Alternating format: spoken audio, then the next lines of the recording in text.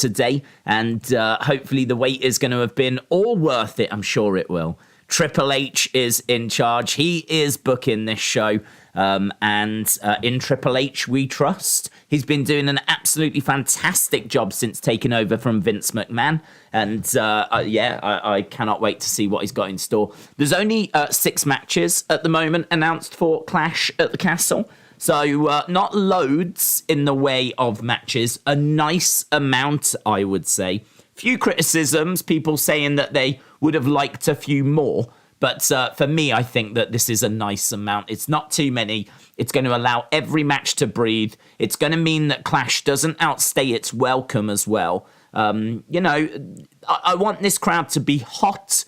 I want them to stay hot. I don't want them to get burnt out. And I think once you start getting to like 4 hours, the crowd get burnt out. It's very, very difficult for a crowd to keep that kind of energy for that period of time. Whereas I am fully expecting the crowd to start hot, stay hot, and end hot. So if you are watching this and you are going to the show, you might be in a hotel, you might be in a restaurant, you might be walking down the street, you might be looking at the merch.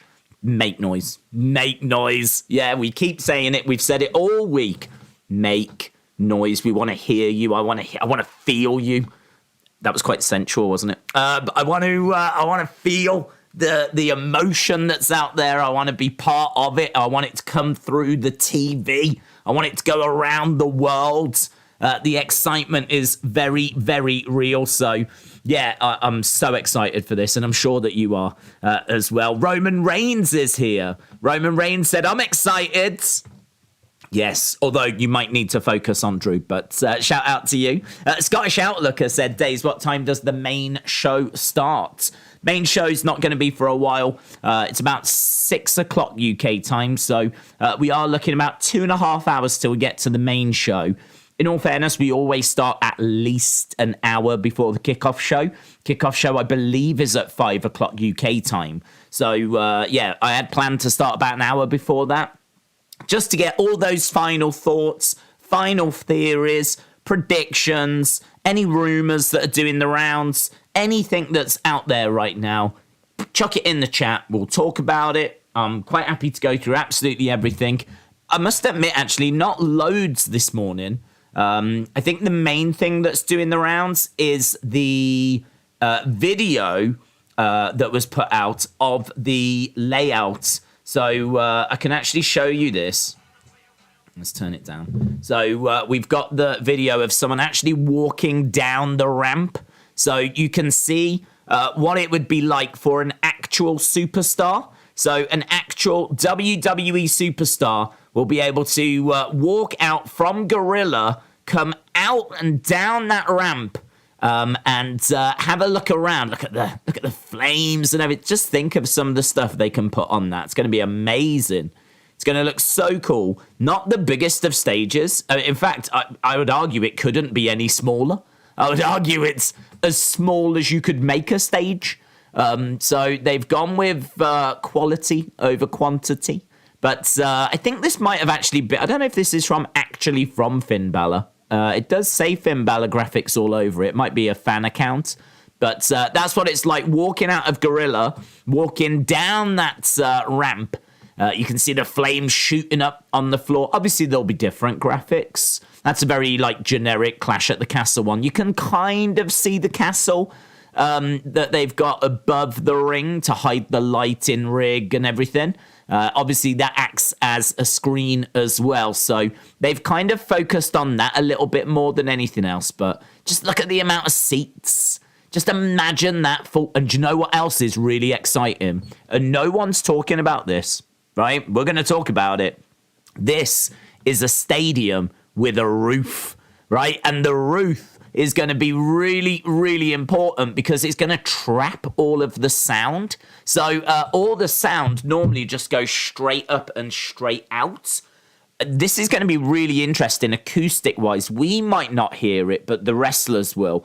I think there's every chance that the sound will go up, bounce off the roof, and come back down. There is actually every chance that the wrestlers in the ring will see the reaction, but momentarily not hear it until a moment later. Like, they will see people reacting, and then there'll just be a beat. There will just be a moment, and then they'll, like, hear it, as the sound tends to go up in stadiums and out, but it can't get out. It'll bounce off the ceiling and come back down. So it'll go through that kind of a process. So, yeah, I think it might be quite disorientating for the wrestlers in the ring. They've spoken quite a few times about how the sound travels differently in stadiums than it does inside arenas. Inside arenas, obviously a lot smaller, the sound's bouncing around. Inside a stadium, a lot of it tends to escape. There's been a lot of talk actually over the years by different wrestlers saying that you might think that the crowd's dead and you might think there's not a reaction, but the truth of the matter is, the crowd are crazy. It's coming across brilliant on TV, but the sound goes up and out. Not in Wales, not in Cardiff. This is a stadium that's got a roof that goes all the way over it. So I don't know what that's going to do for the acoustics for us at home. I'm not expecting it to sound weird or anything. They'll mic it up and make it sound amazing. But, yeah, I mean, honestly, it could be like a cauldron. It could be like a cauldron in there. If everyone's, like, chanting away, clapping away, dancing away, like, I really want to be there, you know. I really want to be there. I really do want to be there. Like, I've been all right up until today. Up until today, I've been like, nah, it's been all right. Nah, I'm all right. I really want to stream it. I want to be here with you guys. I want to stream it. But now we're getting closer. Now it's sneaking up on us. And I'm seeing all these images, and we're just hours away. And, like, you know, I'm starting to think about how much fun everyone's going to have. I'm starting to think, like, oh, man, I should have gone. I got to tell you, I mean, I looked, I think, like, just before we did our stream last night for SmackDown, it is exactly 2 hours, 43 minutes in a car from where I am right now. If I was to get in my car right now, I could be at that stadium in 2 hours, 43. That's how far away I am. So I would probably be just, would I be missing? Yeah, I'd be missing just the start if I got there now. I'd miss the first 20 minutes if I left now. Bye. Who do you think will return?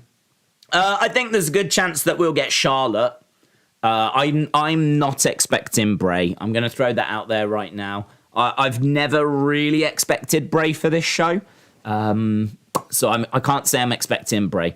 I did think that Triple H's answers to the Ariel Helwani interview were very interesting, though. I did think they were very interesting.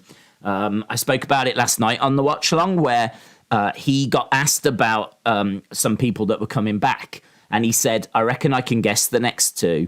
And no, I don't know why Ariel didn't just make him do that, but he didn't. Instead, Ariel jumped in and said, "Well, my first one's Bray Wyatt," and Triple H like, "Yeah." As if, like, loads of people have been asking him. So I get the feeling that he knows. I mean, like, listen, he's no stranger to the flipping internet, is he? He's no stranger to Twitter. He's been on Twitter quite a bit. He responded to a Seth Rollins tweet not around SummerSlam time, not that long ago. So I know that he goes on Twitter. So he will have seen everyone asking and talking about Bray. He'll know the demand is there. I just don't know that this is the show.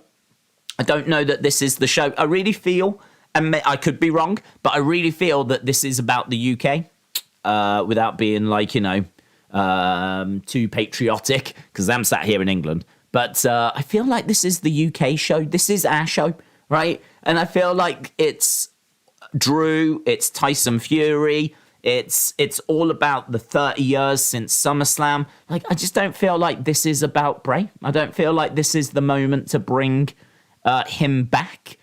So I think you could bring back Charlotte. That's not going to overshadow anything. I think if you bring back Bray, that overshadows everything. I think it's the biggest thing that you could do right now would be bringing back Bray Wyatt. So I just think, like, oh man, if Drew is winning tonight, which I feel like he is, I don't think they're going to want to overshadow that. I don't think they're going to want to overshadow that at all. So yeah, I think Charlotte's got a chance. I think Sasha and Naomi have got a chance. I think that you'll get some, probably Bret Hart. That's why I'm wearing my Bret shirt. Obviously, it has been 30 years since SummerSlam, and he main evented. So, yeah, I'm thinking those names, but I'm not feeling Bray. But I'm certainly not going to say there's 0% chance. I reckon I'm at about, I don't know anymore. I'm probably at about 10%. I'm still giving it like a hearty chance. Still giving it a hearty chance. It's not like I'm at 0.001. I'm just at about 10%.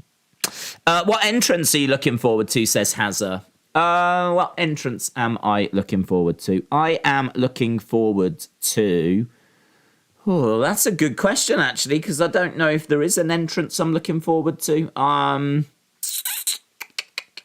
That's a really good question. What entrance am I looking forward to? To be honest, I wish Gunther's was the old one. I can't remember the name of the track. It's a classical piece, isn't it? I don't know if it's Beethoven or whatever it was, but he used to come out to a very famous classical piece of music. I'm not very good with classical music. It's famous. We all know it, but I don't know who it was by. If that was still his entrance, I would say 100% that. It's that dun dun dun dun dun dun dun dun dun dun dun. Dun, dun, dun, dun, dun. I mean, I'm doing a horrible rendition, but you get the point. But they changed it. And it's nowhere near as good now. So had it have been that, then I would have said that. But it's not that anymore. I don't give a flip about Broken Dreams. That's well documented. I just don't get it. So I'm not bothered by that at all. I do think that the Drew entrance will be maybe the most interesting to see how the crowd reacts. Crowd will be firmly behind him. I've no doubt about that. So seeing their reaction to it will be fun for that. But I don't know. I'm not crazy warm on Drew. I'm pretty cold on him, actually. I kind of feel like it'd be nice for the crowd if Drew was to win. I feel like, if he gets one of the belts, that would be perfect. Because I think it's a nice way to end the show. It gives something to the crowd, but Roman keeps the Universal. So that's what I would like to see. I mean, I saw someone with a sign saying if Roman wins, we riot. And I'm like, I don't know. Does anyone really feel that way? Does anyone really feel that way? If Roman was to win, would people riot? I mean, they wouldn't, but I don't know. Like, honestly, when that one was written about John Cena, ECW, they would have rioted. Like, they hated him. They hated him. So the original, if Cena wins, we riot, they would have rioted. I don't think there ain't no rioting going on if Roman wins tonight. What there'll be is some tutting. If Roman wins, we'll tut. That's what the sign should say. If Roman wins, we'll go home sad. Someone should have took that sign.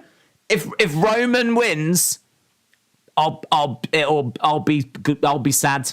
I'll be sad. If Roman wins, I'll be sad. God, there ain't no riots going on. So to answer your question, what am I looking for? I didn't really answer it, did I? I'll go Shayna Basler. How about that? I'll go Shayna Basler because she deserves this. She has been booked horribly since she came to the main roster. And for her to walk out in what might be her first singles match on a pay-per-view in, I don't know, since what, WrestleMania 36? I remember she took on Becky at WrestleMania 36 in front of no one. So, for her to walk out now, she did like loads of tag stuff with Nia Jax, didn't she? I just think that in NXT, she was one of the biggest female stars they ever had. Main roster, she's just been booked horribly. So it'll be a nice moment to see the Queen of Spades at Clash at the Castle. The Queen of Spades is going to come walking out, and I think to see her get that moment that'll be nice. I'll be really pleased for her. So I'm looking forward to that one. I think Basler will beat Liv, says Saruka. I really hope Shayna wins. I hope they bring her loyalty is everything theme, says Nash. Is that Nashville Man? Negative Nigel, hello. I am quite upset that I have to watch this show in the daytime. It's all too peaceful, says Negative Nigel. Negative Nigel, shout out to you. Nothing but negativity, and that's all I would expect from you, my friend. Ronda Rousey fan says, do you think Ronda will interfere in Liv and Shayna's match? I think there's a chance. I hope she doesn't, because I think if she does, that definitely means that Liv is retaining. Now, to be crystal, I'm not a Liv hater. I do not hate Liv. But I do think, as I've said many times, that this title reign has not been booked well. For me, I would scrap it and I would start again. If I was booking it, I would take it off her. I would put it on Shayna, and I would make sure that Liv got it back a little further down the road. I don't know at what point. Maybe I'd have her win the Rumble, and then like she could win the Rumble and then have an amazing WrestleMania moment where she wins the title back. I've got no problem with that whatsoever. I've no issue with that at all. But yeah, I would really like to see Shayna get the belt. As I said, I think she's been booked horribly since she's been on the main roster. If Ronda's getting involved, the second we see Ronda, if she's on the show, Liv's winning. Because Ronda will come down, she might try and do something, it's going to backfire. And or she might just go after Shayna, straight after Shayna, who knows, it could be a bit of a turn. I wouldn't be expecting that. I think that she would want to get involved and try and help Shayna, maybe, and it backfire. Liv retains, and then you've got an issue between Shayna and Ronda. I could definitely see that. So we'll have to wait and see. I am definitely hoping that Shayna can get it done, but I am expecting it to be Liv. I expect Liv to retain. I would have to think probably most of us do. Anna, hello. Shout out to you. Drew loses. I am writing a strongly worded email. Yes. That would fit quite nicely, actually. You could definitely get that onto a placard. So if Drew loses, I am writing a very strongly worded email. Anna, hope you are well. Yeah, I mean, look, I just don't know that too many people, that's my main point, really. I don't know that too many people feel that passionate about Drew getting it, you know. I feel sorry for Triple H, because I think that had he have taken over earlier, he would have ensured that Drew went into this a lot stronger. He would have given him some really good feuds, really good wins, really built him up, really got him to the point where, you know, they didn't have to do so much work. They've had to work so hard in like the few weeks that we've had to build to this show, where we've had video packages. You know, you're seeing Drew chopping wood back in Scotland and looking out over the glens, over the dales in like these very emotional vignettes. We're seeing his journey all throughout, like the video packages. Social media are having to do the work for building Drew up. I just don't think what they've actually done in ring and on the shows has been good enough. You know, I don't think they've done a very good job with that. And that is not Triple H's fault. That is Vince McMahon's fault. And it's not Drew's fault. It's Vince McMahon's fault. Vince McMahon has to take the blame for that one. So, I mean, look, it's not the biggest deal in the world. If I expect Drew to win, so if he does win, it'll be like, yep, okay, they've gone that way. That's the way I thought they would go. I'll tell you now, I will not lose my mind. It will not be a recreation of the Bulldog moment for me. But an Ariel Helwani as well. Did you see him like building it up? He was like, you know, this man was robbed of his moment. He was meant to win the title in one of the greatest WrestleMania main events, but we got hit with the pandemic and he had to win that title in front of nobody. He deserves this moment. He like proper went off on this big epic promo. So, I don't know. Everything I'm looking at is just pointing in the direction of Drew's going to get the belt. So I know we've got a poll going, and we're at nearly 700 votes. And I think we're all pretty much on the same page, because 78% of you think that Drew is winning the match tonight. 78%. 62% of you think that he gets the belts. So there is 16% of you that think he wins, but doesn't win the belts. He'll win by count out, win by DQ. 22% of you don't think that he will win at all. But 62% of you so far are saying, yes, it is going to be a new champion. So seems like people are starting to lean that way when it comes to the main event tonight. And what's great about this card is the main event is certainly the biggest appeal, if you will. It's certainly the biggest talking point, but it's not the only talking point. We've got plenty on this card. I mean, Seth Rollins against Matt Riddle is just going to be amazing. Can't wait for that. So that is going to be an absolutely fantastic match.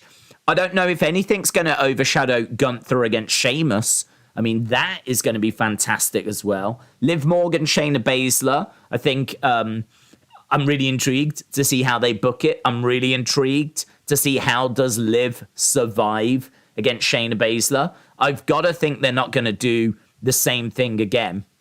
But what if they do? What if the same thing happens again? And she taps first, the ref doesn't see it. And she's like, I'm still your SmackDown Women's Champion. And she survives another close call like that. Ref's decision is final type situation.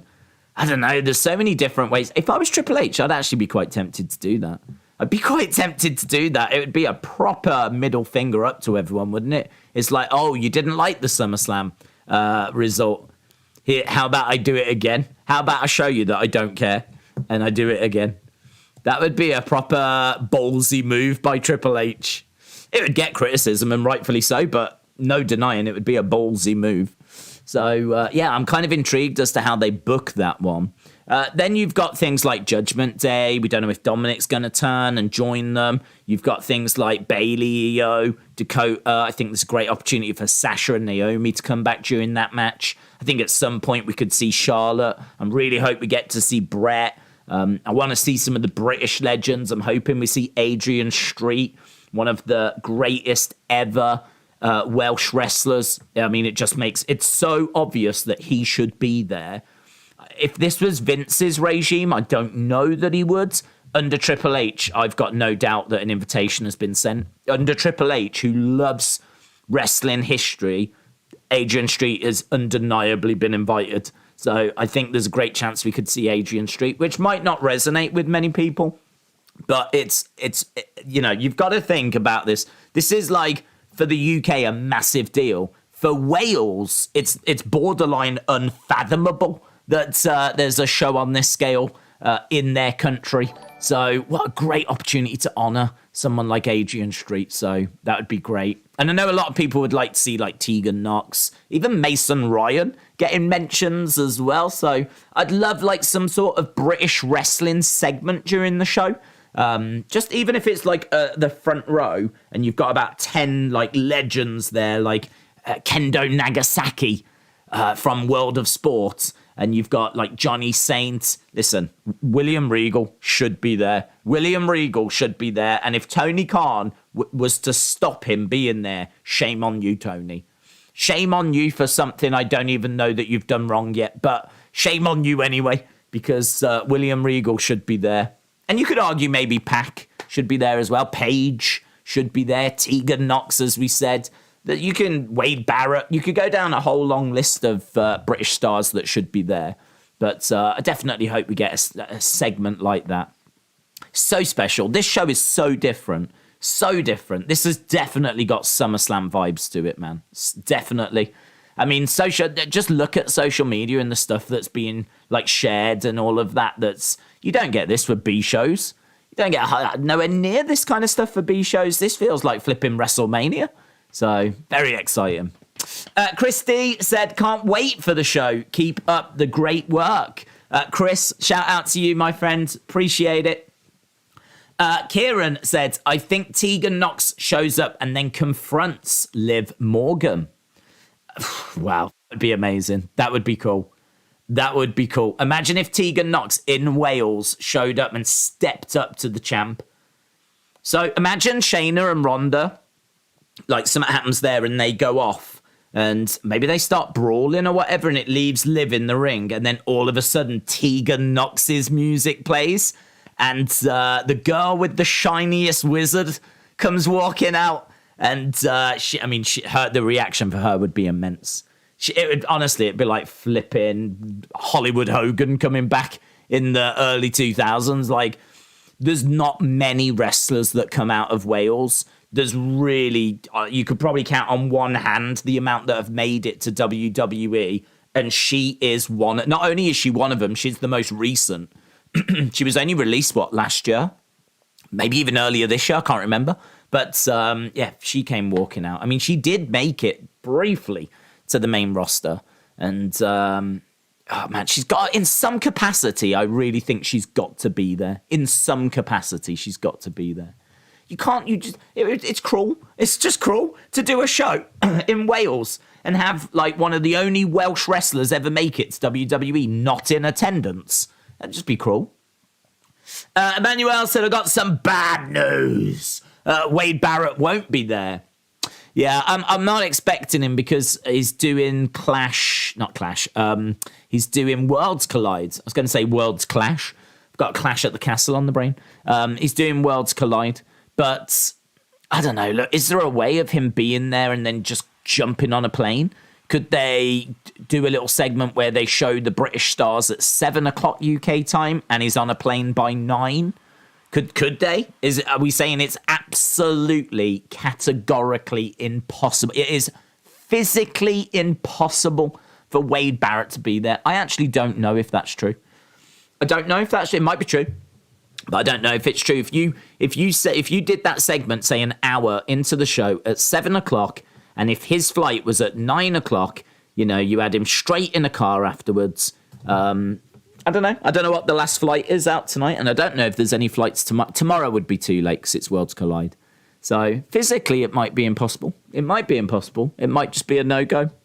Might not be any way that you can get it done, but shame, isn't it? It's a shame because really, Nikki, ASH, and Doudrop should be here as well, and they're on Worlds Collide. In fact, there's quite a few talent that should be here. It's a really stupid weekend to book a show that involves so many UK stars in America. I would argue there's probably only 2 weekends in the history of WWE where you absolutely 100% should not book WWE UK stars to be in America. Those 2 weekends was SummerSlam 92 and this weekend. Right? Those are the 2 weekends that the UK stars really should be free to come to, or at least even just be at, a show of this scale in the UK. Don't book Worlds Collide NXT against NXT UK to be in Florida on this weekend. Bad Triple H. That's what I would say. Bad Triple H. So, yeah, pretty wild that Wade Barrett, Nikki ASH, Doudrop, Tyler Bates, none of these can be, Gallus, none of these can be there. Unless they can get them all on, maybe they could do a private jet. I mean, God, they've got money. I'm sitting here going, perhaps there's no flights. You don't need flights. Just they've got a private jet. They could private jet them over. Why do we have to think about all these things, eh? Why is it always left to us? Emmanuel, shout out to you. Ethan said, do you think Bray returns? Reports are saying he will return and be in the main event. Where are these reports? Because they're not coming from Fightful. They're not coming from Dave Meltzer.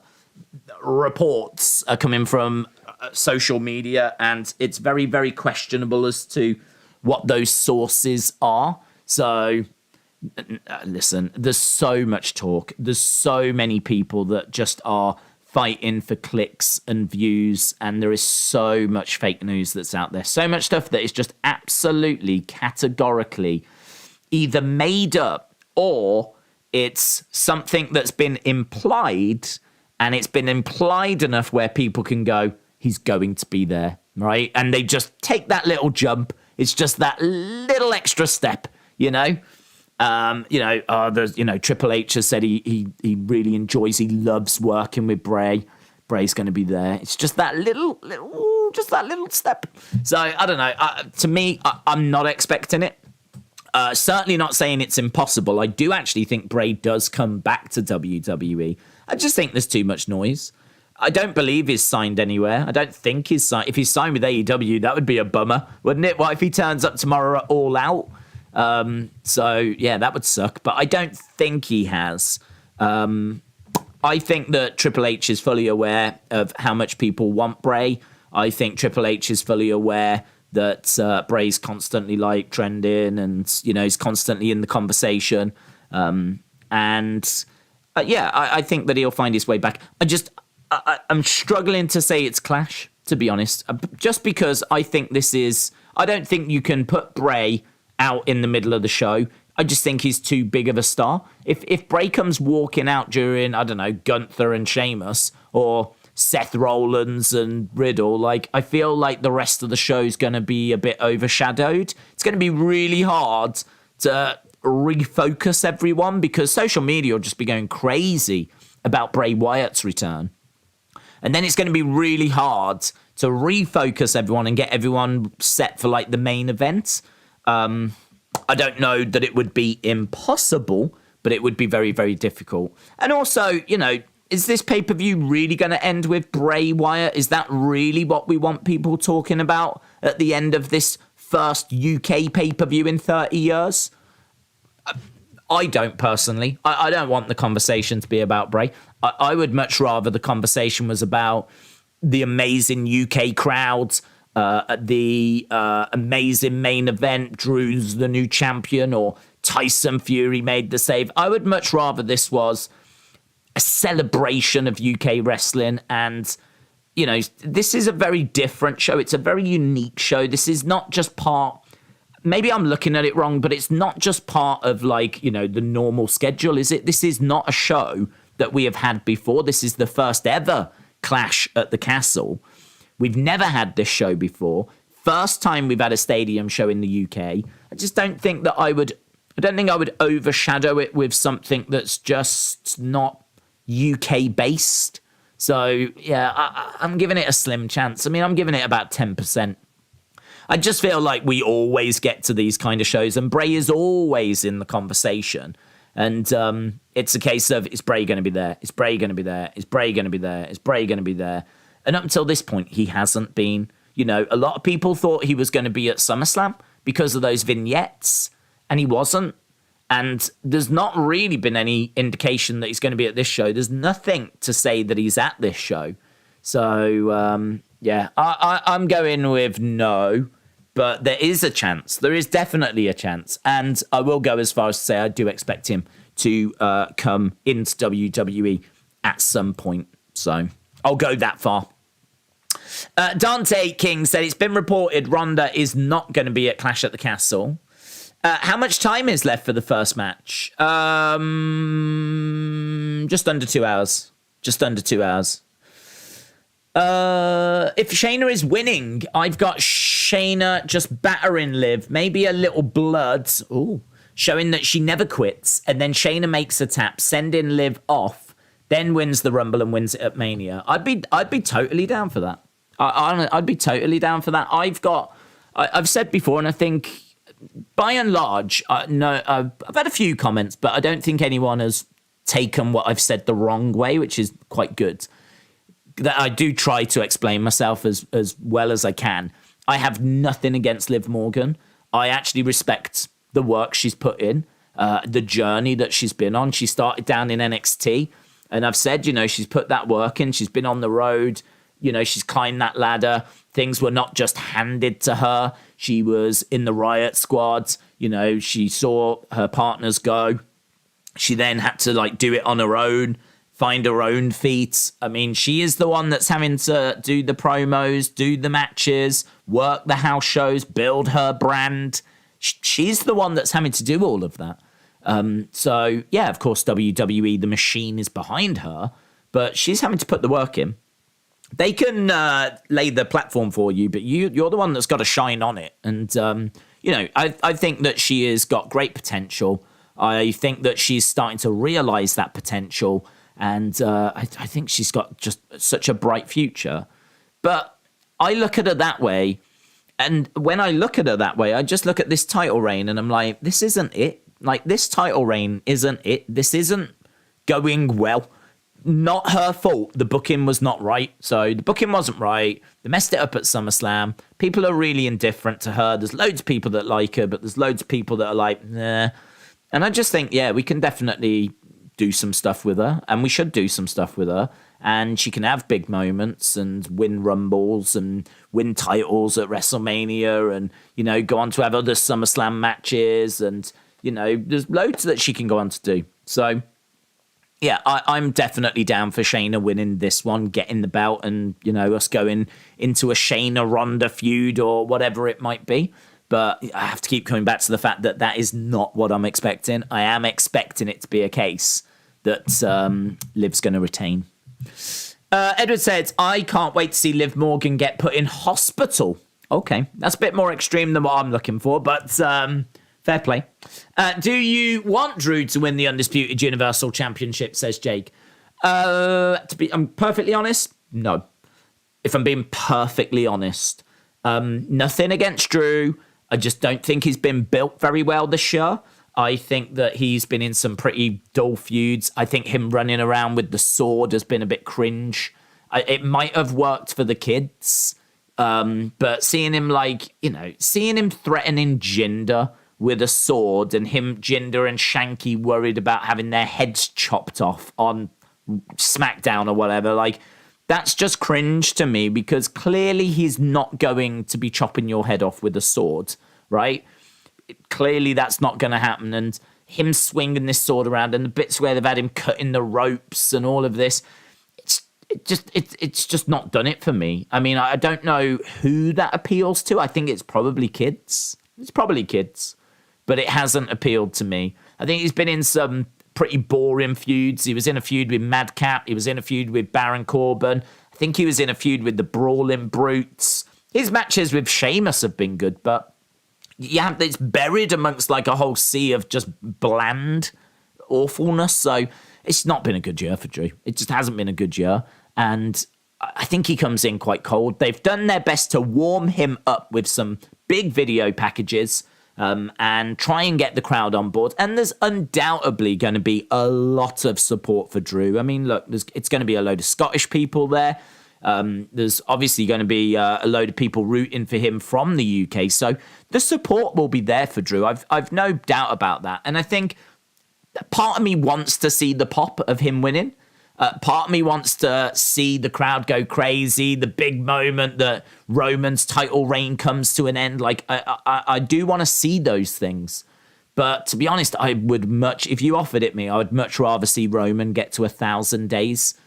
Because it is still a way to go. We've still got over 200 days to do it.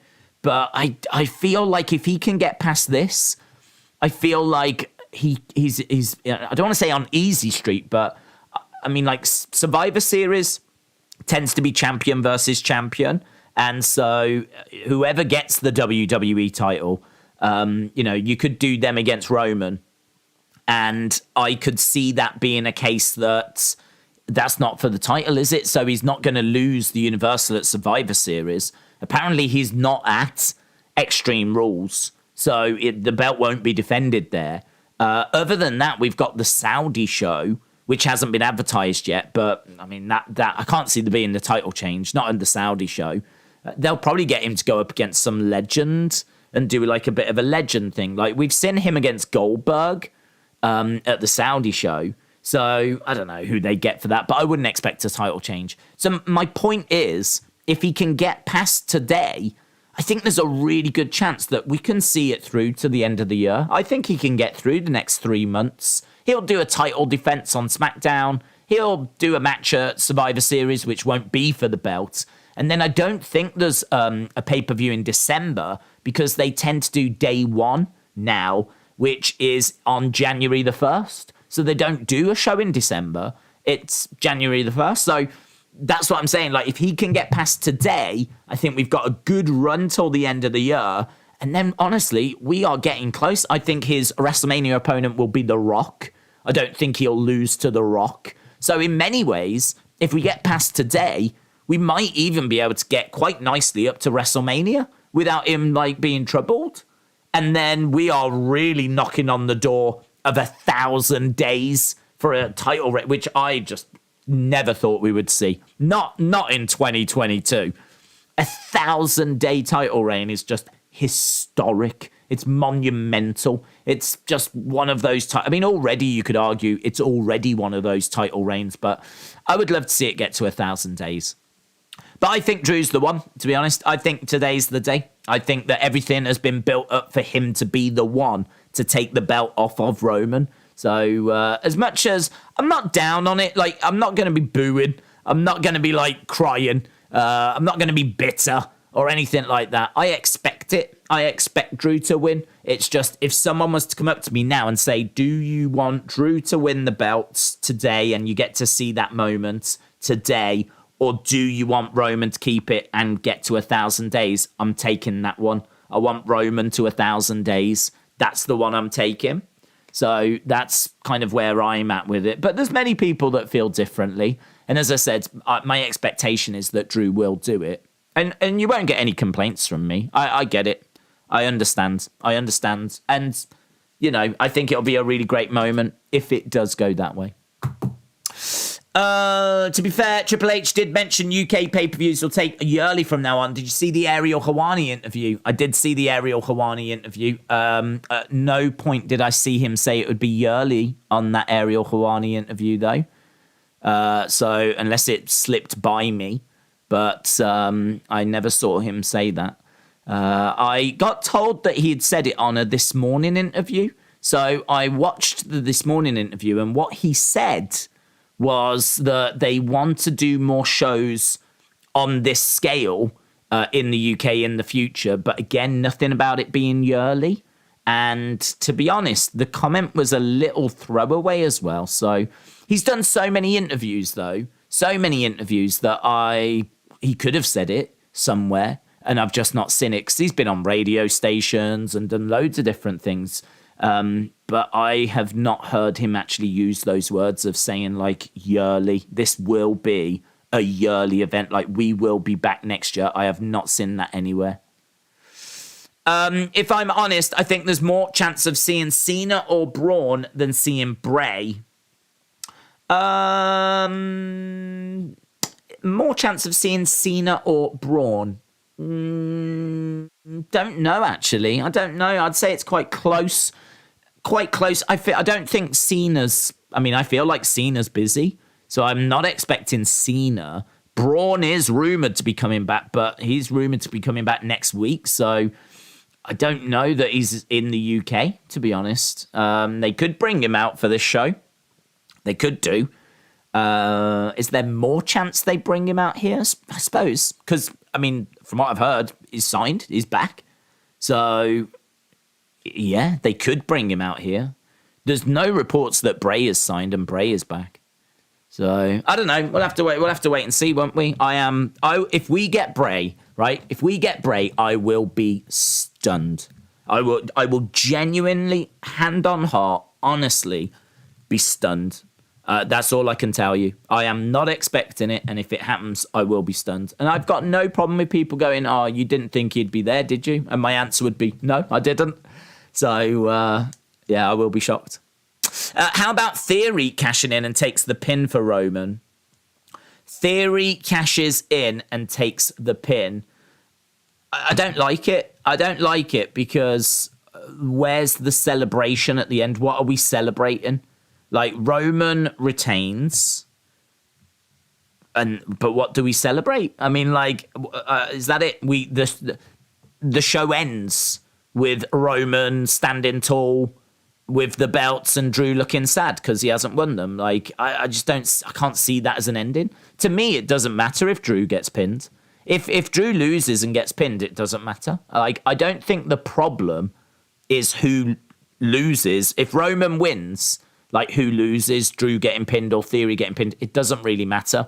It's more about how does the show end? What is that final image? Is that final image really going to be Roman holding up the belts in the entranceway with fireworks going off and the crowd being a bit, because the crowd will be a bit, there'll be some cheering. Definitely there'll be Roman fans in the building, but the general consensus will be, I was hoping, if you go to a show, a house show, anything, you want to see a major title change, don't you? Come on. If you go to a Raw, yeah, and they say there's a title match, you're hoping you're going to see a title change because you want to say, I was there. So I've got to think the majority of people are going to be behind Drew anyway, but then you're also going to have a good chunk of people that want to say, I was there. I was there when the title changed hands. And I don't think like him holding up the belts at the end is how this show ends. I'm really struggling to see any other way other than Drew winning the belts. I mean, the only other thing is that Roman wins and then Tyson Fury, and then he starts beating up Drew and Tyson Fury makes the save. Because we know Tyson Fury's at ringside and I absolutely expect Tyson Fury to get involved. Tyson Fury gets involved today. I don't think that's a spoiler. I think we're all expecting it. So I am expecting it to go in that direction. I expect Tyson Fury to get involved. But yeah, it's going to be really interesting. It's going to be really, really interesting to see how it plays out, how he gets involved, who gets the victory. I'm trying to visualize how the show ends. And I just keep coming back with Drew holding the titles in the air. How about Roman wins and stops the confetti and predictions from the news? How about Roman winning and stop the confetti and predictions from the news? I don't know what that means. Drew is going to win whether he wants to or not. James, shout out to you. Do you think Carrion will cross Drew the titles or maybe Sammy will help Roman retain? I mean, all I can tell you is that more than that, I think this show ends on a high note for the crowds. So if that happens, if Sammy does help, then Tyson Fury's jumping over and he is knocking people out. Yeah. But this whole show will end with a SummerSlam 93 feel. So SummerSlam 93, where Lex Luger was going around because he'd just slammed Yokozuna, and Lex Luger was going to be the one to win the title off of Yokozuna. The whole thing built towards their match. Lex Luger wins, I think, by count out. And so they start confetti coming down, balloons coming down. Wrestlers come out, they hoist him on their shoulders. He's celebrating, but he's not won the belts or the belt. He's not won the title. Like, it was by count out. So Yokozuna is still the champion. He's still the champ. So it's crazy. It's crazy. Like, it's got to be one of the worst booked moments in WWE history. If we was to do a top 10 worst booked moments, I've got to think that's in there. They spent the whole summer of 1993 building up Lex Luger, putting him on a bus, sending him all around America. Come and meet Lex Luger. He's going to defeat Yokozuna. He's going to get the belt back for America. And like, he went all the way around, met all, shaking hands, holding babies, kissing old women, doing all this stuff, yeah? And then they get to the flipping show and he wins by count out, doesn't get the title, and they've got balloons, confetti, a band, pomp and circumstance and everything going off. Like, there's just all this kind of stuff happening in the champion. And I've got to think that if you do anything tonight other than Drew winning, it's going to have a little bit of that kind of vibe. Granted, they haven't put him in a bus and sent him all around the UK, right? So it's not going to be as bad. But they've definitely tried to build Drew up. There's been a lot of emotional vignettes and all this kind of stuff. And if he was to fall short at the biggest UK show in 30 years, and don't forget, we all remember how the show ended 30 years ago. SummerSlam 92 doesn't end with the Bulldog, like, you know, winning the match by DQ or winning the match by count out, and then people coming out and celebrating anyway. It ends with the British Bulldog winning the Intercontinental title and the crowd going banana. So I've got to think that they're looking to replicate that. I really am feeling very confident for Drew. I'm feeling very confident for him winning. So do I think Sammy is going to help Roman retain? No. Do I think Solo Sikoa is going to help Sammy retain? No. Do I think that Theory will come down and cash in and play a part? No. I think he'll come down. I think he'll try. I don't think he'll succeed because I think Theory will keep that briefcase till next year. But I'm very much on the Romans getting the belts here. But as I said, you know, listen, WWE has a great ability to twist and turn and shock and surprise, and we could be down for anything tonight. And that's what makes it so exciting. And with Tyson Fury in the mix as well, you never quite know what's going to happen. Like, what is Tyson going to do? I expect him to knock out Roman or knock out... I think the honorary Uce is getting knocked out. I can see Tyson knocking out Sammy. You can see Sammy, like, pirouetting around, like in a cartoon character, just getting punched and, like, doing a 360, maybe a 720, and, like, collapsing down. I can totally see that. And then I can see, like, Tyson, like, urging Drew. Go on, Drew. Like, he's dealt with Sammy. He's dealt with, like, Solo Sikoa or whoever. He's dealt with Paul Heyman. Like, maybe Paul Heyman gets knocked out. Maybe the honorary Uce is knocked out. Drew alone in the ring. Claymore. 1, 2, 3. He's done it. Listen. Mentally prepare yourselves for that. That is absolutely how I see this going. I want to go and see someone like Sam 92. I enjoyed it so much. I saw the British Bulldog, Davey Boy, escape the Undertaker, says Vernon. Very cool. Huff said, check Twitter. I've sent you a scenario that does allow Drew to win. Oh, check Twitter, please. Please. I haven't got that sound effect anymore. I used to have that on streams.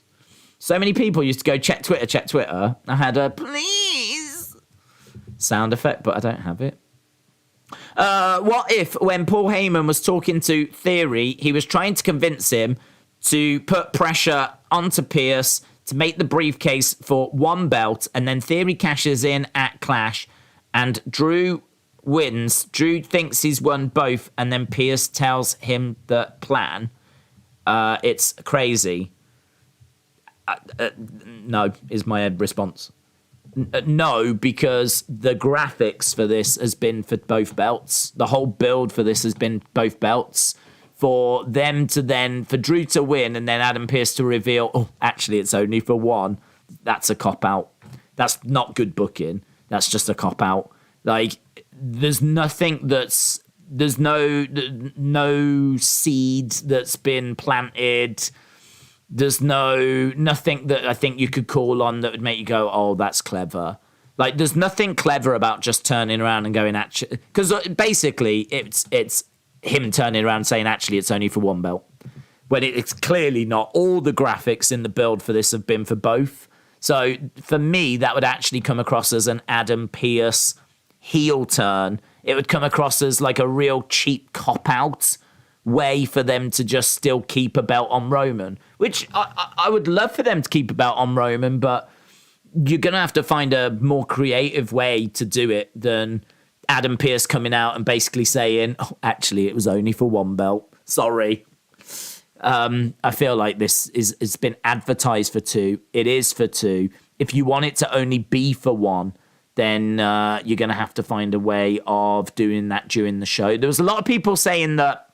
And one of the ideas I liked was you could do it as two falls, but you need Roman to have that conversation. So you need Roman to say to Adam Pearce, look, why am I defending two belts in one match? Like, I keep doing this, and it's not acceptable.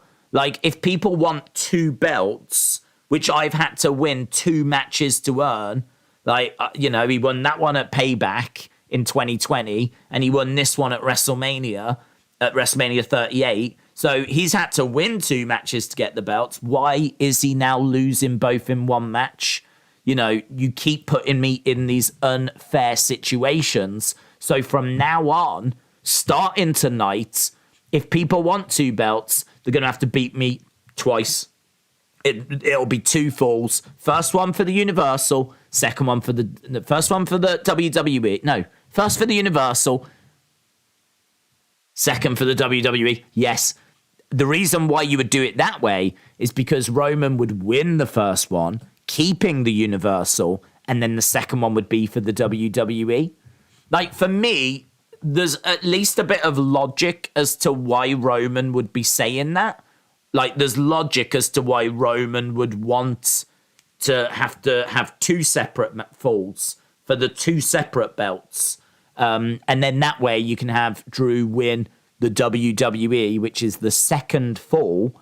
He loses the first one, maybe thanks to some outside interference, but he wins the second one. So that is great because Drew gets his moment. We get the big ending. We get the fireworks. We got the champion. Roman's gutted, but at least he's still got the Universal. So, I mean, I completely agree. That's the dream scenario. That gives us everything. That gives us the big celebration, but it also gives us Roman keeping hold of one of the belts. So if there is a good way of booking it, a creative way of booking it that's logical, makes sense, people can buy into it, then I'm totally on board with that. And my favorite so far is probably the two falls, because I can totally understand why Roman would go up to Adam Pearce and say that. I had to win 2 matches to win these 2 belts, and you are going to take both away from me in just one match. How's that right? How's that fair? It's not. So as a result, he can demand that they have to win 2 falls. So yeah, I get it. So yeah, I'd much rather that we did something like that, but without there being that little conversation, without there being that work, at the moment, this match is for both, isn't it? Root Beer said, afternoon, it's 12:33 in Canada. What time is it? It's kind of early for a pay-per-view. Yeah, so in the UK, it is 4:30 here, and the show starts at about 6. If you take 5 hours off the East Coast, that means that the show will start about 1 o'clock. I do agree that this is a little bit of a problem, and you can't do this on a regular basis. But equally, I think we can all agree that it's a disgrace that this has only happened once before, and that was 30 years ago.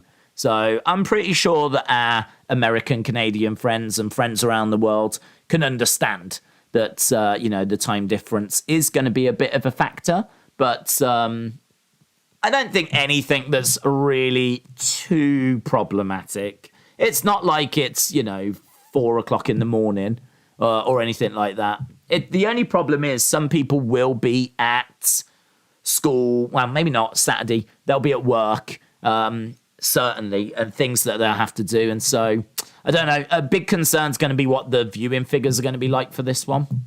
I really hope it does well. I really, really hope it does well. But there's no guarantee, of course. Wrestle with Andy. Hello. Hope you're well, bud. Wrestle with Andy. Great channel if you've never checked it out, but I'm sure you have. Who hasn't seen Wrestle with Andy by now? Do you think Drew will be in the title picture if Cody wasn't injured? That's a really good point, actually. When would he have cashed in? Yes, I think he would, because I think they had Drew in mind for the main event of this all along. I don't know why you would have done Cody against Roman for the main event of this show. So I think Drew always would have been in this position, but it'd be very interesting if Cody had won Money in the Bank like we expected. It would be very interesting to know how that would have played out. I don't know if they ever got as far as to actually booking it, to be honest. So I don't know. I don't know if he ever got told any plans or anything. Maybe one day we'll find out. But I think Drew was always going to be in the main event of this one. So I think Drew wins. And then at the next pay-per-view, he'll face Kevin Owens for one of the belts and Karrion Kross for the other belt. I can see that, actually. I think that one way of splitting them, I agree. Who said that? Alfie. I agree. I think Drew, as a babyface, will want to be a fighting champion, and I think that will be his downfall as well. I think he'll want to be a fighting champion, and I can see him wanting to do 2 separate matches, one for the Universal, one for the WWE, and that could be a way of them getting the belts separated. So Extreme Rules, it could be double duty for Drew McIntyre. And don't forget, at Extreme Rules, there is no Roman Reigns. It's already been heavily reported that Roman is not at Extreme Rules. So, not expecting Roman at Extreme Rules. So that means that I think there's a really good chance that we see Drew defending the belts twice. And maybe that's how they get separated. So, yeah, I agree. Hazza said, it's crazy, but it's Edge's first time in the UK since 2011. I feel like he will get one hell of a reaction from the crowd, as Edge really does deserve it. Does Edge deserve it? Yeah, 100% he deserves it. He's a legend, Hall of Famer. There's not many, if any, superstars, maybe Beth, that are on the active roster. I mean, Beth's not even really on the active roster, is she? That are already in the Hall of Fame. Like, for no other reason, you've got to give him respect for that. Whatever you think about his career and think about him, he's got to the point where he has been acknowledged as being Hall of Fame worthy and is in the Hall of Fame. So he is an actual WWE Hall of Famer, which for that alone, you have to go, respect. And I know the Hall of Fame might have some questionable entries in it, but I think regardless, apart from like the celebrity wing, but if you're an actual wrestler and you're in the Hall of Fame, respect. I mean, that's all I can say. I mean, you've done it to the point where your peers see you as being at that level. And Edge, undeniable. Yeah, I've got no issue with Edge being in the Hall of Fame. The name I always think of is Coco Beware. I always think of Coco Beware because I still can't quite figure out how he had a Hall of Fame career, but maybe there's something in him being like African American, and maybe he was, I don't know, helping to break some barriers and whatever. I don't know. I mean, to be honest, I've never heard that about him. I've heard it about people like Junkyard Dog, who helped to, break down some barriers. But Coco Beware was around at that time. He was one of the more prominent African American superstars at that time, and so maybe there's a little something in that, but I'd have to say his in-ring work and what he achieved, I don't know if it's Hall of Fame worthy, to be honest. That's the only, that name is one that always jumps out at me. I'm sure a lot of people might also think Bellas, but I actually think Bellas are all right. I think Bellas are all right to go in the Hall of Fame. They did a lot for, certainly when it comes to expanding the reality side of things and Total Divas, Total Bellas, that's a whole market of people that WWE, I don't know, had ever really tapped into before, but they did all of that. And look, they might not appeal to you and me, and their in-ring work might be, fine at best, but it doesn't really matter, does it? WWE is an entertainment company. It's a big conglomerate, and they've done movies and loads of different things, WWE. They've had a restaurant, haven't they? They've done loads of stuff, and I think that the Bellas really expanded the business into a certain market that they hadn't really been into before. And for that reason, I've got no issue with them being in the Hall of Fame. So it's not always about what you do in ring, is it? To be honest, there's lots of ways you can get into the Hall of Fame. But Edge deserves to go in for his in-ring. I don't know that I've ever seen anyone say Edge doesn't deserve it. How do you think Liv Shayna finishes? Do you think Liv wins, like how Kyrie beat Shayna in NXT? I think that I think Ronda could get involved. I can't see Liv winning clean. I think it's easier to accept her beating Shayna clean than it is her beating Ronda clean. But I think she wins clean. It's going to be interesting.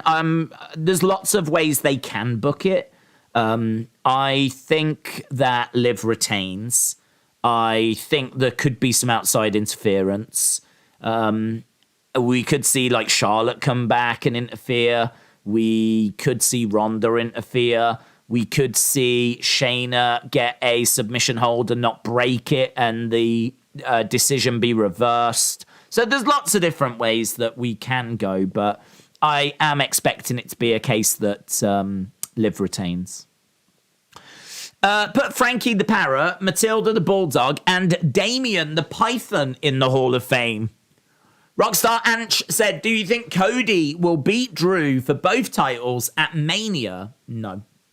I think Cody will win the titles next year, but I don't think against Drew. Mainly because Cody is a face. He really needs the crowd to be on his side. You absolutely do not want to split the crowd when Cody wins. It should be the boyhood dream, and it will be the boyhood dream. It'll be the family dream. I mean, Dusty never did it. Goldust never did it. Cody's going to be the one we think to do it. So it'll be the boyhood dream. It'll be the family dream. And it shouldn't be that he's doing that against a face, because you don't want to split the crowd. You need it to be against the top heel, someone that everybody hates, someone that everyone hates, someone that, the crowd are absolutely going to be on Cody's side for. And honestly, I think maybe the best person for that would be Seth. I think Seth would be one of the best people for that. So I don't know how we quite get there. I feel like it would be great if Drew dropped. Maybe Seth is Drew's opponent. Maybe it could be Kevin Owens. The only thing is, Kevin Owens is quite cool. He's quite a cool heel. So even Kevin Owens is like, don't know if he's the right one. People love Kevin Owens. But Kevin Owens against Cody for the WWE title would be fantastic. So you could do that. You just have to really get Owens kind of doing what he did last year. You remember, this year when he was laying into Texas. Do you remember he went full on heel so that when it was him against Stone Cold, the crowd obviously were not split. Not that they would be for a legend like Stone Cold, but you might have to do Kevin Owens to do some work like that again. So no, I don't think it'd be Drew. I think it'd need to be a heel, unless you turn Drew heel, but I don't know that they're going to do that. KH Wrestling said, what if they separate them at the draft? Because it's quite heavy on the WWE game that belts get dropped when drafted. How about they drop them at the draft? How would you do it at the draft? The only thing, I still don't know how you separate them at the draft. Because at the moment, the belts are on one person. If Drew wins tonight, I expect him to win both belts. If you do a draft, how do you separate the belts? You don't draft the belts, do you? You draft people. And if both of the belts are on one person, that one person will just go to Raw or they'll go to SmackDown. So I don't know how you separate them in the draft. Unless you get the belts separated somehow and then you move like Drew to Raw, which, yeah, you could absolutely do that. And separate them that way. But that doesn't explain how you get just one belt onto him, if that makes sense. Do you think the Bellas deserve a tag team title run? I would like to see it. I honestly don't hate the Bellas at all. The Bellas get a lot of bad press and a lot of people are down on them because it's not what they want. You know, they want wrestling, they want cool, they want, Gunther, Roman. That's what they don't want Bellas. Twerking their way down to the ring or whatever. But I look at the Bellas as serving a purpose. They don't cater to me, but I get who they cater for. Like, I look at the Bellas and I get it. I get it. They are for, you're kind of, 18 to 49-year-old women. The reality show stuff. And I just get it. So, yeah, I've got no issue with them having a tag team run. In fact, they should have a tag team run. Do you know what I mean? Like, if the tag titles were around, I'd have to think the Bellas would have been like the either longest reigning or the team to have had the most reigns. If we talk about great tag teams of all time, we talk about Usos, New Day, Demolition, Legion of Doom, Dudley Boys, Edge and Christian, Hardy Boys, so on. Heart Foundation, British Bulldogs, so on. You get it, right? If we talk about the greatest tag team, like if you was to talk about like the greatest female tag teams, At the moment, we're like, I don't know, Bailey, Sasha. I really don't know. We've had a lot of teams win, but they're just thrown together. I mean, was Shayna and Nia a great team? I don't know. Was Nikki and Rhea Ripley a great team? Like, there's a lot of people that just get chucked together. But with the Bellas, they're sisters, twin sisters, proper tag team, aren't they? So, yeah, I ain't down on that at all. Watch me shine now. Delwyn, shout out to you. Delwyn said, afternoon days, I had a blast. Day shopping centre in Cardiff. Today, all the T-shirts were sold out. All the T-shirts in Cardiff were sold out. That is amazing. They've got a lot of shops. So all of the T-shirts in Cardiff sold out. All the WWE fans singing. It was so cool. I took the photo of the British Bulldog clothes with my mates. I'm buzzing, said Delwyn. Shout out to you, dude. Shout out to you.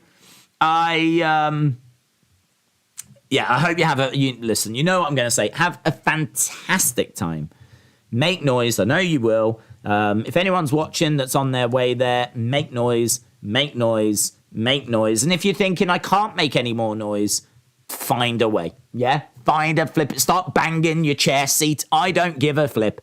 I want to feel the vibrations from that stadium. I want that show to end, and I want to be in tears that I was not there. I want to be absolutely gutted that I was not a part of that crowd. I tell you, man, I want that stadium literally rocking. I want them to have to do actual structural work to that stadium afterwards. So, because I know this crowd can deliver that. We'll see. Asib said, Days, WWE have never released Davey Boy Jr. and went all in on him. Would you have loved to have seen him main event tonight? Definitely. And beat Roman. The story would have been great 30 years on from his dad's. Yeah. I mean, I feel like he never had the size of his dad because his dad was like obviously on steroids. And so, he got to a size that's just very, very difficult. Unless you've got freakish genetics like Brock Lesnar, you are really going to struggle to get that size without steroids. And, thankfully, Davey Boy Jr. never went in for that, and nor should he. But unfortunately, the problem is that you are always going to be compared, and he does look a bit untoned, a bit smaller. Like, I don't know if he could have got a bit more shredded. Don't know if we could have hit the gym even harder. I don't know. But I think if we were to get with him and he was to get to that main event level, I would hope that he could, just go do some work with Sheamus and just absolutely smash it in the gym. Just get absolutely jacked as you naturally can. And, I would have loved it. I think that would have been really cool for him to have been a part of tonight. It would have been brilliant, but imagine if it had been him against Drew. Imagine if we had had Davey Boy Jr. taking on Drew, Battle of Britain tonight in our main event. Could have been fantastic. Would have split the crowd, in all fairness. You would have had people on both sides, but a Battle of Britain would have been a lot of fun, wouldn't it? And who knows, we might get that story one day. Hopefully this is the start of things to come. That's not the beginning of another 30-year wait. Paz said 6 matches in 4 hours. That means that we're going to have longer matches and more surprises. Mm-hmm. And I think also it means that it will give everything time to breathe, which is brilliant.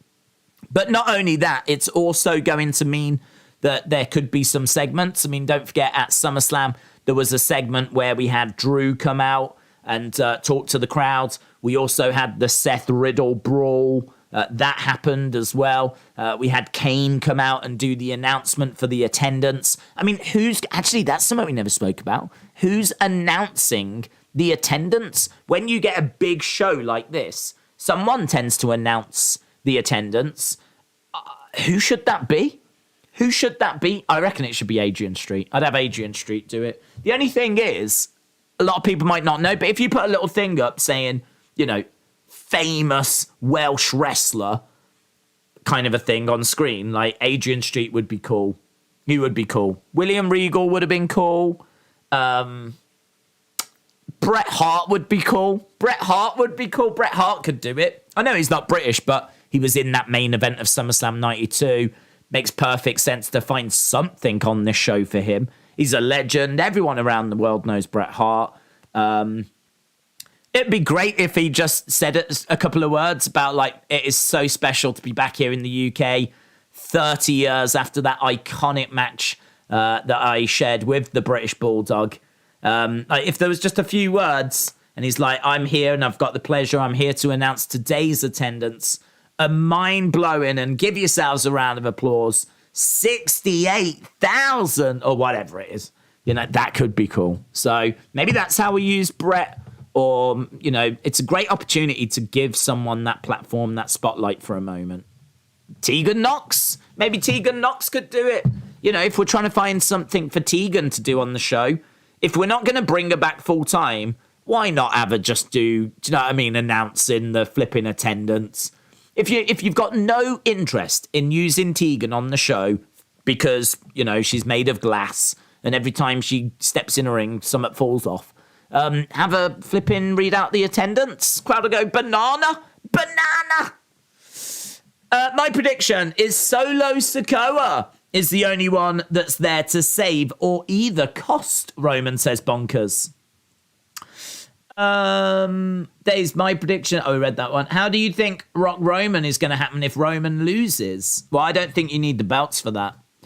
That's a match that doesn't need the belts. That's all about family. It's all about you could have Roman being really upset. The fallout of this could be that he's really treating the Usos bad. You could also just be really laying into Paul Heyman, and like you could have The Rock feels like he needs to step up and, you know, kind of step in and get involved. It's like you're stepping out of line. You know, I've been so proud, watching what you've achieved, but look what you've become. And, you know, in all truth, you brought disgrace to the family name with the way that you carried those titles. I was proud to see you as champion, but I wasn't proud to see how you conducted yourself. And you build it around family and about how Roman, you know, claims to be head of the table tribal chief. Well, you're not the tribal chief because The Rock is here. So I really don't think you need the belts involved for that, but personally, I would love the Universal title to still be on Roman, because then that means that it gives it a little extra spice, but also Roman is then still on his way to 1,000 days. There's been fake rumours that Cena is going to kick off the show tonight, says Edwards. There'll be fake rumours everywhere. Everywhere. I'm excited for Clash. Only over an hour left to go. I want Drew to win. It's about time the tribal chief lost, says Twisties. Twisties, shout out to you. Tegan's mouth would break, says Tony. The attendance records is... I've dislocated my jaw, I have. I've dislocated my jaw. Yeah, I could see that happening. I want Drew to win the Undisputed Universal Championship, says Jake. Kirifuda clutch into a roll-up and Liv wins, says Nando. Keaton said, if Flair returns tonight, how would you book her? Would I book her? I don't know, to be honest. I feel like she would probably be involved in the Liv match. So I think it'd be after. I think I would have Liv win somehow by the absolute skin of her teeth. It's not going to be clean, but she's going to survive. Liv would be in pain. She'll be broke. She'll be shattered. She won't even be able to like lift the belt to celebrate. She'll be just like absolutely like spent. It's took everything. Yeah. She's just, they tried to raise the arm. They can't, like they're having to raise that arm. She's just, and then all of a sudden Charlotte's music hits and the Queen comes out and the Queen returns and like Liv kind of looks up at her. She's like, Just like, when's this gonna stop? Like, it's so hard at the top. She's had to get past Ronda. She's had to get past Shayna. She's been beaten within an inch of her life. And now here's the most decorated woman in all of WWE history. Come walking out. The Queen is back at Clash at the Castle. And to be honest, I wouldn't really do much more than that. I just think it's more of a nod to Liv, your next feud's here. I'd probably just, it's a little nod to that, isn't it? And Charlotte's going to look like a flipping $1 million. So with her robes and everything, the Queen coming back. And it makes sense to wearing the Queen back at Clash at the Castle. So, yeah, I'd probably just book that for now, to be honest. Don't think you really need to go really any more than that. I mean, if you think about when Bayley and Io and Dakota came in, they jumped in the ring, had a few words. That was it. I mean, it wasn't really any more than that. So, yeah, I'd probably do that. Sometimes less is more. I vomit when I hear Charlotte says beard coach. Shadow Ninja said, Days, how are you? I'm good. I hope you're well. Watching earlier than normal because my team lost 3-0 to Norwich. Did you hear The Fiend is in Cardiff, but I don't believe it. Yeah, nah. The stuff about The Fiend being in Cardiff, I mean, to be honest, that turned into a meme. I almost did it myself. I actually downloaded a picture of an airport, downloaded a picture of Bray from when he was young. And I was gonna do a little picture and put it going, guys, I just saw Bray at Cardiff Airport. Because it became a meme, and there was loads of people that was doing it. So now you can't believe in that. To be honest, you got to take it with all of that stuff with a pinch of salt. I mean, look, there is a chance. There is absolutely a chance that he could be there. There is a chance that he could be there. I am not necessarily expecting it, but there's a chance. There's definitely a chance. Why are spoilers being allowed here? Whether they are true or not, get rid of them. I'm not expecting it, to be honest. I'm really, really not expecting it. I'm not expecting him to be involved. I feel like it would be simple if they would have told the story that Drew only wanted the WWE belt because of his reign being in front of no fans, and that was his sole focus. That's interesting. That would have been interesting. Andrade is there. Is he? That's very interesting because you got to think he's only there because of Charlotte. I think if he's there, that's a real indication about Charlotte. So that's interesting. I don't think he's just going because he quite fancies watching Clash at the Castle, to be honest. I don't think that's his motivation. What about Sasha and Naomi? Do they show? I think there's a chance that they could show. If they do turn up, and actually we're getting really close to the kickoff show here, I didn't realise. I think if they do show, then it'll be during the 6-woman tag match. But now that we've got new champions crowned, I think there is a chance. There is also a chance it could be on either Raw or SmackDown. There is definitely a chance that it could be there as well. So, lots going on. Where is the kickoff show? I think it's going to be on the WWE Network, isn't it? I think it'll be on the WWE Network. It's really weird. I can actually watch on BT Sport this show that we've got. So we've got the bump on at the moment. And then I think after the bump, we go over to the kickoff show. Yeah, really, really, really personal. I don't know if you saw the sit-down interview with Ariel Helwani and Seth. Dropped earlier today. It's really interesting. It's really good. Andrew said, any UFC today? Sadly not, no. Sadly not. It's our first one that we are missing, and I couldn't even tell you since when. I don't know the last UFC one that we missed, but unfortunately, this is clashing with it, and this is the first UK WWE show in 30 years. So, big stadium show. So it's, I don't want to say a bit of a no-brainer. It's just too big to ignore. But pretty gutted because the UFC show looks really good today. Really, really good. Mitchell said, what if Fury costs Drew the match and sets up Drew Fury at the Saudi show? Both have said they want to wrestle each other. I just can't see it. I don't think that Fury is going to want to be seen as a heel. I don't think, of all the things to come in and do, I can't see him being happy that he wants to be a heel. So I can't see that. It'd just be a massive downer. I mean, imagine Clash ending with two British guys getting in each other's way and costing Drew the title. I can't see it. I don't even think that'd be good. That wouldn't be good booking in my eyes. I think someone's going to have to be the heel in that feud.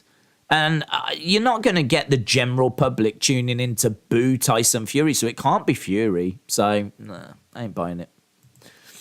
I see a lot of people complaining that certain people aren't on the show, but I think it's good and bad that people like AJ aren't on, because they aren't on the cards. It gives every match more time, said LSW. UK fights, UK, it's a good ending, says Beard Coach. Edward said, is it true if Roman loses, the head of the table gimmick is gone? Well, apparently he has said that if he loses, this will be the end of the tribal chief run. To be honest, I haven't seen him say that.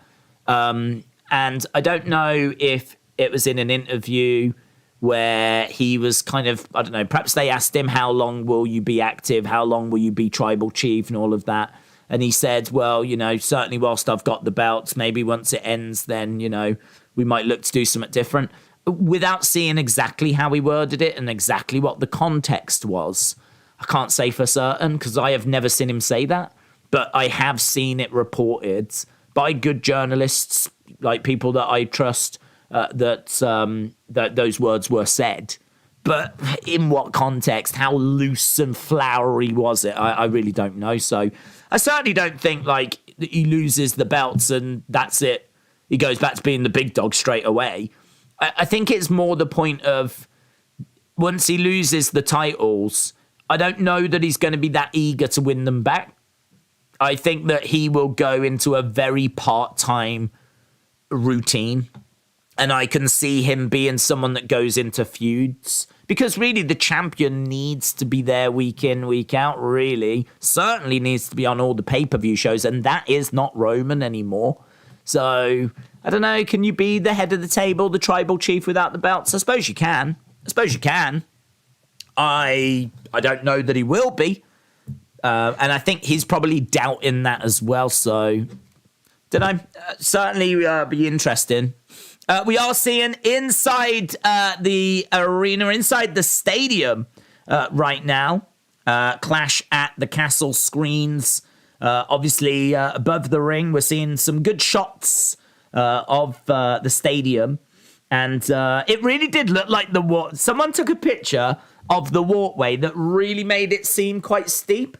The walkway, by the looks of it, is perfectly flat. By the looks of it, it's just perfectly flat. But the way someone had took the picture on social media, they made it look like it was like this. I made the comment that if I slipped, I would go rolling down it, but I don't think it's like that at all. But kickoff show is beginning. No matches advertised for the kickoff show, so nothing to get too cray about. But still plenty for us to go through, talk about. Since there are rumours of new titles coming, the easiest way for Raw to get its title back is for Triple H to give Drew a new undisputed belt and then create a new title for SmackDown, says Bearded Bronco. That's interesting. Mole Jam said, if Roman could beat Brock, he could definitely beat Drew.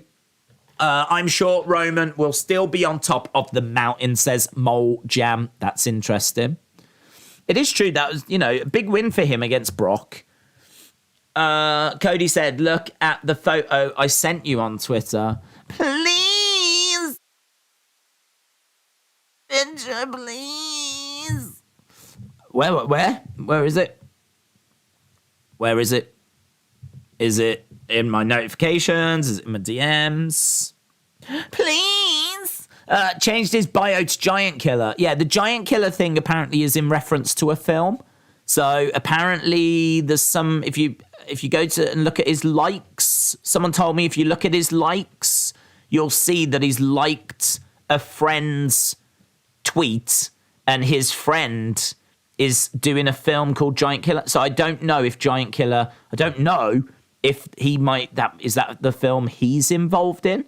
But it's something to do with the film. So that's my understanding of the Fiend thing. But if you had to book Bray tonight, how would you? I would book him into Premier Inn.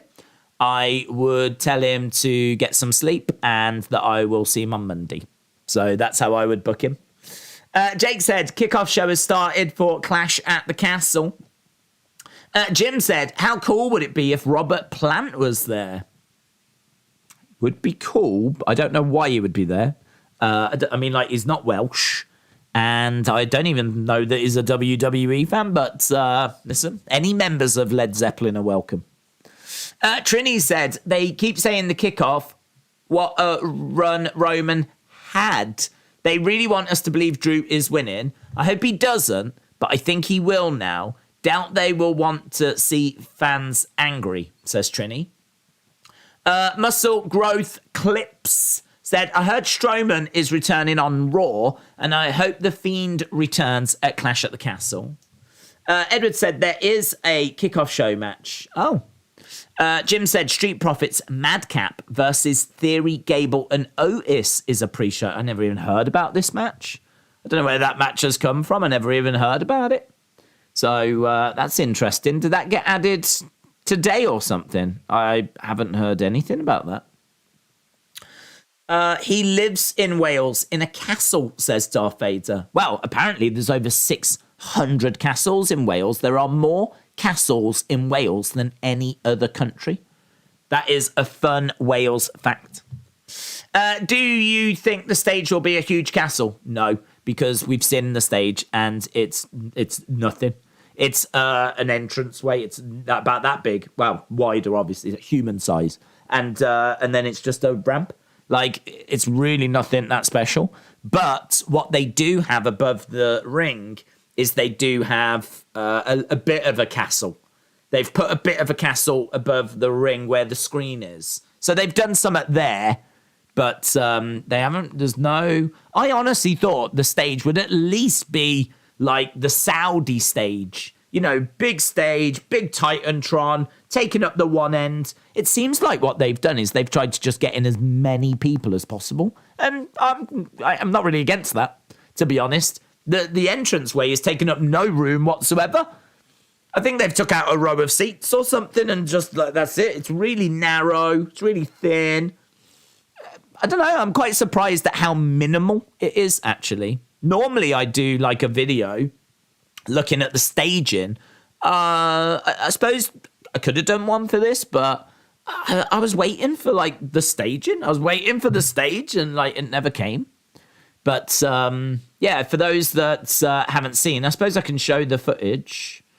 I should have it somewhere. I think I've got it on my Twitter account. Let's go down and have a look.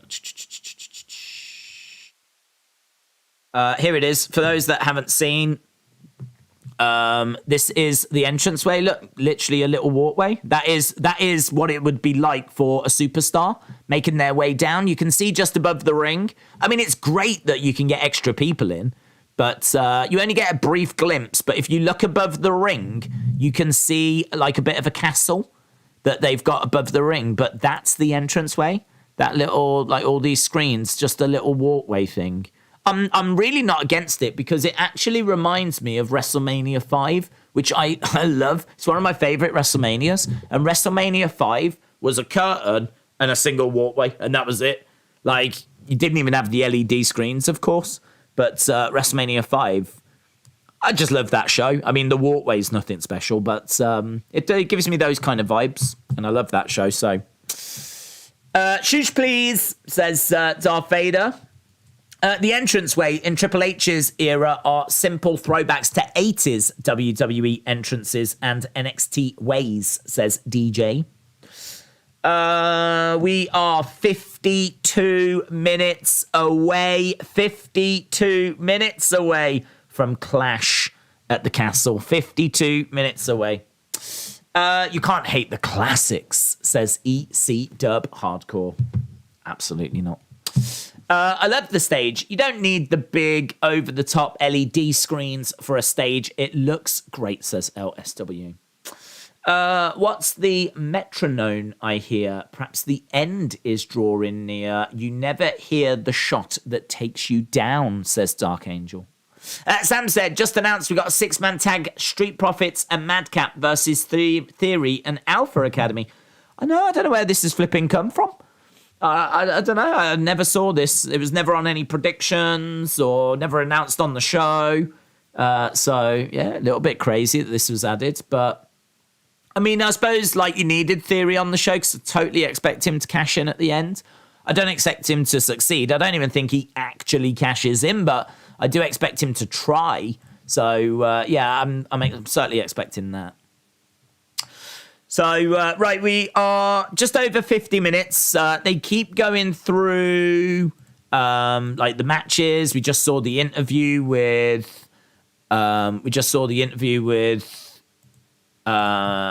Seth and Riddle, which obviously people were going cray-cray about. All Out is overbooked. All Out is, I can't get my breath. It's got 15 matches now, All Out. Someone put a graphic up of all the matches, and I didn't, but I almost said, oh, that looks cool. Is that every all-out match ever?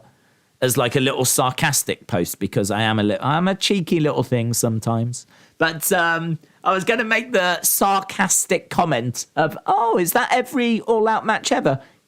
Secretly knowing it's not. It's actually every match on this year's show. But yeah, I didn't do that. And I can't believe, I mean, I've got to sit there and watch them all.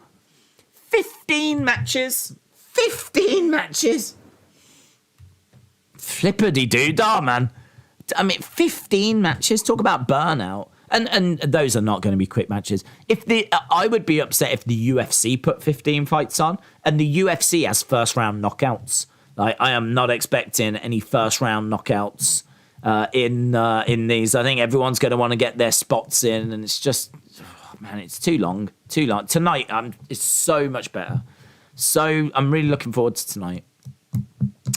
Are you going to watch UFC Paris replay after, says Shola? I honestly don't know what I'm going to do. I mean, my plan is that I am watching the kickoff show. I'm watching Clash. I'm doing the review. I don't know if I'll need to do some other little videos, or I really don't know. My focus is get everything done that needs to be done for Clash and then see what time it is. So, yeah, I don't know. 15 matches, and all of them are going to be half an hour long, says Smurfy Tunes.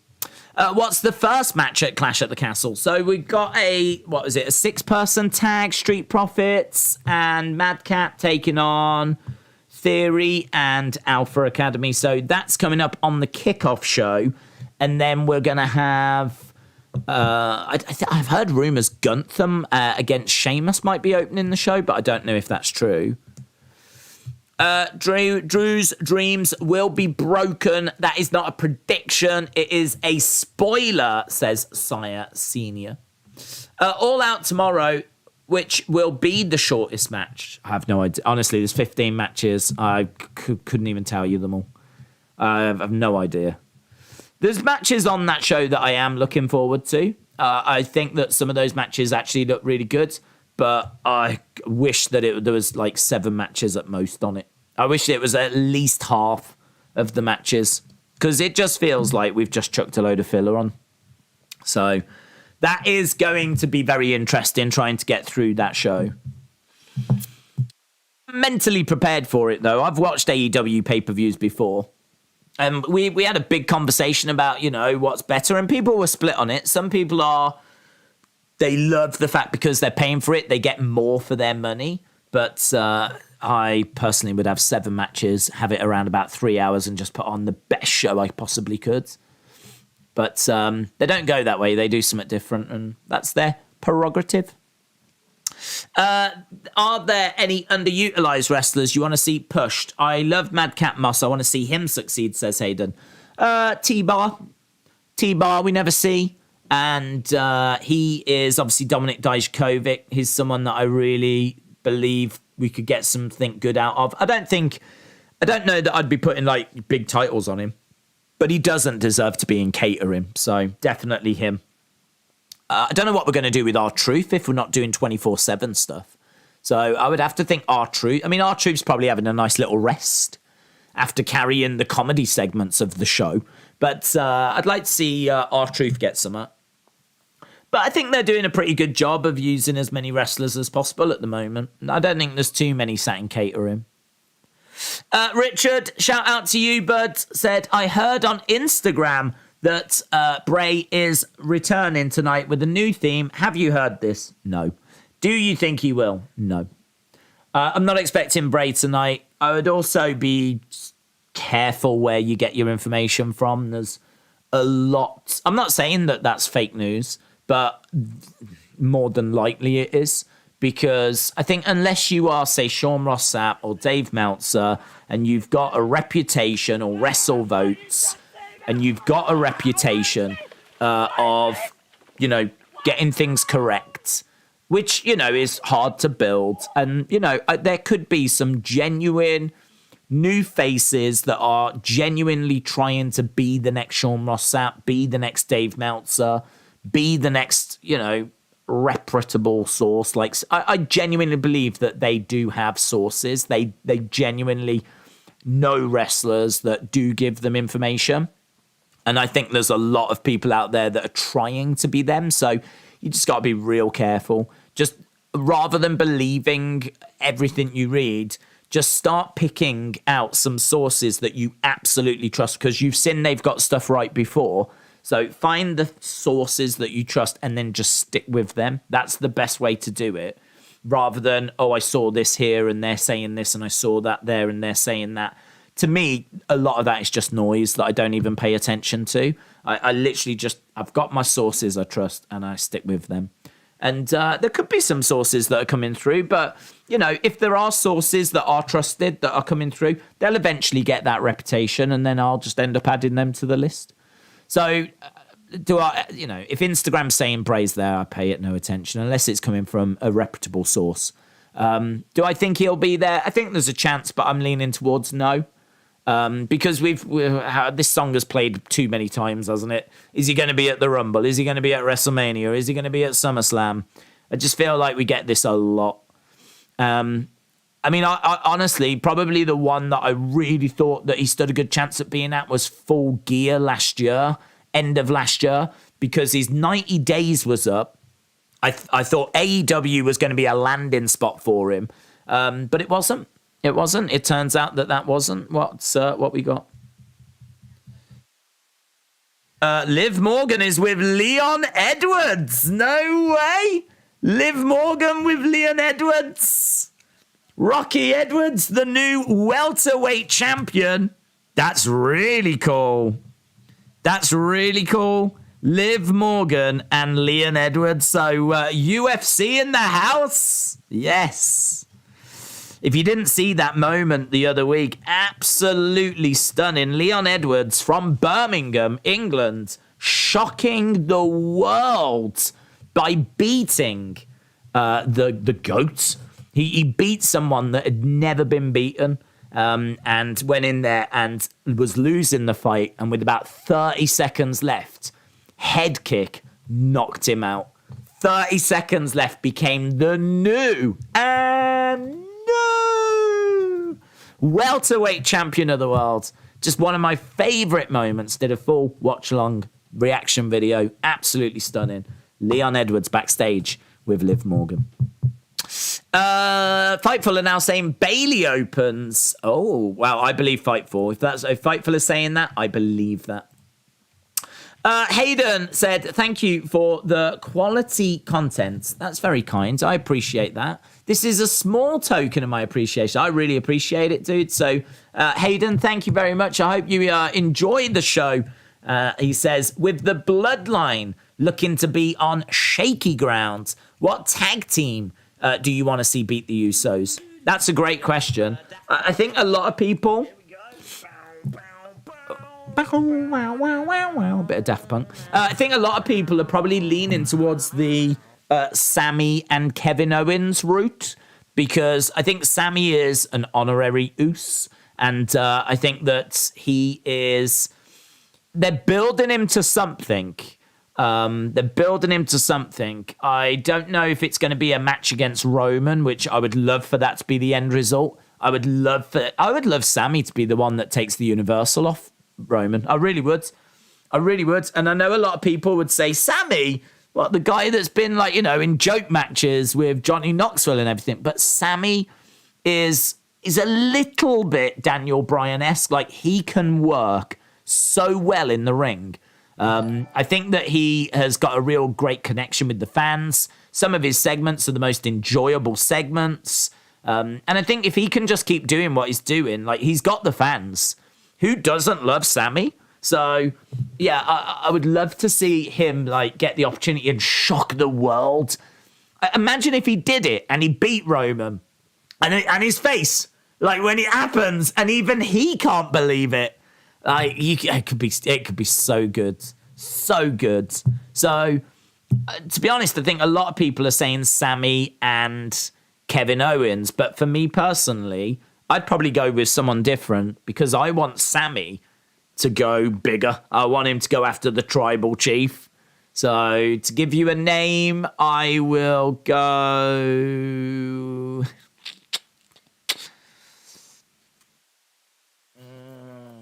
I want to say Creed Brothers, but I don't know when Creed Brothers are going to come up.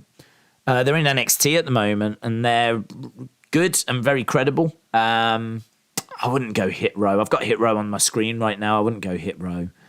I wouldn't go Los Lotharios. We've got Wade Barrett. Wade Barrett is being interviewed at the moment. Good to see Wade Barrett. I would go...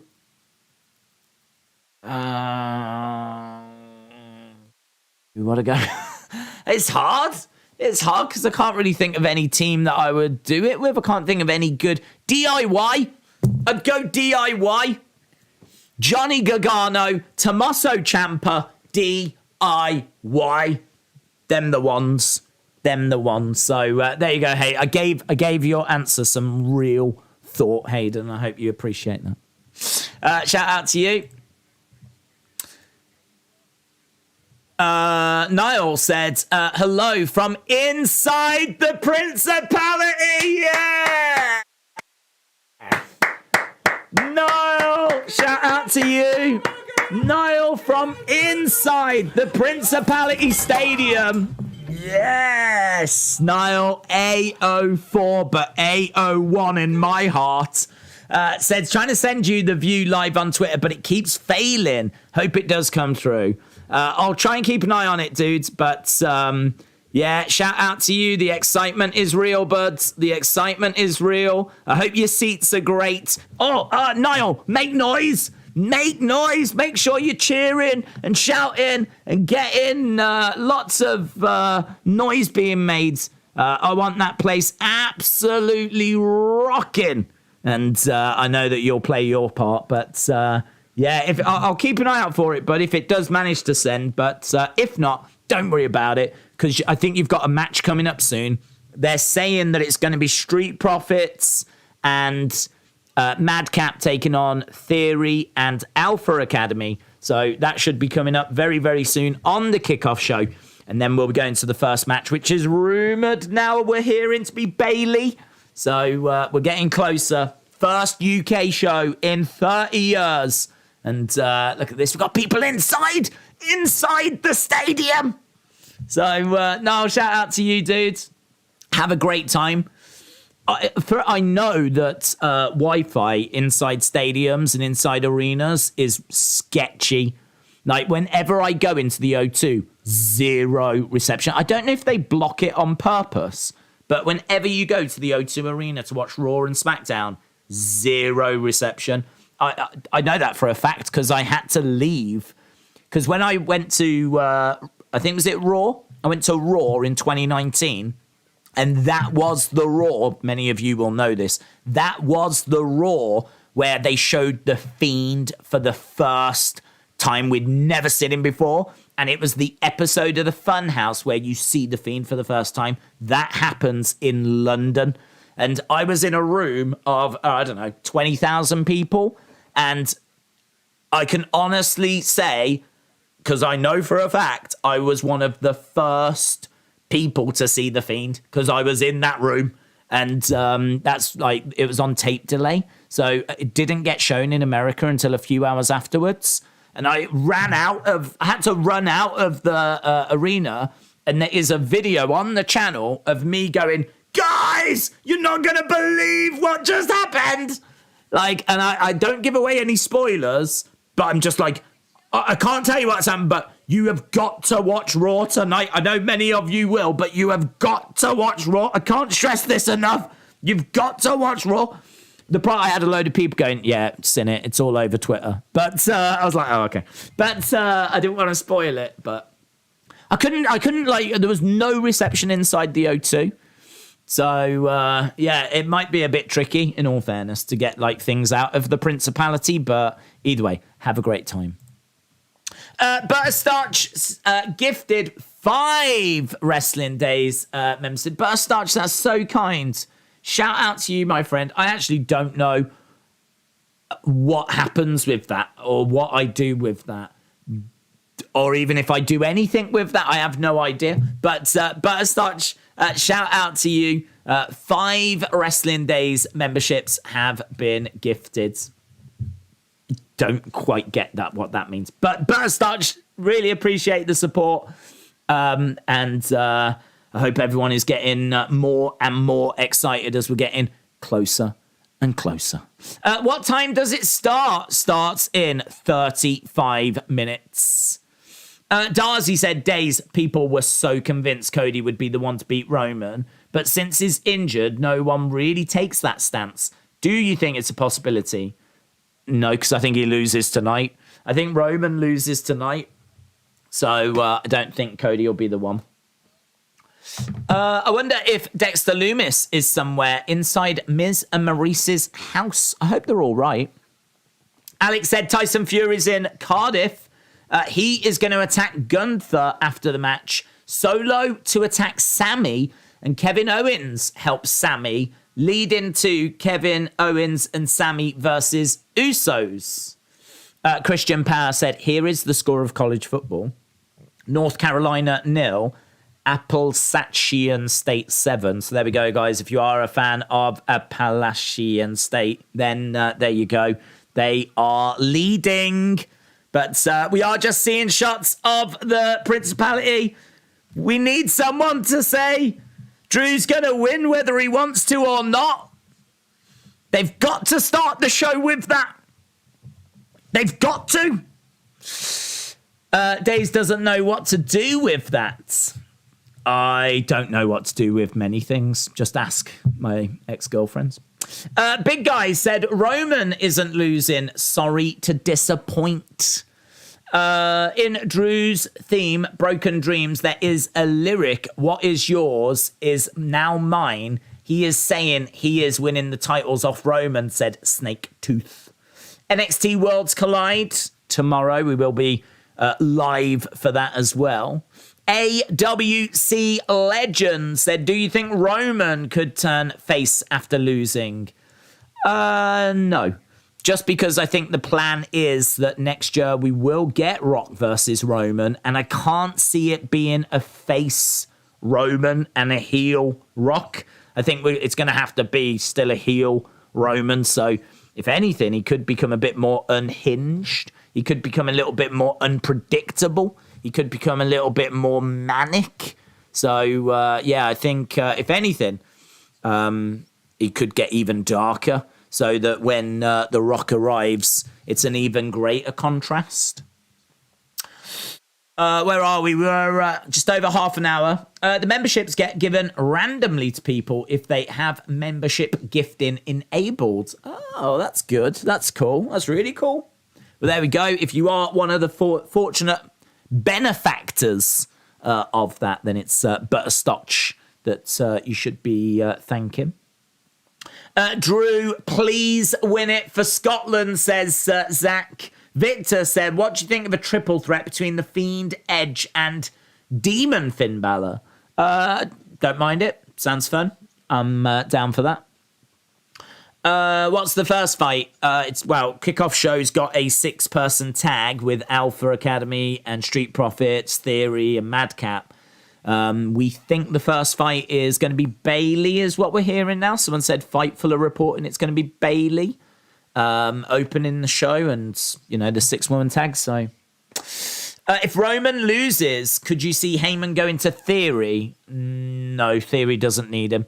Theory needs to talk. Theory needs to learn to talk, needs to be cutting promos. He can talk. He's a good talker. He's a confident talker. We don't need Heyman doing that work for him. So, no, I wouldn't put him with Theory. There's definitely an argument that it would help Theory get to another level if he had Paul Heyman with him, but no, is my response.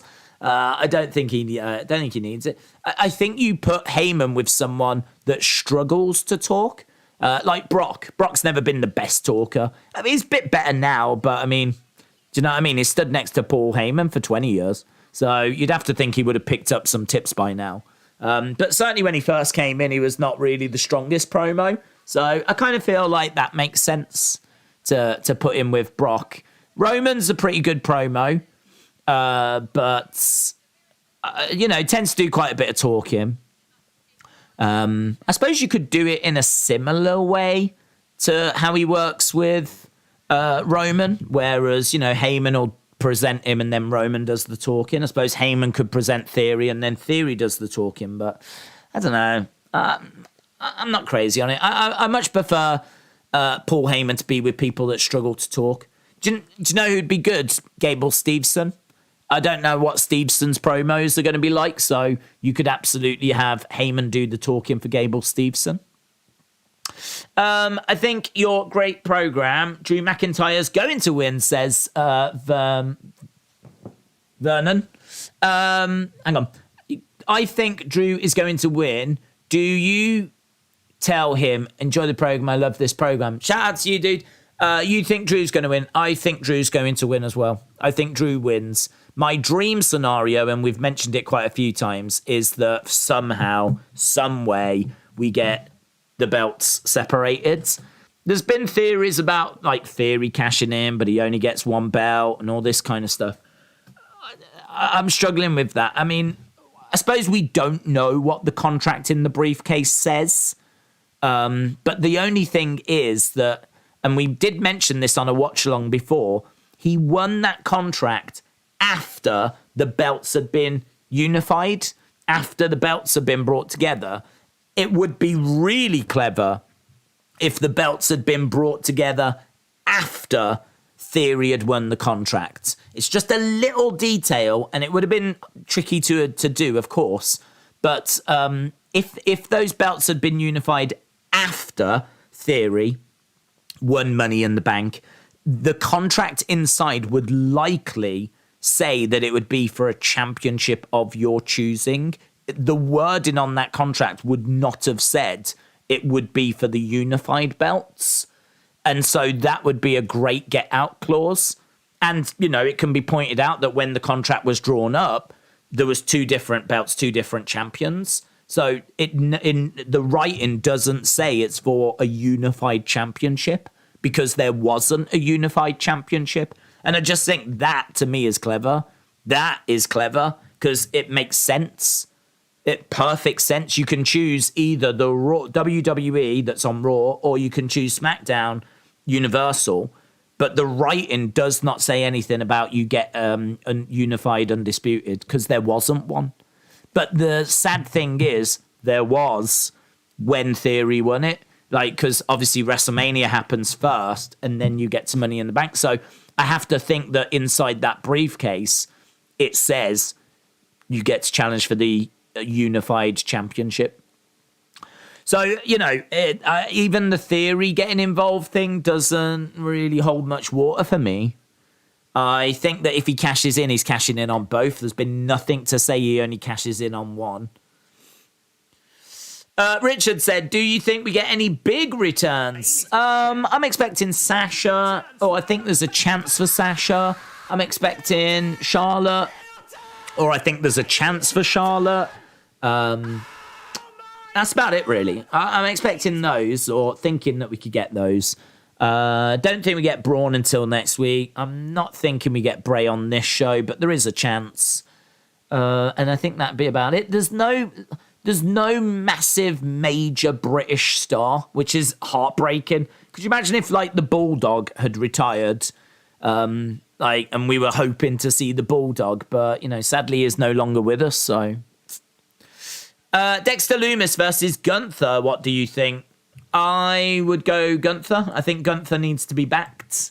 I think Lumis is the real deal, but for me, Gunther is really special. Gunther's got the ability to give you 5-star matches. I'm sure Lumis has, but I've never seen him. I've seen plenty out of Gunther. Gunther against Pete Dunne. Gunther against Tyler Bates. Gunther against Tommaso Ciampa. Gunther against Ilya Dragunov. All of these are just incredible, like 4.5, 4.75, 5-star matches. They are incredible. He is something very, very special. He is like a 5-star machine. So I would be protecting Gunther at all costs. Please, Drew, do not win it for Scotland. Let Roman wipe the floor with you for Scotland, says Edward, who is Scottish.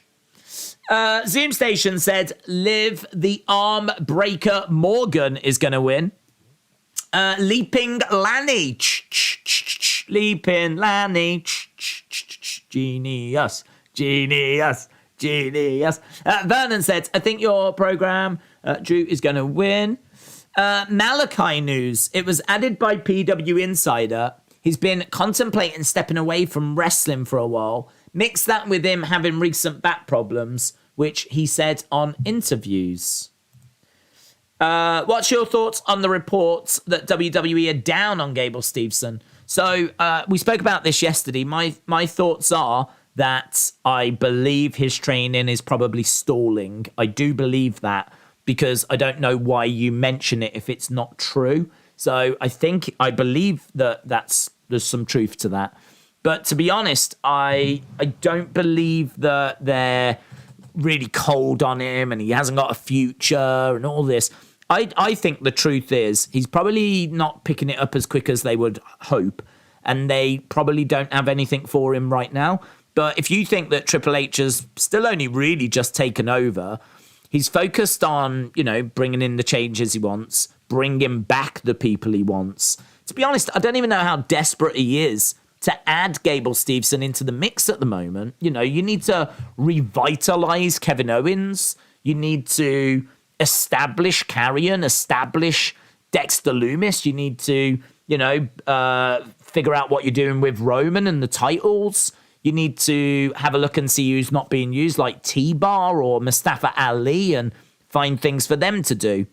You need to make the Intercontinental belt more prestigious. You need to, work with Bobby Lashley and give him a great United States run. You need to revitalize the tag division. Like, the list of things you've got to do is monumental. At what point is add Gable Steveson to the roster on that list? Like, to me, it's right down the bottom.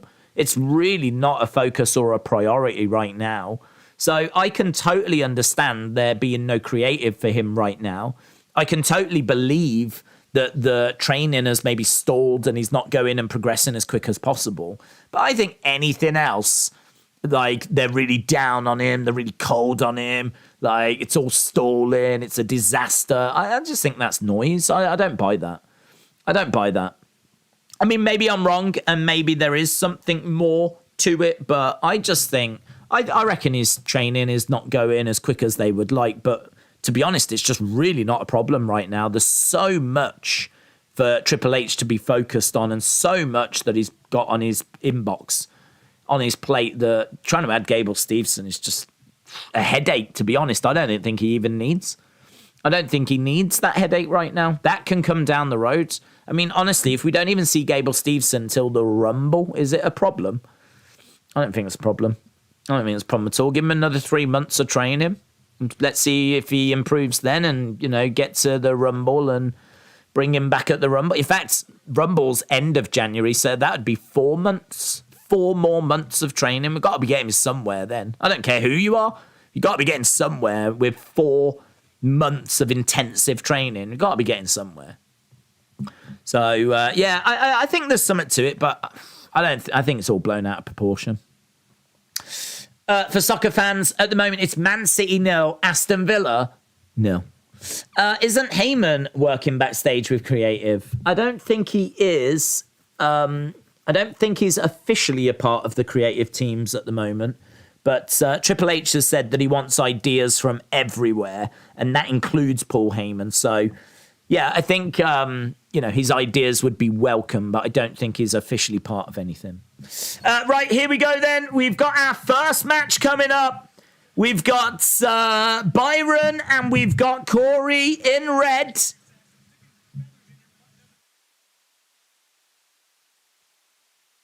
This is going to be a night to remember as Madcap Moss is going to make his way down to the ring. If you are watching and you haven't dropped a like, leave a like. It makes a big, big difference, but we are getting our chance to see the entranceway for the first time. There's fans either side. It is very, believe it or not, Madison Square Garden. It is very Royal Rumble 2000. Very small entranceway with fans hanging over the sides. It's really cool. It's really cool. It's not the grand stage I was hoping for. I was hoping for like a fire-breathing dragon and all that kind of stuff. Nowhere near anything like that. Makes me think Royal Rumble 2000. But there is a little dragon on screen that pops up. The castle thing above the stage, above the ring is really cool. Fans with phones already having a few beers. Seeing kids in the crowds. Here come the Street Profits. Bum, bum, bum, bum, ba-dum, bum.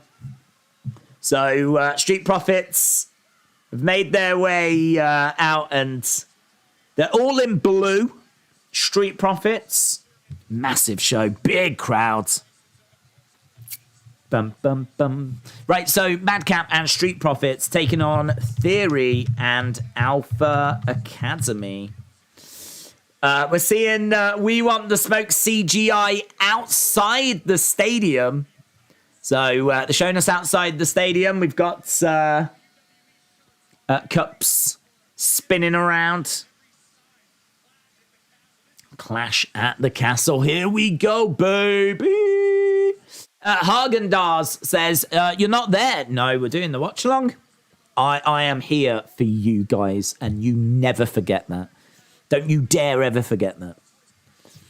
I could be there. It's about 2 hours 43, I think it was, to the minute from where I'm sitting right now. About 2 hours 43, but I'm here for you guys. I'm basically like Jesus. Richard, really appreciate the support, dude. Didn't need to be dropping anything like that, but big shout out to you. With every WWE star from the UK having a match tonight, Drew, Finn, Sheamus, with no other British stars available like Nick Aldis or Bram or Ospreay, could we get a surprise Wade Barrett in-ring return? It's questionable. It's questionable because he's actually commentating for Worlds Collide tomorrow, so I don't know if it's physically possible for him to be on this show, get a flight, and be on that show. I think it is, but it might have to be a private jet. It might have to be a private flight, which would be expensive, and it would be a cost, and you'd have to weigh up if it's worth it. But I think it's worth it if you've got Nikki ASH, Doudrop, Wade Barrett, Tyler Bate, like the British guys, because there's actually a lot of British guys that aren't on this show. No Nikki ASH from Scotland, no Doudrop from Scotland, no Wade Barrett, no Tyler Bate from England, so no Gallus from Scotland. His theory, A-Town down. So there's a fair few that are going to miss out because of Worlds Collide tomorrow. So here he is. Here he is, Theory, with his Money in the Bank briefcase. Carlin, 1985 Gareth says, I can't wait for tonight. Theory, giving a little kiss to the Money in the Bank briefcase. The 2022 Money in the Bank winner. Making his way down to the ring. So, yeah, Richard K, shout out to you, my friend. Really, really appreciate the support. I'm sure this won't be the only time that we're seeing Theory tonight. Let's go. Drew, says Lee. We've got A-Town down. A-Town down. I can't tell if the roof's closed. I was going to say, I can't quite tell if the roof's closed. And just about to say that, they showed the roof, actually. They keep showing the Castle lighting rig cover and then, like, panning down. Lovely shot of the crowd. Pre-show matches, not seen that in a while, says CS Dub Wrestling. Giovanni Vinci is going to reunite with Gunther tonight, says True C. No green shirt guy. No. There is purple shirt woman. I think she's got a Riddle shirt on. We don't have green shirt guy. We got Welsh purple shirt woman. Right, we are underway with Chad Gable and Angelo Dawkins. Bell has sounded. Clash at the Castle has got some action underway. I think I just saw if Drew loses, we riot sign. So there we go. There is already an if Drew loses, we riot. Look at Dawkins. Dawkins just doing like a cartwheel over the top of Gable. Big shot. And Montez on the outside gets tagged in. Drop kick. Nice drop kick. Crowd is ready, says Cutie. Crowd is sounding quite good here. Already they're getting on their feet, applauding, making noise. If you give this crowd some, this crowd will respond. Oof. Down goes Montez. And Chad Gable has got an ankle lock applied in the middle of the ring. Our commentary team is Corey and Byron and Michael Cole. I don't know if they're going to be the commentary team all evening because that's actually a mix, isn't it? That's actually Raw and SmackDown mixed together. So I don't know if that's just the combination for this match or for the whole show. I hope it's the whole show. I think it's a good combination, to be honest. Into the ring post. The ring posts do not have the lighting on, the light LED things. But in all fairness, we are in the UK. I don't know if they have brought those over.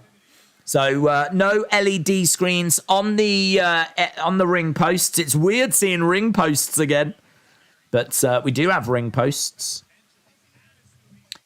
No LED screens on the edge of the ring. No LED screens on the barricade. I feel like we've gone back to the 1920s. Lots of excitement for the show. Blow me a kiss, says Miss Clown One. Anything for you, my friend. Commentary are calling him Theory. It's Austin Theory, damn it, says Noah. Summit says, aren't you doing UFC Paris? Nah, sadly not. Sadly not. We've got this massive, massive WWE show today, which is definitely taking our focus away, which I think this is the first UFC show we've missed in a couple of years. And it hurts. It hurts. It was not an easy decision to make at all. Why didn't you go to the Principality? Because I wouldn't be able to do this, to be honest. I don't think I'd be able to sit there with my phone going, guys. I could have tried, but it might be a bit too noisy. Might have to try and learn sign language if I was there to try and communicate what was happening. But no, I love doing these watch-alongs, so I chose you over that. Lands on his feet, Montez. Goes over, tries to make the tag. Trying to tag Madcap, fingertips, no joy. Double DDT, though. Double DDT. Wyatt is backstage putting on some makeup. Oh. He'll look lovely with a bit of mascara, in all fairness. Bit of eyeliner. He'll be ready to paint the town red. Big strikes coming in by Madcap as tag is made. Madcap charging over. Down goes Otis. Madcap ducking underneath. Chopped by Theory. Shoulder tackle by Madcap. Is like, honestly, exploding. Madcap going crazy. Madcap going crazy. Charging over. Spear by Madcap into Theory. Looking for a net breaker. Theory. Big strike. Madcap goes back. In comes Dawkins. Dawkins over the top. Back elbow. Back elbow by Dawkins. Spins into the corner. Big splash. Enziguri. Theory doesn't know what's happening. Very fast offense here. It's like a million miles an hour. Mitchell said no LED screens on the ring post. Definitely confirmed Brock is flipping the ring again. Or maybe Drew is chopping it in half with his sword. It's only a tiny entranceway. If anyone is going to be flipping the ring, they're going to have to come down on a little tricycle. They're going to have a kids tractor. Because I don't think you're getting any vehicles down there. You might be able to get, one of those bicycles that have got, like, ice creams in the front. You might be able to get one of them down. But I don't think you're getting much else down. Great looking crowd, though. I mean, it feels huge. It's coming across really well on TV, as it always does. They always shoot it so well. A fall-away slam by Madcap. Crowd's loving that. Madcap's putting in a great performance here. Little bit botchy there as Chad tried to get Madcap over the top, but couldn't quite do it. Edge of the ring, we got Montez. We've got Chad. Chad looking to German Montez to the outside. Montez holding onto that top rope. Here's Dawkins. Dawkins grabbing Chad. Now Montez is going to go through the ropes. Going to get like a suicide dive spear type move. Over the top. Oh, blockbuster. Block onto Chad Gable, who goes crashing down onto Otis and Theory, who were just behind. That's blockbuster. Big splash by Montez. 1, 2, 3, and it's a win. So, electric pre-show match. Really came across well. Crowds are loving it. Another if Reigns wins, we riot sign. So, an electric pre-show. Madcap was on fire. And Montez with a frog splash. So Montez wins it with the frog splash. Butterscotch says, loving this crowd. Cole's mic is not very good. No, it went a bit botchy, didn't it? Is it still botchy?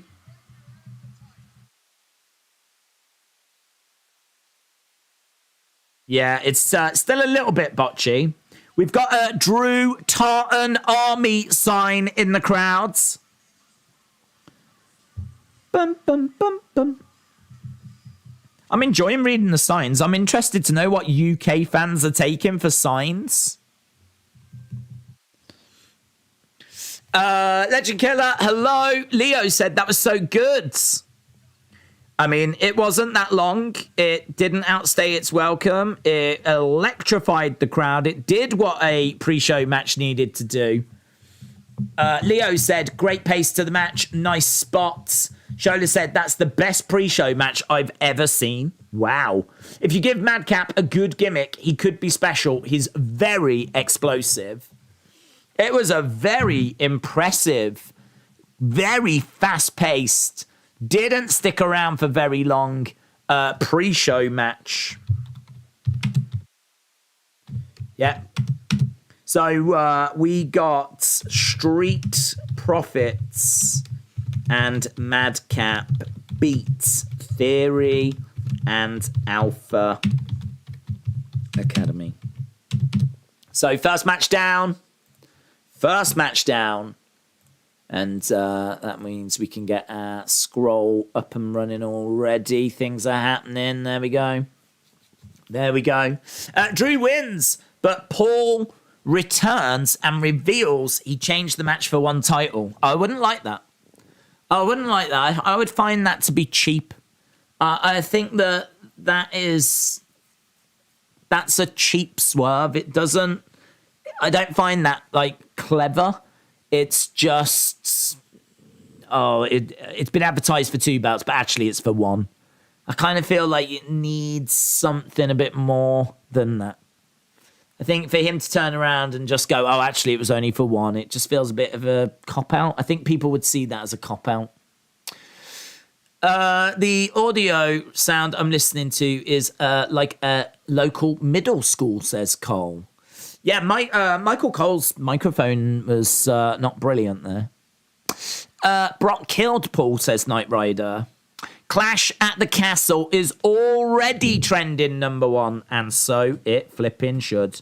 Great opening match. Great opening contest.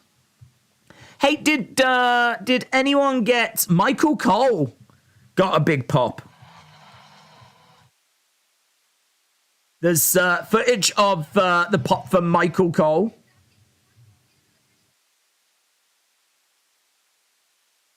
So, wow. I mean, look, this crowd are fired up if Michael Cole's getting pops. I see the argument, but it's a Paul kind of thing to do. I just don't think it's clever. If they do that, if they were to do that, I wouldn't sit here and go, oh, that's really clever, that is. That's clever. That's a good way of doing it. I feel there are ways of doing it. That isn't a way that would impress me. What's the next match? We're waiting to find out. They have their announced team, their own entrances. Cole got one, and he got a big pop, says Niall. Niall, that just came across very, very well. Very, very well. I think people loving that opening contest. Back again, decent match for the kickoff show. Haven't seen any interesting signs, but the vibe is definitely there.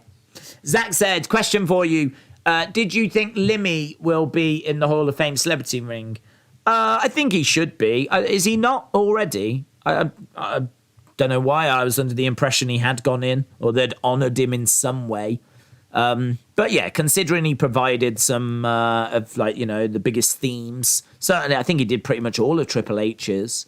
Obviously not when he was Hunter Hearst Helmsley, but when he was Triple H. And I think that his relationship with, and didn't he play? He played live as well. So the celebrity wing's a bit of a joke in it. I mean, I feel like if you're a celebrity and you appear on the show in some capacity, you stand a chance of going into that celebrity wing. So, I would say that he did enough to go in. Could Bray return with Braun to reform the Wyatt family? I like Braun better in a heel faction. He could. At the moment, I'm expecting Braun to go, or I'm hoping he goes in Judgment Day, because I agree. He is better in a faction. So, at the moment, I'm thinking that it will go that way. But honestly, it could be that he joins up with Bray. I do think Bray comes back. I don't think it's tonight, but I do think he comes back at some point. Could you imagine if Braun is announced on Monday as the new Raw general manager? There's good UFC fights and Madcap went bonkers, says Johnny. Do you think Sasha and Naomi will return, says Cake? I do, yes. Again, tonight stands a really good chance. I'm probably 50-50 on if it's tonight. I'm probably 10% for Bray, 50% for Sasha Naomi. I think this is the place you would bring them back, but equally, you probably want something for Raw as well. I think we've got Braun for Raw, though. I think Braun's on Raw, so maybe I'm 60-40. Maybe I'm 60-40. But saying that, you might want something for SmackDown. So tonight is going to be big, and, you know, I think a lot of us are expecting Drew to win. So I think there's a really good chance that tonight's going to be monumental without any returns. And then you could do Braun on Monday and Sasha Naomi on Friday.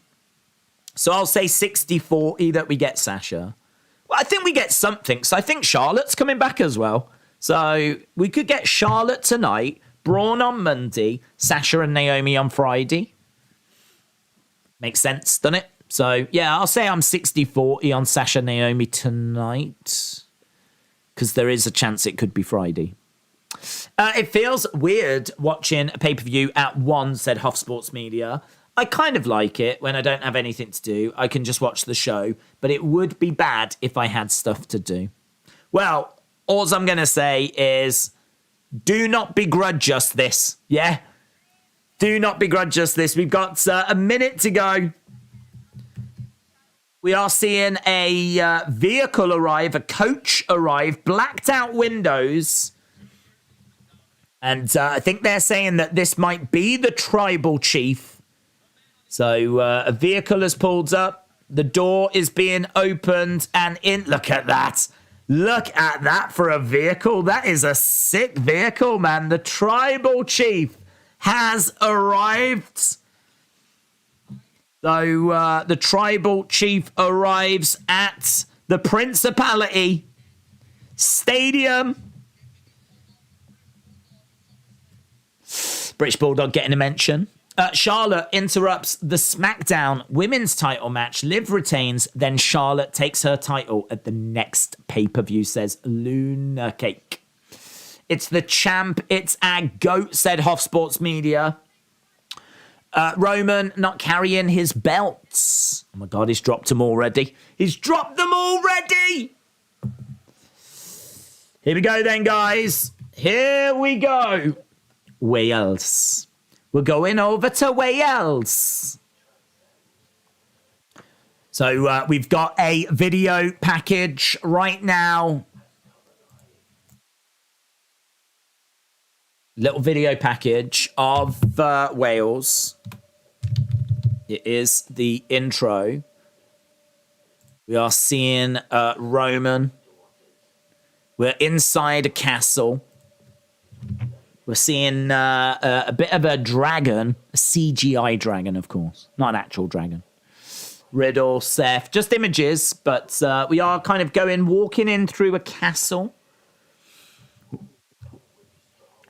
Who now will be strong? The dragon roars. Heed the call. Nice little video package. Don't mind this.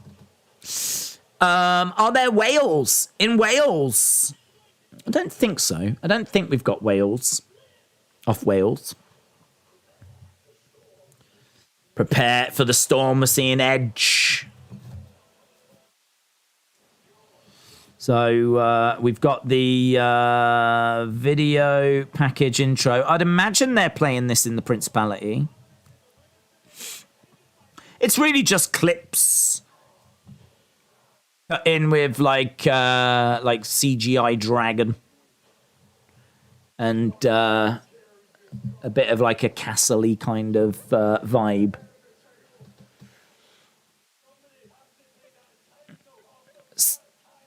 Someone has to take that title off the part-time champion.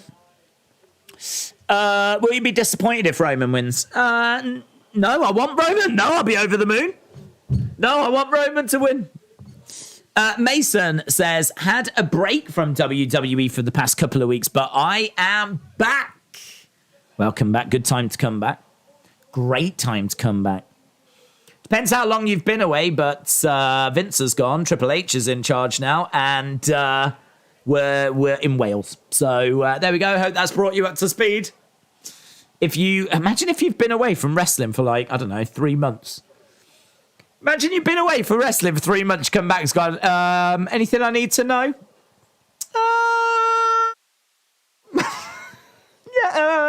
Everything's changed. Oh, you remember everything?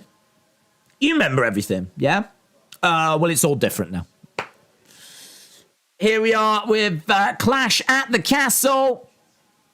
And we've got the graphic on screen. We've gone over inside the stadium. Oh, man, it looks so good. That looks so good. That is sick. I'm even tempted to put it as the background. I might put it as the background. After 30 years, we are back. Missed you guys. Welcome back. Thank you. Thank you for coming back. Where you been? We are in Cardiff, Wales. Do you think this pay-per-view will be like the Saudi Arabian shows, which are rubbish? No. I think this pay-per-view is going to be like strawberry bonbons, which are great. Here's Bianca Belair then. Can I just say, little moan coming up. They have not had anyone say Drew is going to win whether he wants to or not. That seems like a real own goal to me. That seems like quite the flipping oversight, yeah? It's a real easy thing to do, isn't it? It's a real easy thing to do. All you need is some kid, someone, just to say that. And they didn't get anyone.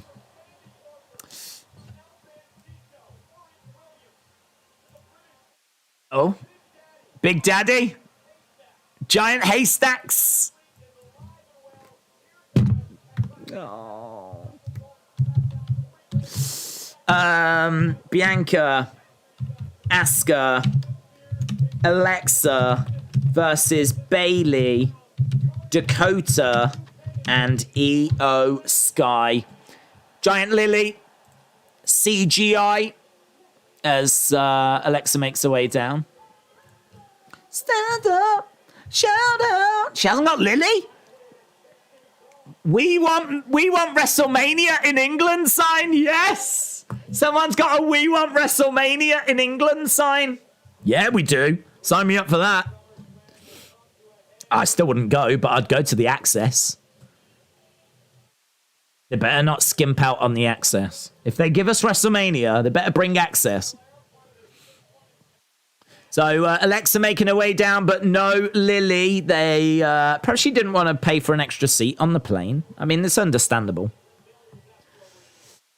Alexa in the ring. There's a French flag in the background. Here's Asuka. Bum bum bum bum bum bum bum bum bum bum bum bum bum bum bum bum. Starting on his arm and he's away. From Osaka, Japan. Asuka making her way down.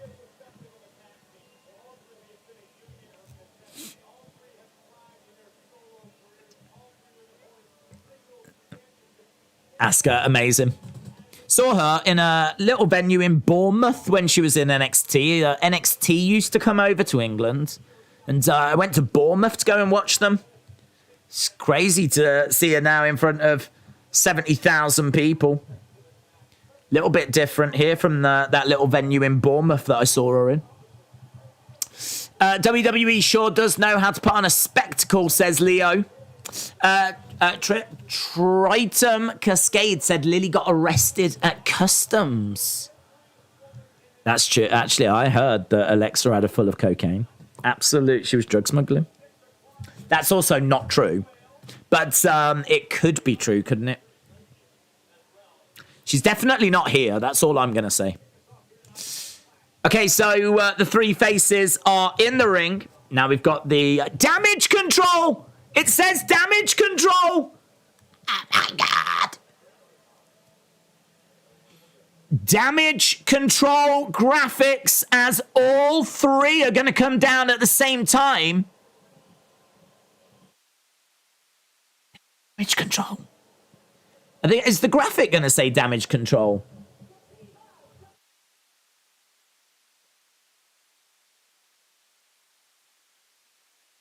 No.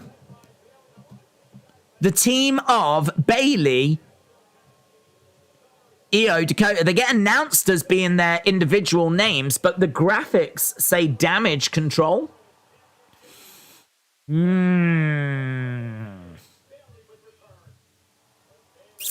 Damage control. Do you think The Fiend will return? One day. I don't think today.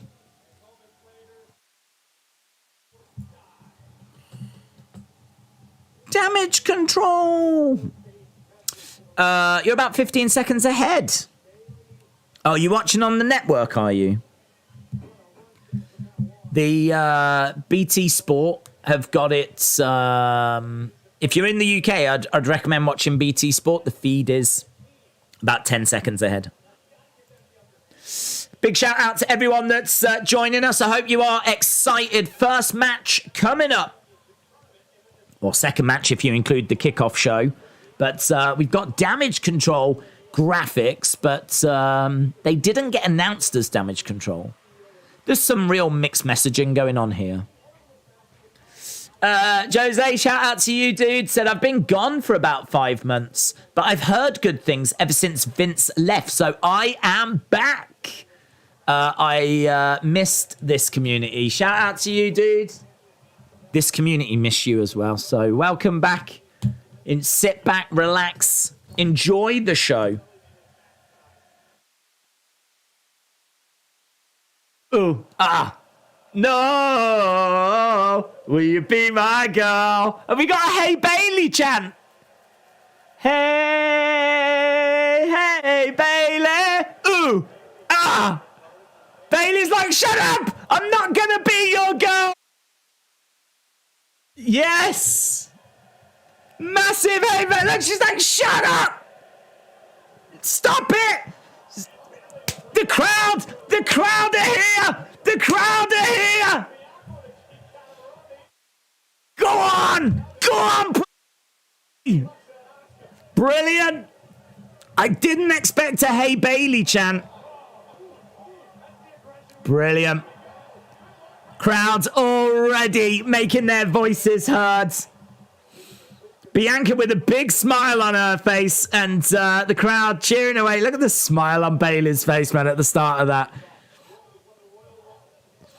She had a great time telling the crowd, no, I'm not going to be your girl. Telling the crowd to be quiet, putting her fingers in the ears. The first attack, though, it did shut the crowd up, so we are back underway. We're focusing on the action right now. So, Bianca getting dragged out of the ring, but yes. That is great, says LS Dub. Where was that thing in that at Bailey? Was it on a Raw in London? I think we've got the Hey Bailey chant back again. I want to know, will you be my girl? Oh my God, they're going to turn her face by the end of this match. We've got a big 6-woman spot in there. It's a suplex by the faces on damage control. Crowd. I'm feeling, I'm beaming with pride.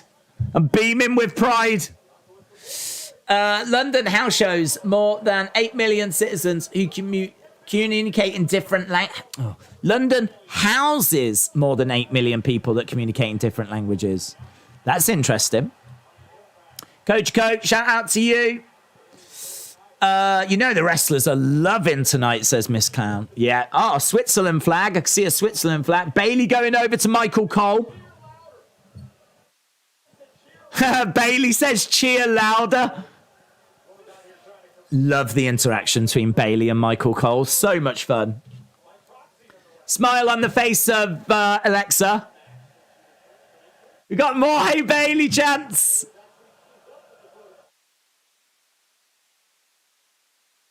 Bayley decides she's going to tag out. And the crowd boo, boo. They want Bayley in there. Now they know that it bothers her. No turncoats in this match. Swing there by Io. Io catches the leg of Alexa. Crowd are the MVPs in this so far. Andrade tweeted. What did Andrade say? Did he join in? Hey, Bayley, are you going to be my girl?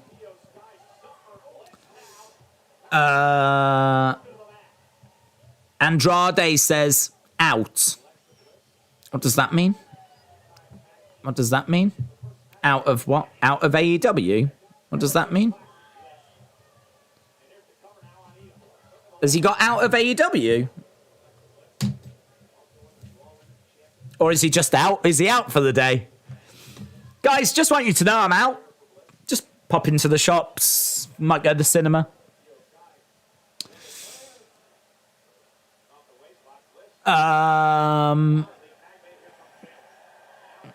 If I'm Tony Khan, I don't know how I'm feeling about that. If that's not true, I don't know how I'm feeling about it. I'm wondering if he's doing it to get people to talk about him, you know, generate a buzz. But if that's not true, I don't know how I feel about it. Kicks coming in by Dakota. I think Andrade is watching the cricket. Oh, yeah, that, in all fairness, that is a good day out. That is a good day out. He'll have a great time.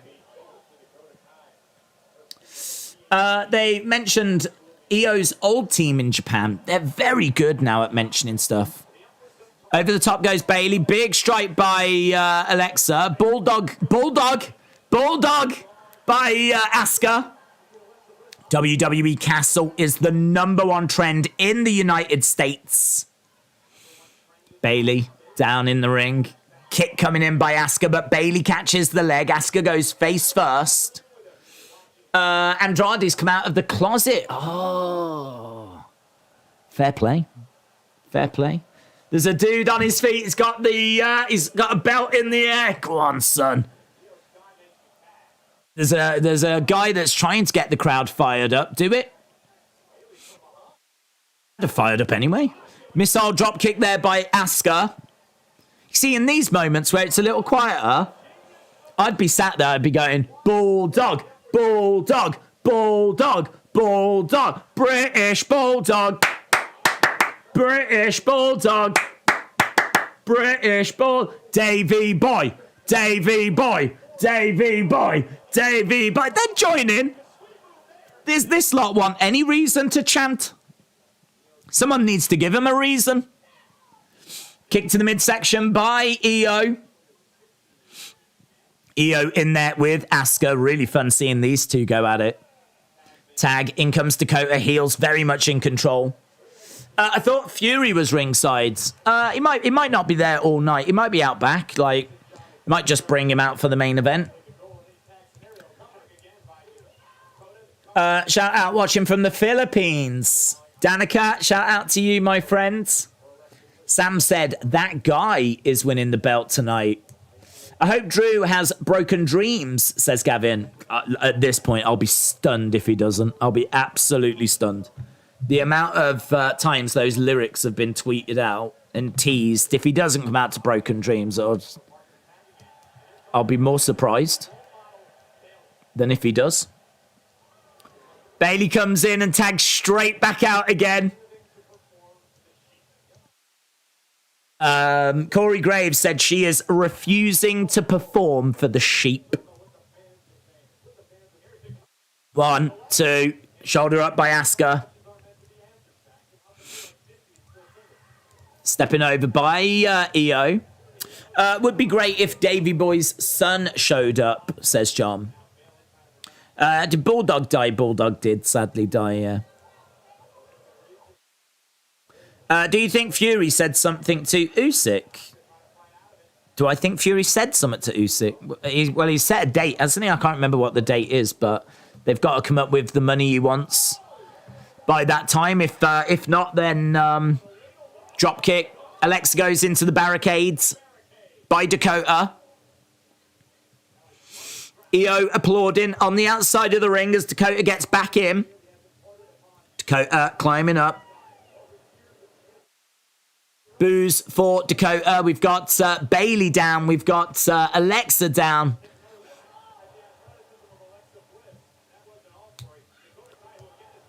Days, notice that the ring has got regular ring posts. Yes, and LED fights. Do you think they're planning to lift the ring again? No. I just think it's in the UK and those things aren't here. They don't have them over here.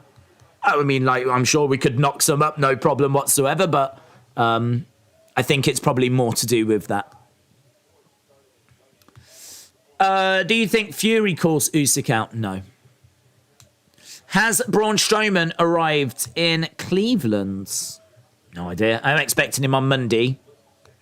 How come no LED barriers are on the curtain ring? I just think it's because it's in the UK. I think those LED ring posts, the LED stuff that goes on the barricade, all of that, it tends to go around as part of the Raw SmackDown set. This is, I believe, a ring and stuff that they have here permanently in storage. I don't think they've shipped this over. This is, I think, what the ring they use whenever they come over to do shows. It just goes in storage. So they haven't purposely brought over all of that stuff. So I don't think it's anything to do with, like, we're going to get a special cage match or they're going to tip the ring or I don't think there's anything like that. I just think they haven't got those things here. We could, as I said, if they wanted them, we could easily make them. It's not like we haven't got the ability to do it or make it. But I just don't think they are really that bothered about them. Drew enters riding a dragon, lifts the ring up and flies away, says Dark Angel. What if Hornswoggle is under the ring? Well, that would be eventful. Kick to the midsection by Dakota. Is this the NXT UK ring? Maybe. I don't know. I don't know how many rings they have over here. Maybe. Certainly, it doesn't get left in that BT studio. It gets, broken down and, that BT studio is used for other things. So there is a chance that it could be, yes. Back elbow by Alexa on Io. Big boot there by Dakota. Dakota going for the pin on Alexa and shoulder up. Yes, my brother, for the first time, we are missing a UFC stream for you. Summit, shout out to you. I believe the LEDs are not there because of the camera that zooms in and out would have to take a lot less focus. No, because it doesn't affect any other cameras, does it? They always have them. Every week on Raw and everything, we have cameras, we have LEDs on the barricades, on the ring post, on the edge of the ring apron. So I don't think it's anything to do with cameras. I think it's just that those items are not here. They're I don't even think, it's been so long since they came to the UK. I don't think that they've been used on UK Raws and SmackDowns and whatever. But obviously those LED lights that go around the barricades, they're new. So, drop kick. Bianca goes to the outside. Bayley grabbing Bianca. Into the barricade goes Bianca. Dakota gets planted by Alexa. Alexa going over to make the tag. She tags in Asuka. Asuka going up top. Missile drop kick on Io.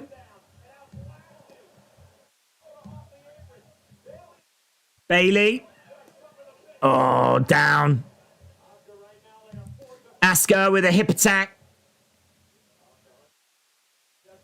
Asuka trying to charge over. She's got Io, knee to the face. Lovely spin attacks, kick to the midsection. Really fast strikes here by Asuka on Io. German suplex as Io goes down. Sliding knee, sliding kick. Here comes the pin, 2. And the heels make the save. Drama. The women's roster needs a mid-card belt. Belly to belly by Bayley. Bayley's in the ring.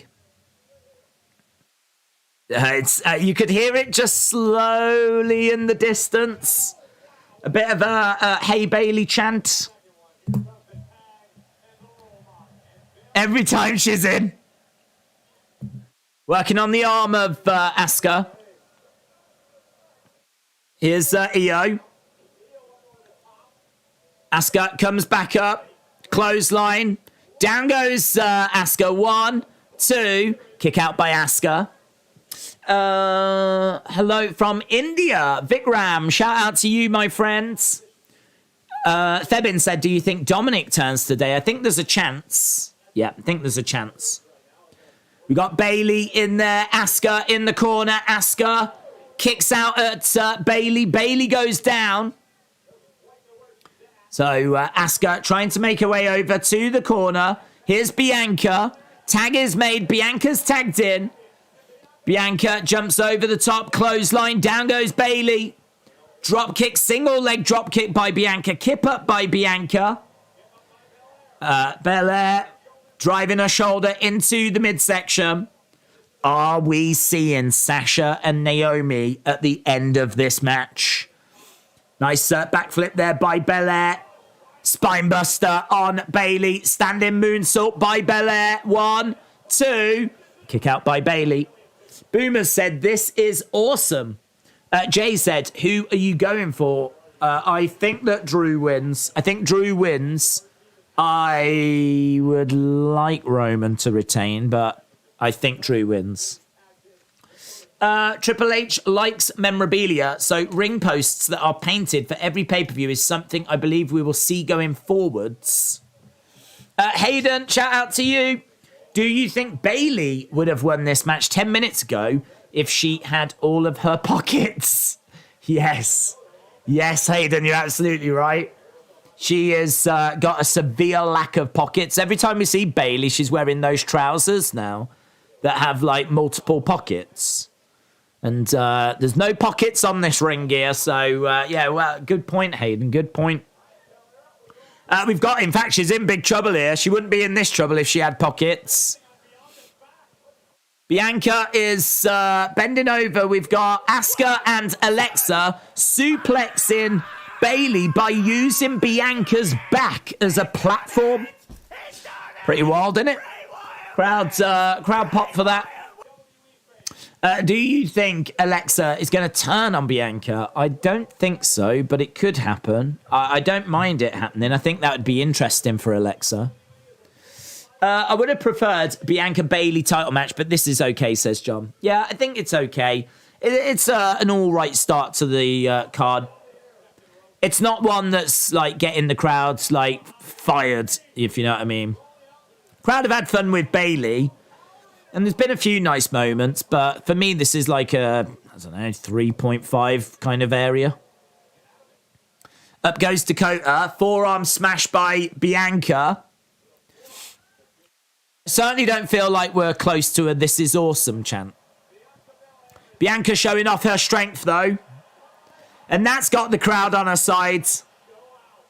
She picks up Dakota and she's swinging Dakota around. Fall away slam. Bianca getting up to her feet. She's trying to get over to Dakota, who's clinging onto that bottom rope. As referee is... kick there. She's kind of got her in a Styles Clash position. She's got her up in the air. Looks like she's going for a sit-down powerbomb. Powerbomb by Bianca. Bianca slumps back into the ropes. She goes to the outside. Bianca starting to climb up. Bianca up top. Crowd starting to rise as Bianca... Oh, I don't know what she was going for there, but didn't get it. Kick, that's a nice kick by Dakota. Very interesting offense by Dakota. Dakota back in the corner, looking for a big boot. Goes for the big kick. Bianca grabs her. She's going to go for KOD, but Io preventing it. Bianca going for a strike. Bayley holding on to Bianca's hair. And that's innovative. Bianca holding onto the hair that allows Dakota to get the kick in the corner. Io Sky going up top. Bayley planting Bianca down. Io looking for the moonsault. Lands it. Lands it. Bayley going for the pin. 1, 2, 3. And it's over. Bayley wins. Gets the pin. On Bianca as well. Does that set up Bayley Bianca down the road? So it is a victory for the heels. Let me know in the chat what you thought of that opening match. What did you think of that opening match? So we got the heels standing tall.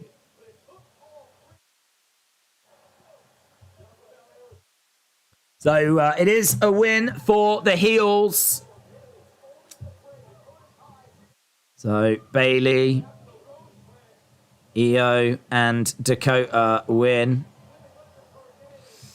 Moonsault from Io, but it's Bayley that gets the pin. I feel like that could be significant. So Bayley gets the pin. I think that's going to set up Bayley and Bianca. We are seeing the heels in the ring. People are bit... That woman was booing, and then she's like, oh my God, look, I'm on TV. So heels are celebrating in the ring. Need to update our winners scroll. First match, as I said, keep getting your thoughts in for that first match. I wanted the Belair team to win. Okay, so Bayley, Io, and Dakota get the victory. BT Sport has just momentarily cut away, and I don't know why. Don't know why BT Sport would momentarily cut away, because I don't think they were advertising anything. It's a shame. I don't know what I'm missing out on. That's, I wouldn't mind if they even cut away and went to like a commercial break, but it is literally just a grey screen at the moment on BT Sport. Someone's botched. Someone's botched.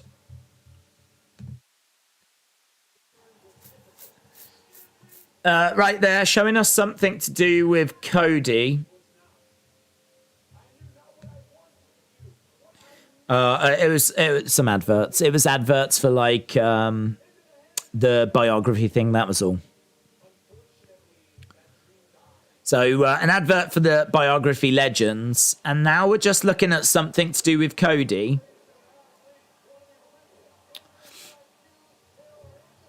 Mama na, mama na, mama na, mama, mama na. Name should be Damage Control. I think it is. It was certainly on the graphics, so I feel like it. I feel like that is the name. Bray Wyatt is going to screw Roman. Well, I don't need to see that. I don't mind watching wrestling, but there's some things that I draw the line on. I really don't need to see that. It's because pay-per-view, they can't go to adverts. Does the B stand for botch? Bray will cost Roman. Banana. Banana. That's what I'm having. Keep the energy up. I'm on BT Sport. Same thing happened. Yeah, don't worry. You only missed biography advert. And then this Cody thing, so you didn't really miss anything. But it was a bit worrying. Didn't know what we were missing. But if you actually go over... In all fairness, if you watch it on the WWE Network, you won't miss anything. But I think all they're going to cut out is any adverts for, you know, the biography shows. So we're just seeing something to do with Cody here, and we're seeing his road to recovery. It's kind of interesting. Haven't seen some of these images before. I don't know why we've got this. Is what's happening? Is it just a little profile on him? Cody. Well, there we go. That was a thing, wasn't it? That's a thing that happened in our lives. We all got to see that Cody thing.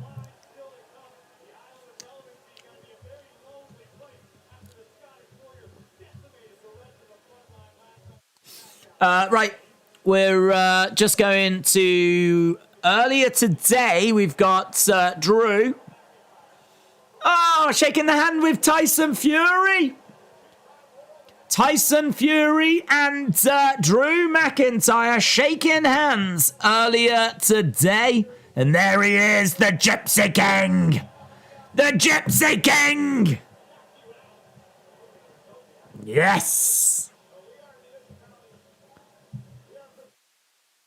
There we go. Tyson Fury is ringside. It is confirmed.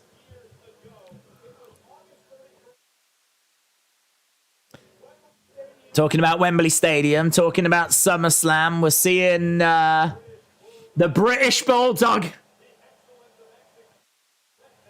making his way down. Lennox Lewis with the flag.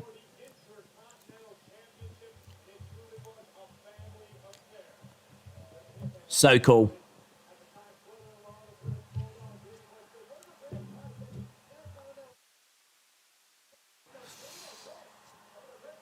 So we're just seeing some images from SummerSlam 92.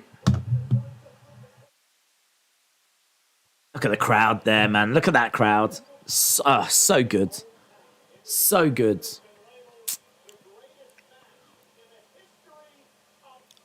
The greatest match in the history of SummerSlam. It's got to be up there.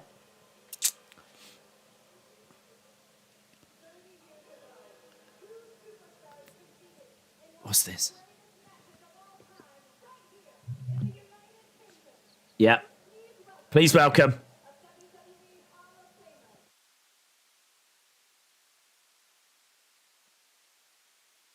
Huh?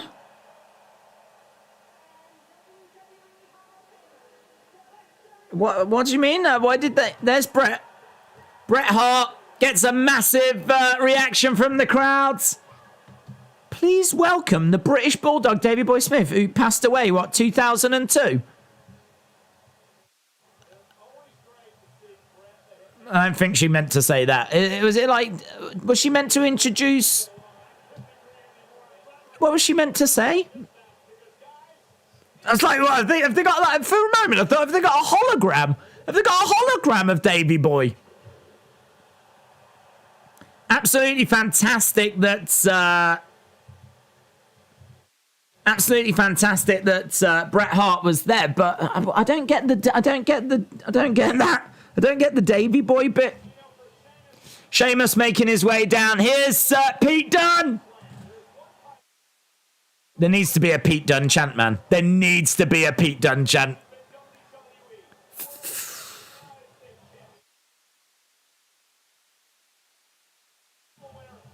Please welcome the British Bulldog. What? Have we done that? I mean, I know CGI is good. Just tweeted you the Triple H tweet with Adrian Street. Right. Let's go Sheamus versus Gunther. I'll have a look at that tweet now. Right. Sheamus has made his way down. Let me look at this Adrian Street tweet.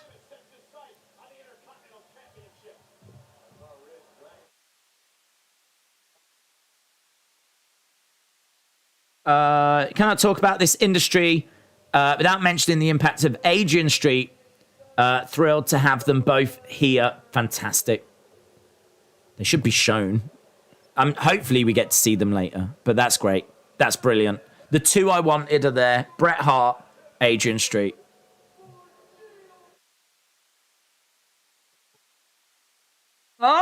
Giovanni Vinci is back. Giovanni Vinci is back.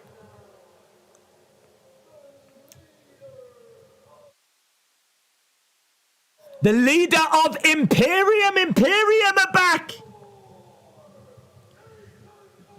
Imperium are back. Wow. The Ringener Gunther. Giovanni Vinci has returned.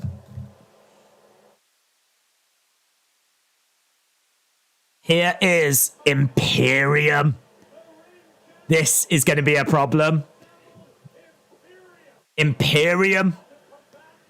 Gunther's faction that we saw down in the Indies. We saw them in NXT as well. So it's very interesting, isn't it? Because we've got Pete Dunne, we've got Ridge, we've got Sheamus, the Brawling Brutes. Well, they've gone and picked a fight with Imperium. Imperium back together for one night only. Is it one night only? The King General. I've got that picture. Big thank you to James for sending it through. There is Adrian Street next to Triple H. So it is true. Triple H, man, he knows his stuff. You cannot talk about this industry throughout the entire United Kingdom without mentioning the impact of Adrian Street. Never has a truer word been spoken. Here we go. We've got all of them in the ring at the moment. We're getting a repeat of what we saw the other day on SmackDown. We're getting them brawling as Sheamus and Gunther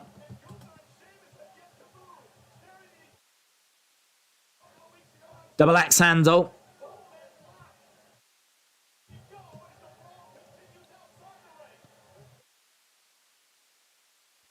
Imperium is back. Gunther's winning 100%. Pete Dunne. Moonsault.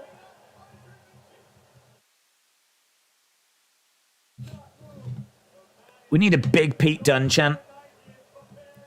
We need a bruiserweight chant. Bruiserweight. Bruiserweight. Here we go. Gunther and Sheamus swinging big blows at each other. This is for the Intercontinental Championship. Big strike to the midsection by Sheamus. These two are just going to smash each other, man. They're going to smash each other. So we are up and running.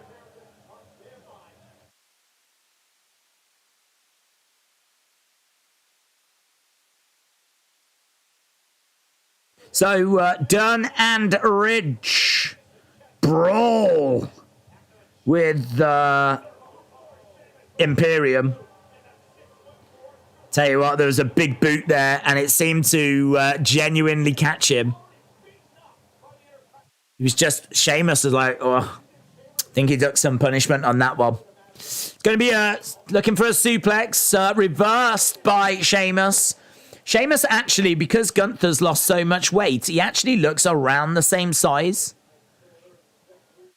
Big overhand blow by Sheamus, kick to the midsection by Gunther, and again. Nice strike there.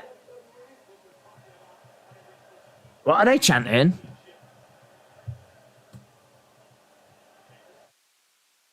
Make out the chant on that one.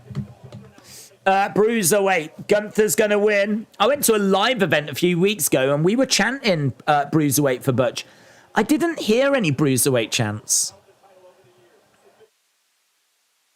The Workman's Championship, the Intercontinental Championship. Lovely blow to the back there by Sheamus. Already 40-odd minutes into this show.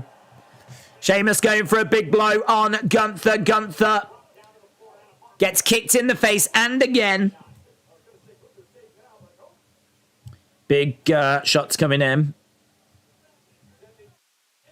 Oh, into the ring steps.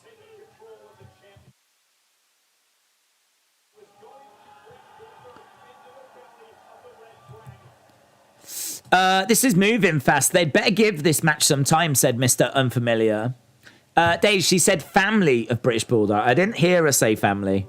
And actually, on social media, there's people asking the same question. So if she did, I think it got past a few people. Sounds like Grand Slam champ, but I'm probably wrong, says Samuel. Well, Gunther is over against the ropes. Forearm strike there by Gunther. Big forearm strike coming back by Sheamus. They're exchanging blows. It's as hard hitting as what we thought. Big chop there by Gunther. Crowd reacting to that.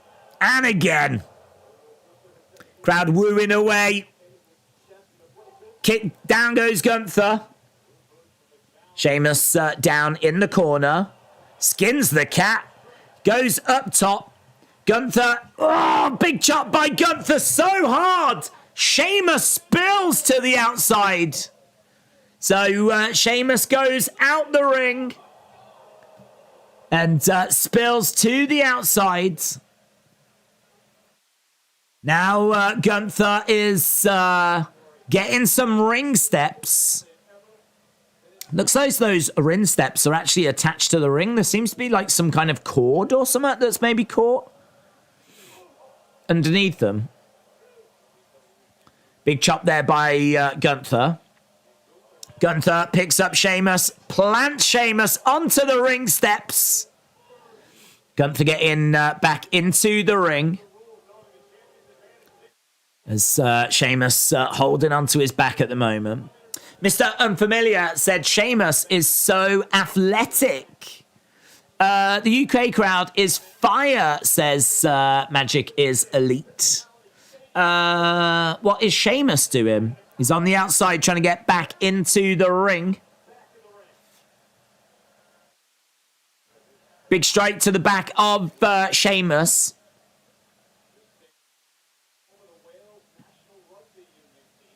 Another big chop coming in there by Gunther. Another chop coming in. These two exchanging blows back and forth. Against the ropes, Sheamus. Big chop coming down. Sheamus goes down to his knees.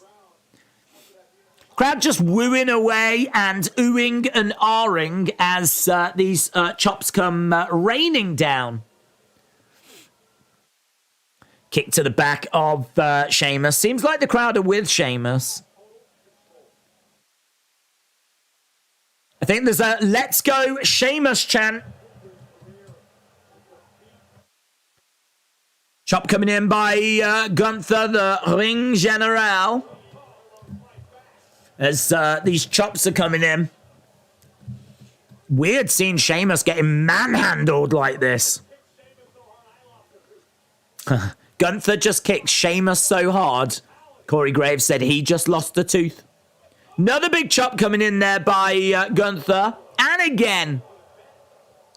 Lots of woos, lots of oohs, lots of ahs as Gunther's absolutely unloading on Sheamus. And Sheamus goes down. It's just an absolute barrage. Massive kick to the side of the head of Sheamus as well. Look at the marks on the chest of Sheamus. Sheamus having to use those ropes to pull himself up. Another big boot. The punishment here is amazing. What I love about this is you can tell that Sheamus is like having to dig deep already. He's running on empty. You can see the punishment that he's taken. Trying to turn him over into a Boston Crab. And he's got it. Boston Crab for the ring general. Sheamus is absolutely is redder than his hair. I would hate to be chopped by Gunther, says Joshua. Macaulay said, all we need now is Tyler Bates. That'll be fun. This crowd is ready. Give them something to cheer for. Get this crowd fired up. They will repay you. Pulling on the hair.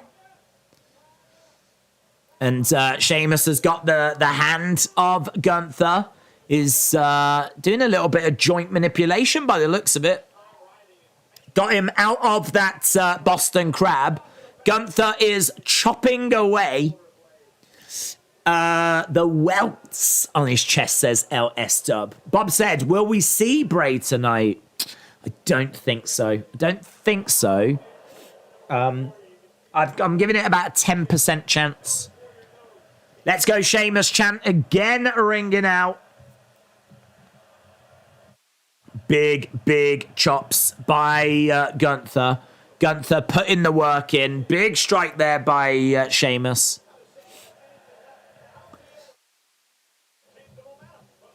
Big forearm to the back. Big kicks coming in.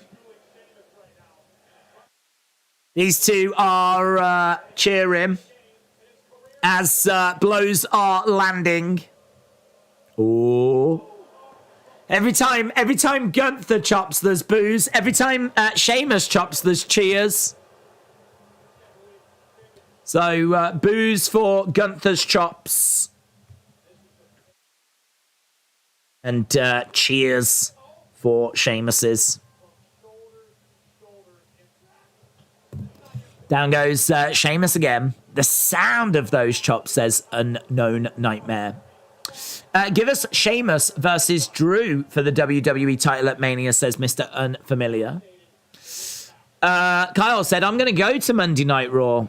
Have a great time.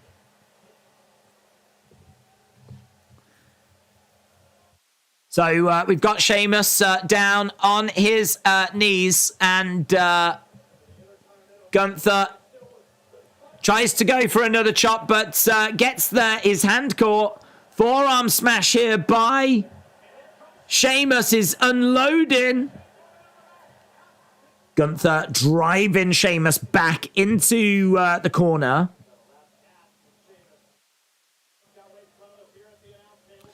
Gunther on the outside. Slams him down. That was a big body slam. On the outside by Gunther.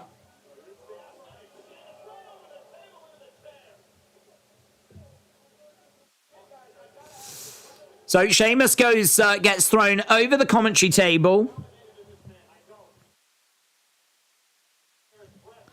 As long as there is breath in the lungs of Sheamus, he will keep battling. Sheamus grabbing Gunther, smashing him headfirst into the commentary table, and again.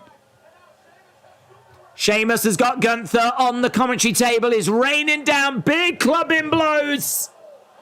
Crowd enjoying, counting along with those. In the ring, clothesline, down goes Gunther.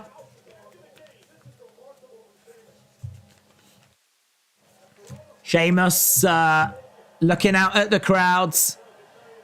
He's got Gunther in position to rain these blows down. 2, 3, 4, 5, 6, 7, 8, 9, 10, 11. Oh, and he went for 12, but Gunther manages to slip off the edge of the ring, but that certainly fired the crowd up. The ring general is in retreat. Kick to the midsection. Sheamus goes into the crowds. Now he's doing it again. He's got him over the barricade. 1, 2, 3. Sheamus pounded on Gunther's chest. Gunther taking real punishment here. It's not often you see Gunther taking this kind of punishment. Any truth to Braun on Raw? Well, we think so. I mean, obviously we are not 100%, but the reports are that he has re-signed. This is brutal, says Unknown Nightmare. Knee off the top by Sheamus. I think this match is getting to a really nice place now. These two have absolutely smashed the bejesus out of each other. Gunther is down. Sheamus is on his knees. Both of them are gassed. They've both absolutely unloaded on each other. When does American Nightmare return? I think it might be like Rumble. I think it's going to be a way off, unfortunately. That injury he had is going to take a while to recover from. Forearm to the back of Sheamus by Gunther. Forearm to the head of Gunther. Chop coming in by Gunther. These two exchanging blows. Another chop coming in by Gunther. Exchanging shots back and forth. Crowd cheering and booing. Certainly they're with Sheamus. Big shot to the midsection by Sheamus, driving Gunther back. Duck underneath. German suplex by Gunther. Gunther on his feet. Big chop. Sheamus goes back. Oh, big knee. Huge knee by Sheamus. Oh, shoulder up by Gunther. Massive knee.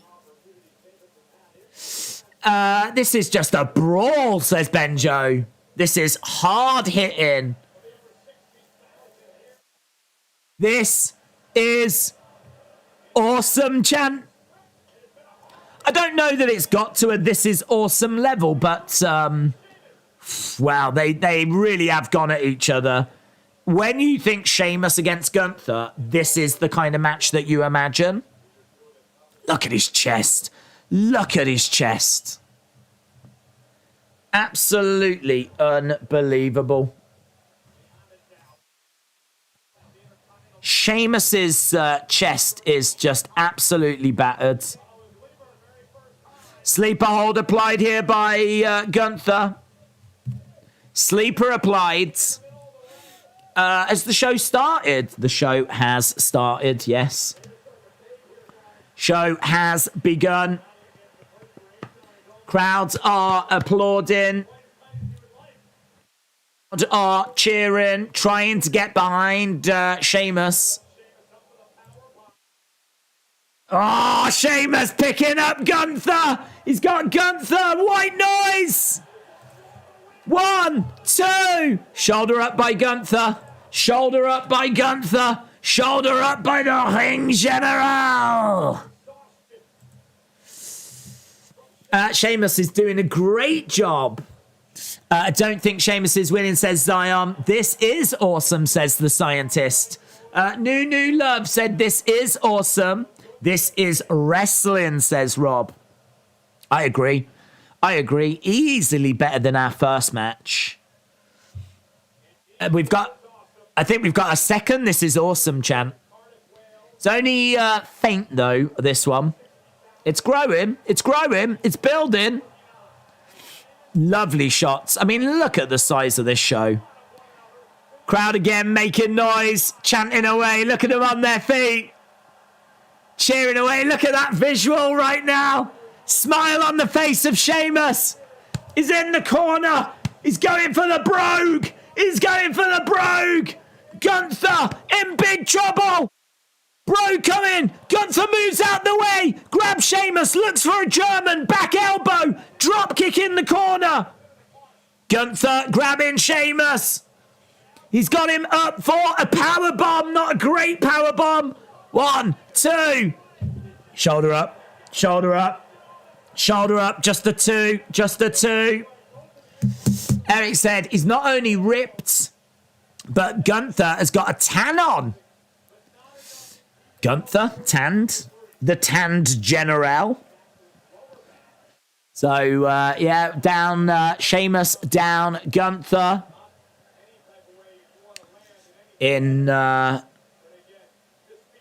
great position, but couldn't get the 3. Gunther for the win, says WWE Games. I think he will. I don't know how close we are to that win. I don't know how much longer they'll give this match, but it's had time.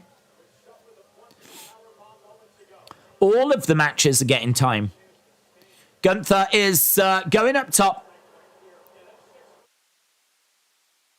Big strike there by Sheamus. Big chop coming in by Sheamus. Gunther up top. He throws a strike back. These two trade in blows. Some of the shots of the crowd just look absolutely fantastic. Big chop coming in there by Gunther. Gunther up top. This is the best match. Gunther doesn't have a finisher. Or does the power bomb count, says Brian. He's got a few signature moves, I suppose. Boston Crab. Things along those lines. But yeah, I can't really think of a Gunther-like finisher.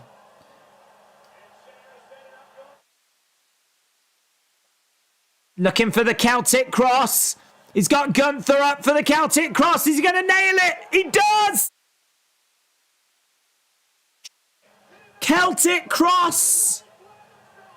He's trying to get the pin. 1, 2. Oh, crowd are really with Sheamus here. Crowd are really with Sheamus. Sheamus is battered. Look at that. He had Gunther up. Look at that. Hold him down. Beautiful spot. Crowd absolutely electric. Crowd are loving it. High cross was countered. Slap by Gunther is like a knockout by a boxer.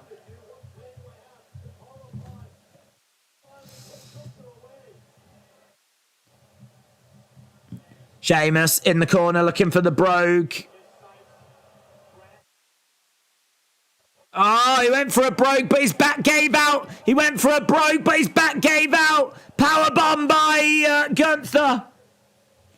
Sheamus went for a brogue, and he was like, collapsed down. Got caught by Gunther. These two screaming at each other on their knees.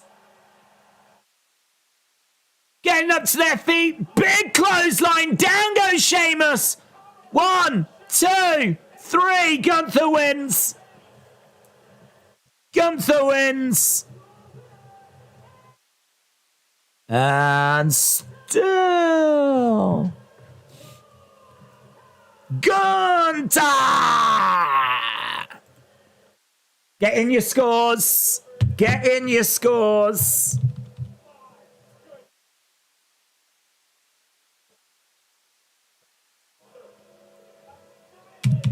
They did annihilate each other. 5, 5, 4. 5. What a match. 4.5. Great match. 4.5. 4.75. I'm 2 for 2 so far. You love to see it. Here's Imperium again. Imperium have come out. 4.25, said Ellis Dub. There's a sign that says, I'm a Paul Heyman guy. I don't know if that's CM Punk. Gunther gets out the ring.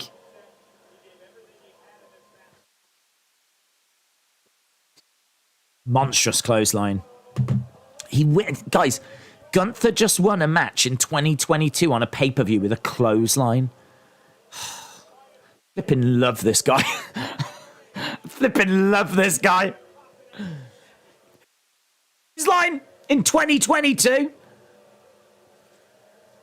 If this was the Young Bucks, they would have jumped off the flipping roof.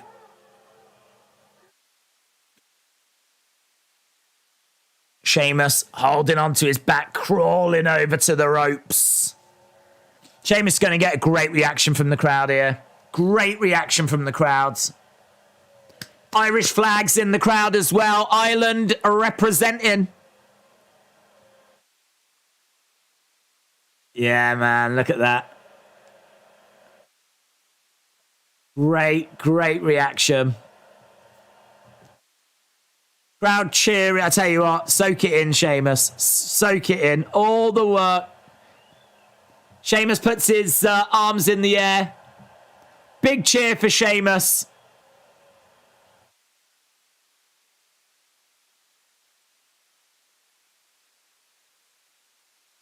You know, I mean, it is a heel. I mean, like, he doesn't get these moments, gets, like, acknowledged by the crowds. That's a nice moment, man. That's a cool moment. Seeing Sheamus, you know, that's a cool moment. Seeing Sheamus get recognized like that. People patting him on the back. There's people with Irish flags. Look, he leans against the barricade and people are just, oh man, there's a dude that's patting his chest. You be kind. I would say of all the places to pat him, leave this area alone. We've got a little video package on the Usos right now. Standing ovation for him. Well deserved. That was the Blitzkrieg Lariat, says the nerd upstairs. Josie said that was a nice moment. Pewd said it was trash. Lone Star Friend said future Hall of Famer. Who's cutting onions, says Sam. Arturo said, why am I crying? It seems like it's having an interesting reaction out there for certain people. It was a nice moment, though. You know, that is someone that doesn't get recognised because of him being a heel. But he has done a lot in his career. Hall of Famer guaranteed. And just for the briefest of moments there, he got to stand in front of a crowd that had his back, that wanted to see him win. And he got to just soak up a bit of adulation. I would imagine when he looks back on his career, that will be an absolute highlight for him. So, brilliant. We're just seeing a video package on the Usos right now. So we did see one on Cody earlier. We've got one on the Usos right now. He did this last time, actually, Triple H. We saw video packages on Charlotte and Bobby Lashley and a few other people at SummerSlam.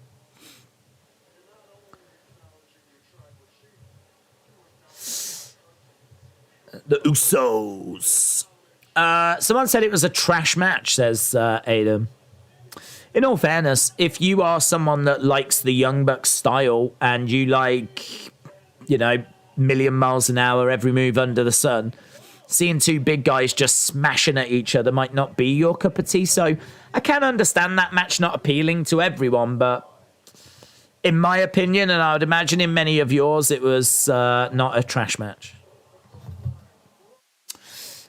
Sheamus should win the IC title before his career is over.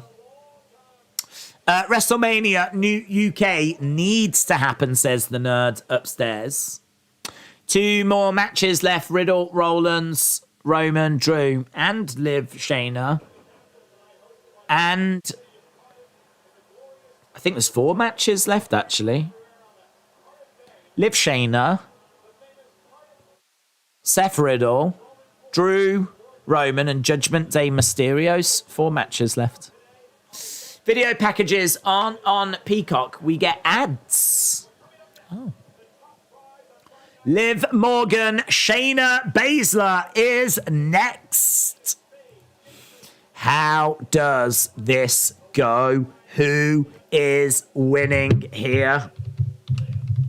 Liv Morgan, Shayna Basler. Which way is this going?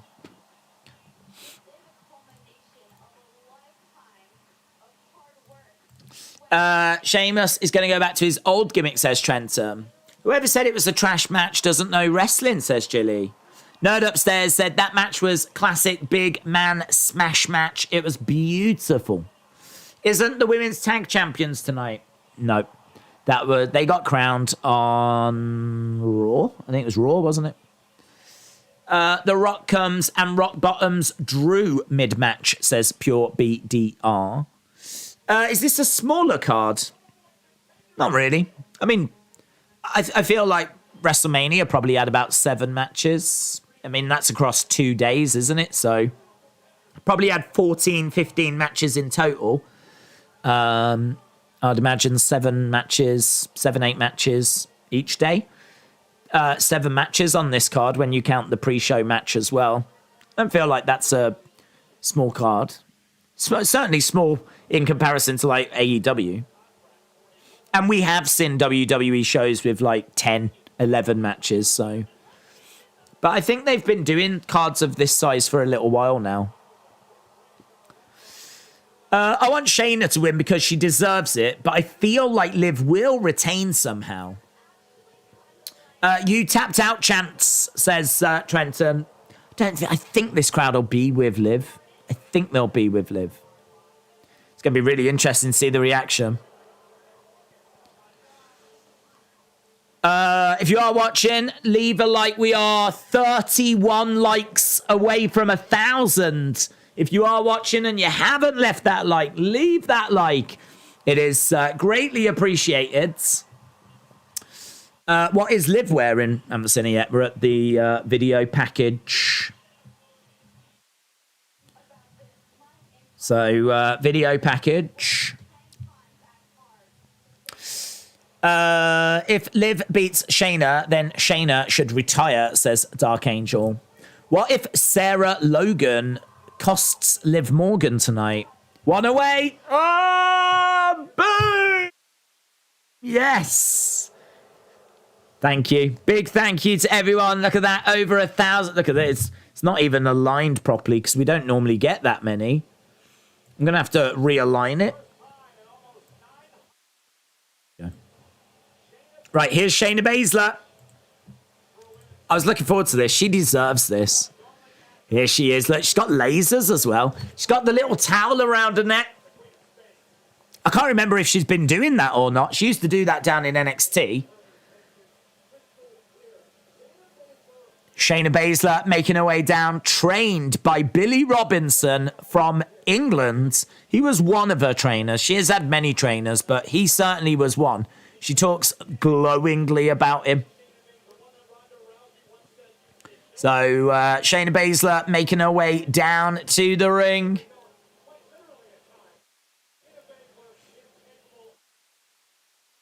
Shayna Basler is capable of hurting anyone. Shayna Basler getting into the ring. I feel that people are booing her. There are a few people applauding, though. But I feel like this crowd is going to be a Liv crowd. What channel is it on? Well, in the UK, it's on BT Sport 2 and it's on WWE Network. Hope she gets the dub. 28-year-old Liv versus 42-year-old Shayna Basler. Is she 42? Come on, Shayna. There he is. Leon Edwards. Leon Edwards. Yes. And he's got his UFC championship. I'm so pleased they got Leon Edwards there. I think that's probably thanks to the BT partnership. That's great. Billy Robinson gets mentioned. Ah! Corey Graves with a Billy Robinson mention. Right, here's Liv. Liv in white.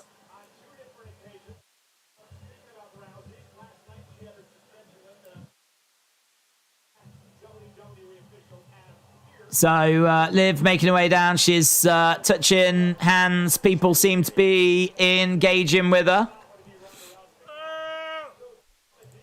It is always interesting to see what the response is going to be like. Eric Defcon Prime Dirigi said, Days, followed your advice. Now only 43 away from 500. You are the Nostradamus of the net. Thank you. Eric, shout out to you, dudes. I hope you pick up your 43. Tonight, get you to 500. That would be good. Let people know where they can find you. Liv, I love you, Liv sign by a young fan. She's getting a good response. It's not an overwhelming response, actually. I wonder if there'll be Liv chants. 1 fall! UK crowds do love that. Following matches for 1 fall. 1 fall! I don't know why. Boos for Shayna Basler. Definite boos. So, feel like the crowd is with Liv.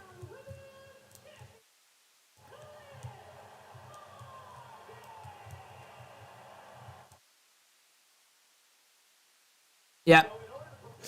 I predict a Liv victory. 1-4! I know, yeah.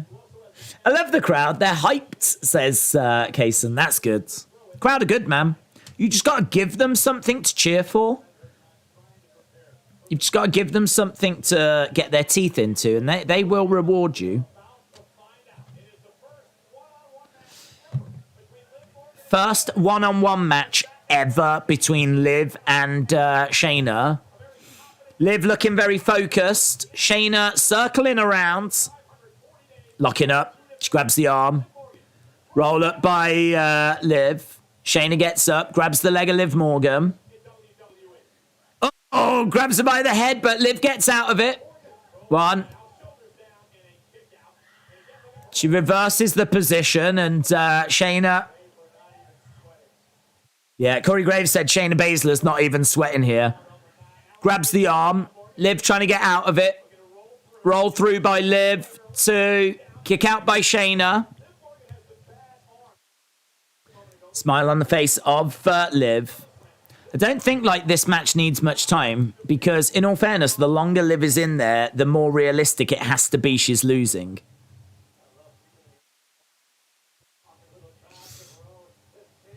Liv's ring gear reminds me a little bit of like some like it's a bit sensational Sherry-esque. Is that based on what Sherry wore at SummerSlam 92? Why am I getting really, really strong sensational Sherry vibes from Liv Morgan? I am getting really strong sensational Sherry vibes. To the point where I'm actually going to try to take a screenshot of it. Liv is up top. Liv Morgan goes to the outside. Shayna Baszler stepping through the ropes.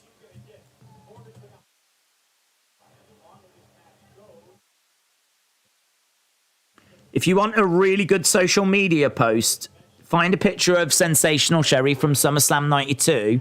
Get a picture of Liv Morgan, put them side by side, tweet it out. This match should already be over and Shayna should be champion. Shoulder up by Liv. Maybe Alexa will turn here and Liv will be possessed by Lily. Wow, the action went on the outside. I love that from Shayna. Shayna was sat on the ropes mocking Liv. She did her little sitting on the ropes thing. Liv's in the ring right now and Shayna has got the arm. Shayna going round and she's twisting the arm. Oh, my God. She twisted round on the arm and then snapped it back. Damn. Regardless of the outcome, they just need a good match, says Darcy. Days, the outfits are close.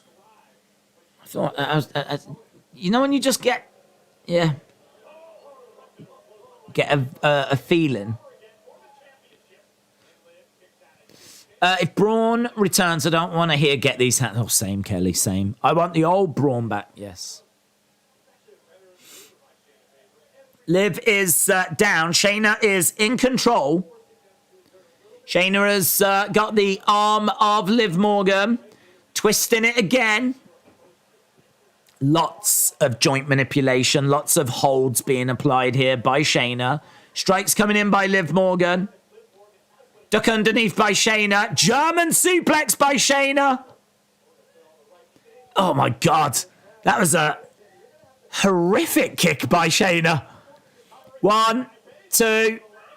Liv kicks out. Shayna is like 1, 2, 3. I did just tweet it. They are similar. Good, good, good. Well, have it, my friends.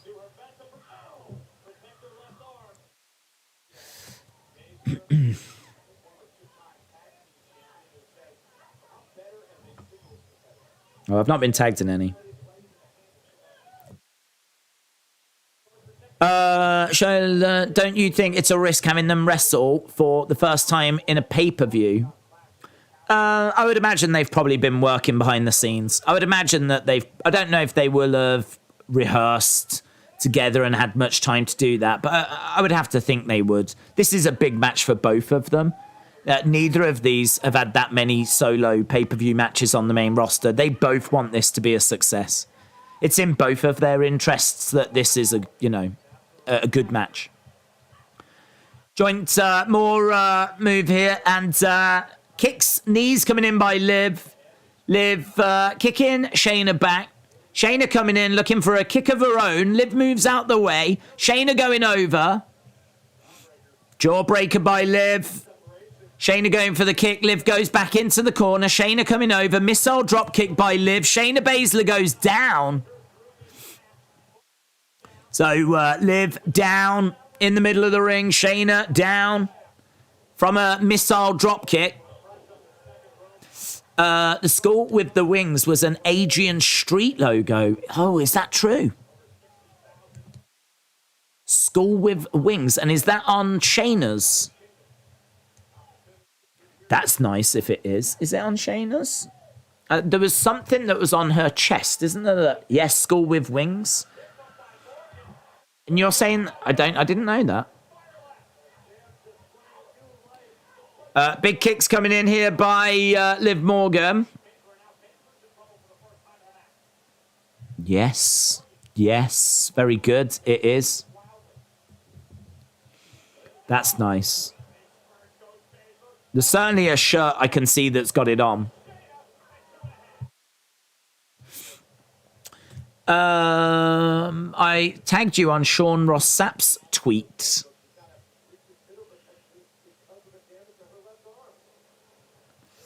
What's Sean Ross Sapp say? Sean Ross Sapp. Oh. There we go. Sean Ross Sapp's had the same thought, so fair play.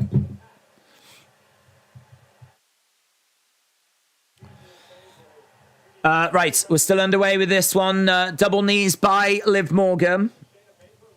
Shayna Baszler charging over. Knee strike by Shayna Baszler as Liv moves out the way. She goes up top. Another big knee. Down goes Liv. Shayna with the pin. 2. Kick out by Liv. Shayna Baszler frustrated. Love from Bangladesh. Shout out to you, dude. Shout out to MD. This is an incredible show, says Kaysen. Shayna Baszler's gone over. She's grabbing Liv. Liv seems to be like out of it. She's got the arm trapped. She wants to stomp down on the arm. Shayna Baszler. Boos raining down. Liv rolls through and she puts Shayna into a triangle. She's looking for an armbar. She's got an armbar. She's got an armbar on Shayna. So Liv has got an armbar on Shayna Baszler. 1, 2. Now she's trying to get... She hasn't quite got that armbar applied. Shayna Baszler. Watching Liv Morgan trying to armbar Shayna Baszler is just... I don't know. It's a hard sell. Stomps here by Shayna Baszler. Stomping on the arm. Oh, gut wrench. Gut wrench by Shayna. Goes for a kick to the midsection. Liv down. 2. Shoulder up. Shoulder up. Thank you for shouting out Bangladesh as I'm Bengali. Retribution, shout out to you. Nothing but love for everyone around the world. I can't believe anything Liv does in the ring but lose, says Tamar. Mitchell said, do you think they could be hiding a cage in the castle screen for the Riddle Seth match? It would be cool if it dropped out of nowhere. I mean, I don't think they are, but it would be cool if it dropped out of nowhere. Yes, I do agree with that. If a cage comes down out of nowhere, yes, that would be cool. Working on the arm again. Strike coming into the midsection. Liv Morgan pounding away on Shayna Basler. Liv going in between the legs of Shayna. Smashing Shayna's head into that top turnbuckle. Liv is down in the middle of the ring. She's trying to go over, jumps up, grabs Shayna, tries to powerbomb her down and does. Shoulder. Oh, nice reversal. Karafuda clutch. Karafuda applied, but Liv is trying to break out of it into an armbar. Armbar. Armbar. Armbar, but Liv rolling. And she gets over to the ropes. Liv Morgan gets to the ropes. Liv Morgan was trained by Matt Riddle with submission holds. Yeah. I don't know how long she spent with him. We saw a little bit of footage. I mean, it's the right thing, but they've just not spent enough time showing us. I mean, Shayna Baszler's UFC. Kick coming in. Codebreaker. I'm surprised they gave it the Codebreaker name. 1, 2. Liv pins Shayna. Liv Morgan wins. I'm surprised he said Codebreaker. I thought he would just go double knees.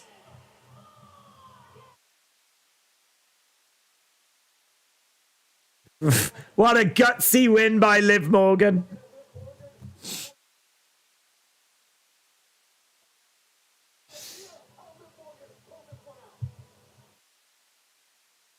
And the crowd go mild. Liv shouldn't be doing that, says Jose. Liv wins. Liv wins. Liv retains. Yes. Liv lives to fight another day.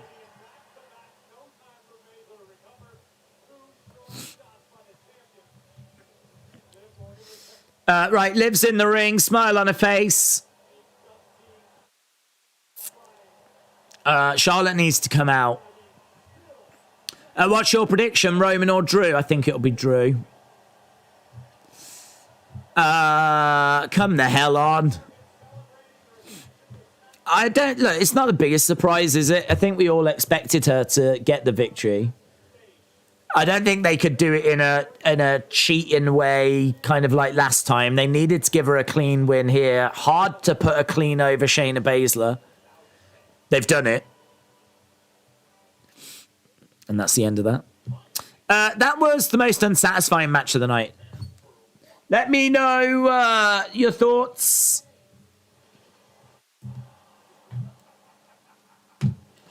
Out of 5, what would you score it? Decent match, was never going to live up to the IC match. The crowd can now come back from the food break. Good for Liv, says Ghost Rob 38. Ethan said, do you think Bray could return? Yes, I just don't think it'll be on this show. Cal said, I keep thinking someone's coming out how long they stay in the ring. That was the worst match. 3.5. 3, 2, 3. No Charlotte. 3.5. How has there not been any returns? Denise says 4. 3, 2, 0.5. 4.4, 3. 3.5, 3, 2. Yeah, not crazy scores. Okay, well, we're, halfway through the show? We're an hour and a half through. We're 3 matches down. 3 matches to go. We're either going to get a big return or something's got to happen, says Jadon. Bray and Braun could return as the Wyatt family. When did Street Profits Madcap have a match? It was on the kickoff show. Little advert for Worlds Collide. They have announced, by the way, that there is a press conference straight after. So I don't know where that press conference is taking place, but there is a press conference after Clash at the Castle.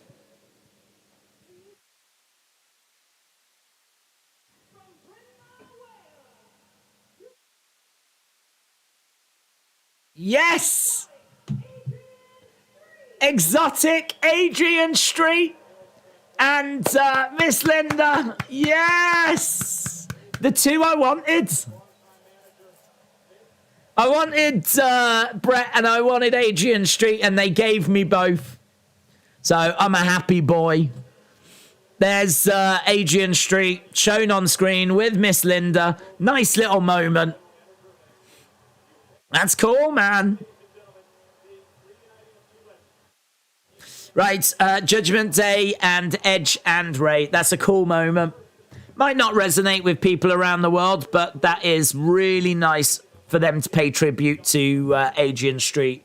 There's a documentary all about Adrian Street on the WWE network. If you want to learn more about him, and I suggest you do because he was quite the character, then it's on the WWE network. That's cool, man, isn't it? That's cool. My guess is on BT Sport. It is on BT Sport right now, yes. Are they the only Welsh wrestlers? No, but they're the biggest. They're the biggest. It's time for Judgment Day.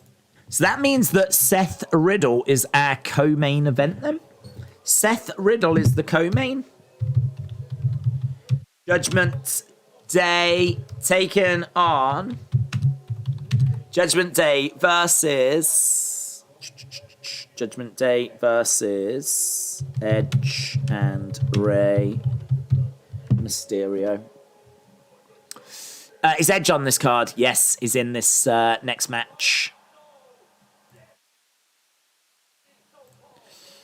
Okay. So, Gunther won and Liv Morgan won.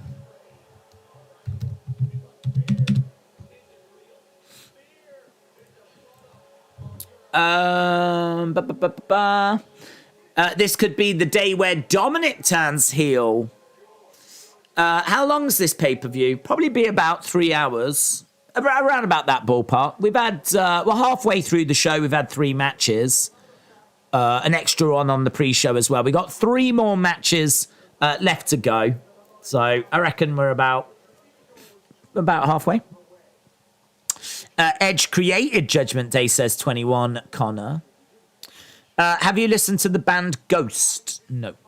Sonny, hope you're well. Adrian Street is a copycat of Adrian Adonis. Other way round. Guest 123 said Drew is going to beat Roman. Gunther will beat Sheamus. Riddle will beat Rollins. And Judgment Day will beat Edge and Rey. Liv's attire was inspired by Sensational Sherry. Very good. Very good. Ledge Killer, enjoying the show so far. Hayden said, after the Dom heel turn, do we get a celebration with Rhea and Dom a la Edge and Lita? I don't think so. I think Buddy Murphy might have something to say about that. And also, I don't think Dominic's old enough to actually get intimate with a lady, so I don't think so. Can I get a fist bump? God, you're needy tonight, aren't you, Miss Clown Monkey? You blow me a kiss. Can I get a fist bump? Please. Please. Sure. There you go. Right, here we go then. Rey Mysterio. Boyaka, boyaka. 619. Days, will you be streaming Man United Arsenal? No. Here's Dominic and Rey. Did they back out? They backed out? Why did they back out? They seem to, like, back out. Do you think they were making that bleeping noise as they did? Beep, beep. This Mysterio is reversing. I don't know what... I'm going to have a look at the replay. I don't know what I saw. Oh, no, they walked out.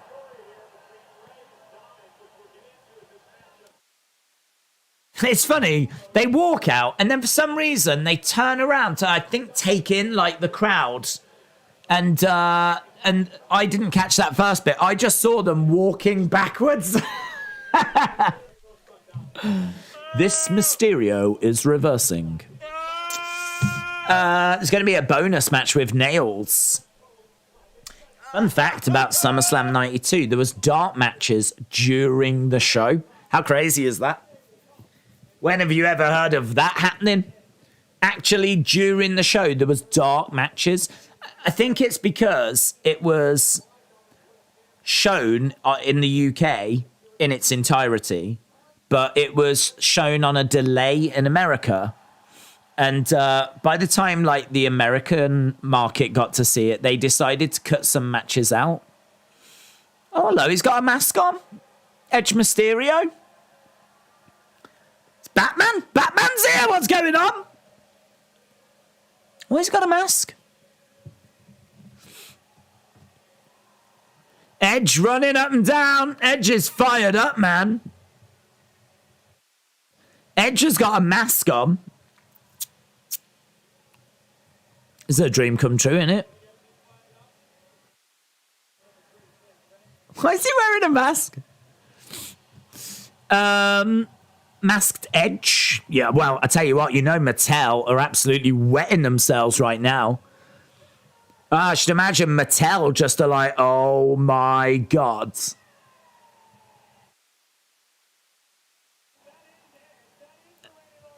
Don't worry, Saxton, that is Edge. Guys, do you think Edge couldn't make it? So they've just had to get someone and put him in a mask. It's not really Edge. It's just someone that looks a little bit like Edge.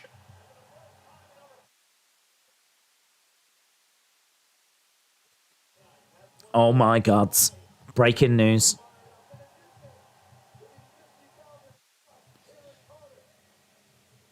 Oh, no, it's Edge. He's took the mask off. It is Edge, guys. It is Edge.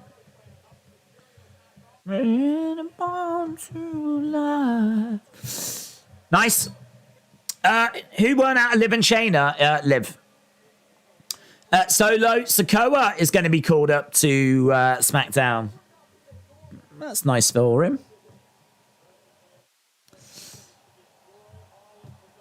The Rated R superstar in the ring. Edge is here. Crowd on their feet.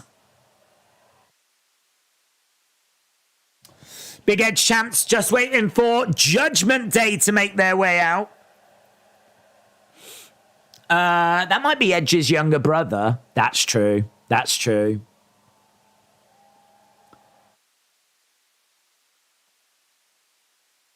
Okay, so Edge looking around at the crowds. Drinking it in, man. That's going to be Dominic's heel mask. Oh. Here's Judgment Day. We got CGI. Storm swirling around. Lightning coming down. The Judgment Day. So, there they are. All three members of the Judgment Day. So, we had... Got to jot down a few things. Adrian Street. Masked Edge. Here's the crowd are singing. So here they come. Judgment Day making their way down, getting quite a big entrance. Crowd are booing Finn. That's a shame. I thought he'd actually get quite a good reaction, Finn. Obviously, he's from Ireland. Who's your favorite superstar? Currently? Don't know, to be honest. Maybe Gunther or Asuka. I feel like probably one of them. Or maybe Roman. I really love what Roman's been doing. Or Sammy. It's probably Sammy. I love Sammy. It's probably Sammy. Rhea Ripley on the outside. Why would they do him? He's from the UK. Finn Balor isn't. He's from Ireland. I think he's from the Republic of Ireland, which isn't the UK. It's only Northern Ireland. Edge looks great for 48. Yes. Okay, so Judgment Day have made their way down. We're going to be starting this match. I'm predicting Beth Phoenix is going to make an appearance, says BBB Yipsy. I just realised that Priest is trying to be Razor Ramon, says Chris. Dom will turn heel by attacking Edge. Then, whilst Rey is yelling at him, he starts making out with Rhea. Well, it sounds like he'll have a good day.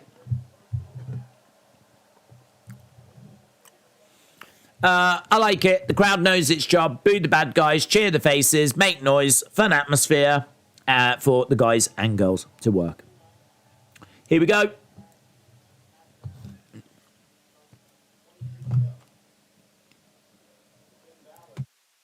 Finn Balor in the center of the ring. Starting us off against Rey Mysterio.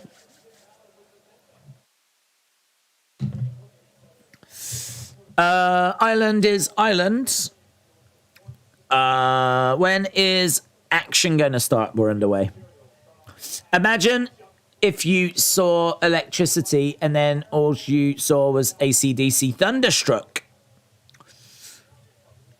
Okay, we are underway with Finn Balor and Rey Mysterio. Mysterio going into the corner. Who is from England? What, in this match? No one. On this card, Pete Dunne and Ridge Holland. And I don't think anyone else. Big strikes coming in by Rey. Kick to the midsection. Over the top goes Balor. Kick coming in by Rey.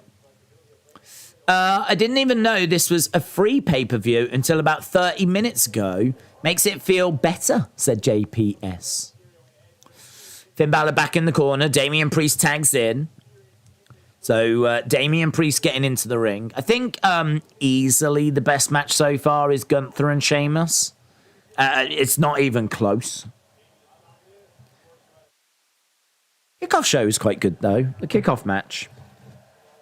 Damian wants Edge. He points at Edge. Crowd cheering away. They want Edge as well. In he comes. In he comes. I think it will be Edge to betray Rey Mysterio and join Judgment Day back, says Aaron. Drew's from the UK. Roman is going to win because he's the man, says Garnet. Will you jump over to UFC after this, says KH Wrestling MMA. Well, straight after this, we got to do the review. So, probably not. I mean, I don't know when the main card starts. I think we might end up missing it. Unfortunately, I mean, if UFC was on at like its normal time, we could have done it. But it's just UFC are in Europe. Big strikes coming in by Edge. Yeah, I mean, the main card starts in 15 minutes. I think it'll be over by the time we're done, to be honest.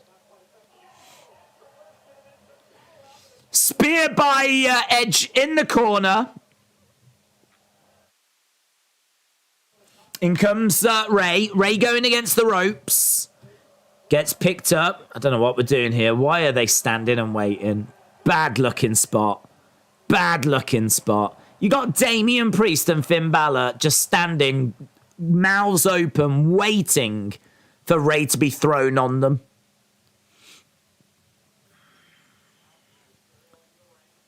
I think Edge. I mean, he catches Rey, and I think like it just takes him a moment to get his balance. It wasn't like a fluid thing.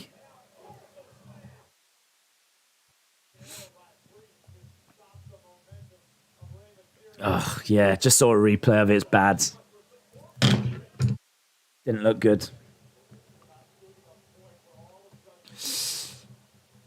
I hate that spot anyway. I hate that people getting thrown on the outside, landing on people spot for that very reason. If there's any delay in it, which is going to result in them having to stand and wait, just makes it look even worse. Comes crashing down on Rey. So we are underway with this one.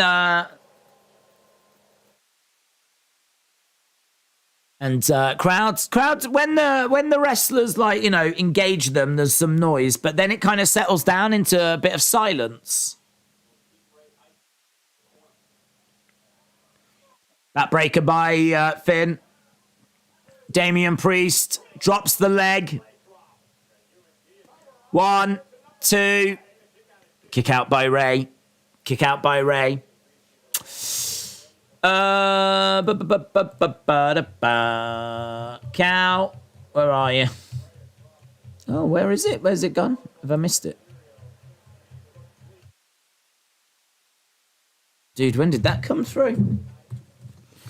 I'll see if I can find it. Against the ropes goes Rey Mysterio. Super kick there by Damian Priest. Just trying to find this super chat. I don't think did I read it from Cal? At the moment, Damian Priest is in control. Damian Priest looking good at the moment. Ah, there it is.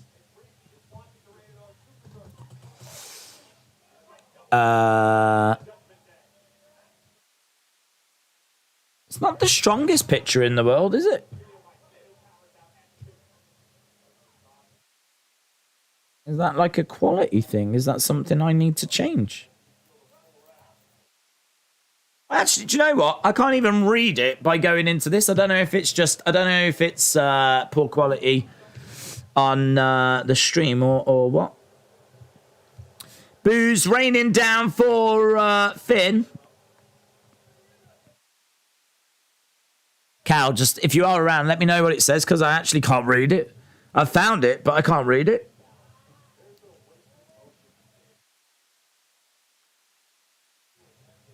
Can't even make it out. Rubbish. I feel like this has been a bit of a low point for the card, says Scott. I agree. Dylan said, can we all agree that Dominic is probably turning and joining Judgment Day? I think so. What about the Tapology group? Can't you just make it last for the 2 events of UFC? It runs anyway. I don't physically control that. That will just run anyway, so. Cal said the quality is 720. I thought you knew that. Yeah, but 720 I didn't realise was that bad. I thought 720 was still at least watchable. I thought you could still make out what the chat says. Can you not even read what the chat says? I mean, that sucks. To be honest, that's rubbish. It's 720s because if we get a bit of lag, we get it more when we increase the quality. I don't know. We're not going to bother messing around with that now, but I will 100% get that fixed in future because that's rubbish. I swear it's not normally that bad when I watch it back on my computer. I don't know.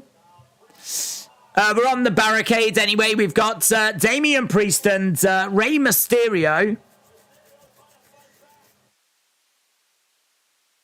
I do agree the crowd not massively feeling this one at the moment, but Damian Priest goes crashing down onto the barricades, gets his crown jewels caught. Clash at the Castle.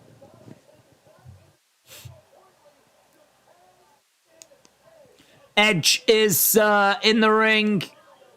Rey Mysterio trying to crawl his way over.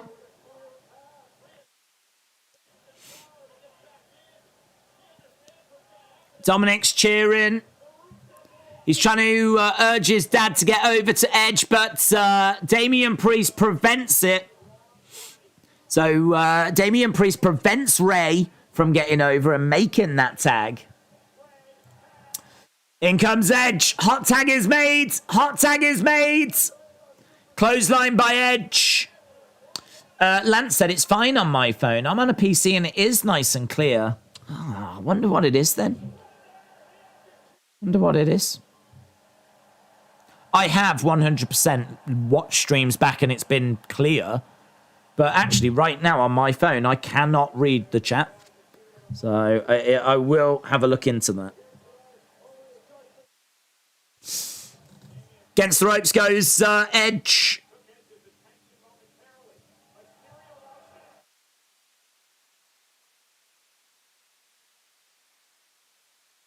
Edge is in the ring. Against the ropes. 619 to Finn Balor. So Edge with a 619. Rey, big splash. Edge going for the pin. 1, 2. And Damian Priest makes the save. Damian Priest makes the save. It's official. The Fiend is going to destroy Roman. Source WWE Mania. What the hell's that? On the outside goes Edge and Damian Priest. They spill to the outside. Crowd a little bit more into this now. Holy ship chants as a spear. So Edge with a spear in between the ropes. Rey Mysterio gets thrown out of the ring. Finn Balor is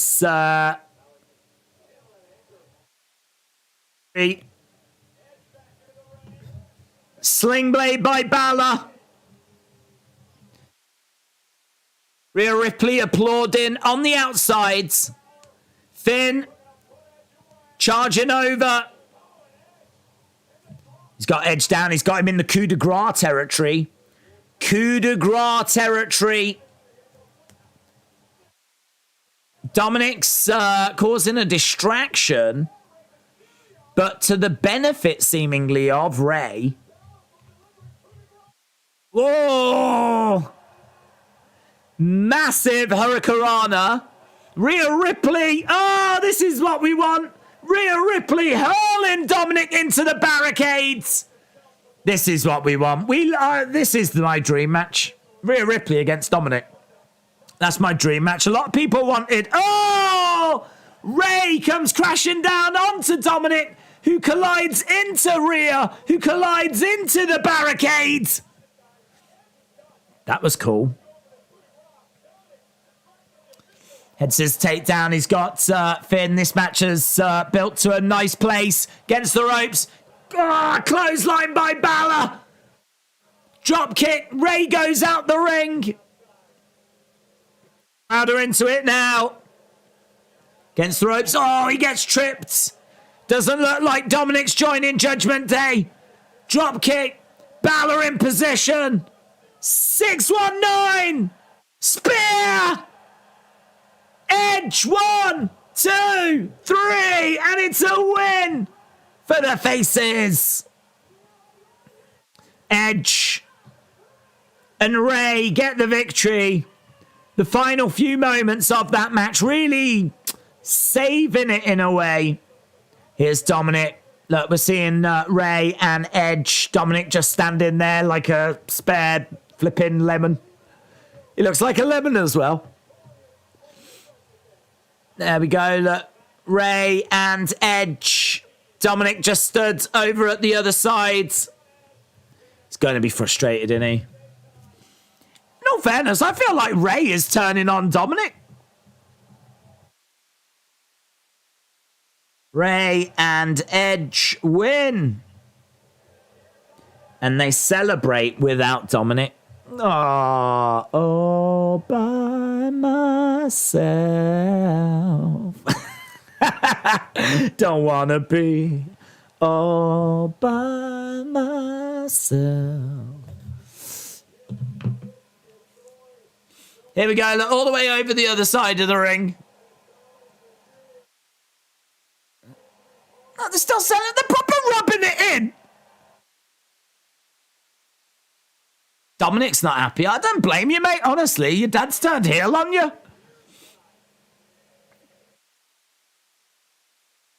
Oh, he's frustrated. He's frustrated. Oh, low blow. Low blow by Dominic. Low blow by Dominic. Dominic turns. Dominic. Low blow by Dominic. He hasn't turned on his dad. He's low-blowed Edge. Listen to me, please. Listen to me. Oh, he turns on his dad. He turns on his dad. Dominic lays out Rey. Dominic lays out Rey. Judgment Day laughing their heads off. Yeah, low blow to Edge. Look at that, got there. Can't believe it. The biggest shock at Clash at the Castle. Dominic turns. His dad. Boos are raining down for Dominic. Oh my God, the scenes. Oh, it's the scenes. This is inhumane. Judgment Day like hyenas in the corner, cackling away. They are loving it. They are loving it. Some of the scenes as well. That is the biggest turn since Hulk Hogan. That is the biggest turn since Hogan. WCW. A low blow to Edge. Look at that, he even rips his yellow shirt, a bit like Hogan. Oh, and there he goes, throws his shirt down. Dominic shocks the world. Shocks the world. I can't believe it. Well, I can, I've seen it. Holy moly. That crowd is stunned. They are stunned.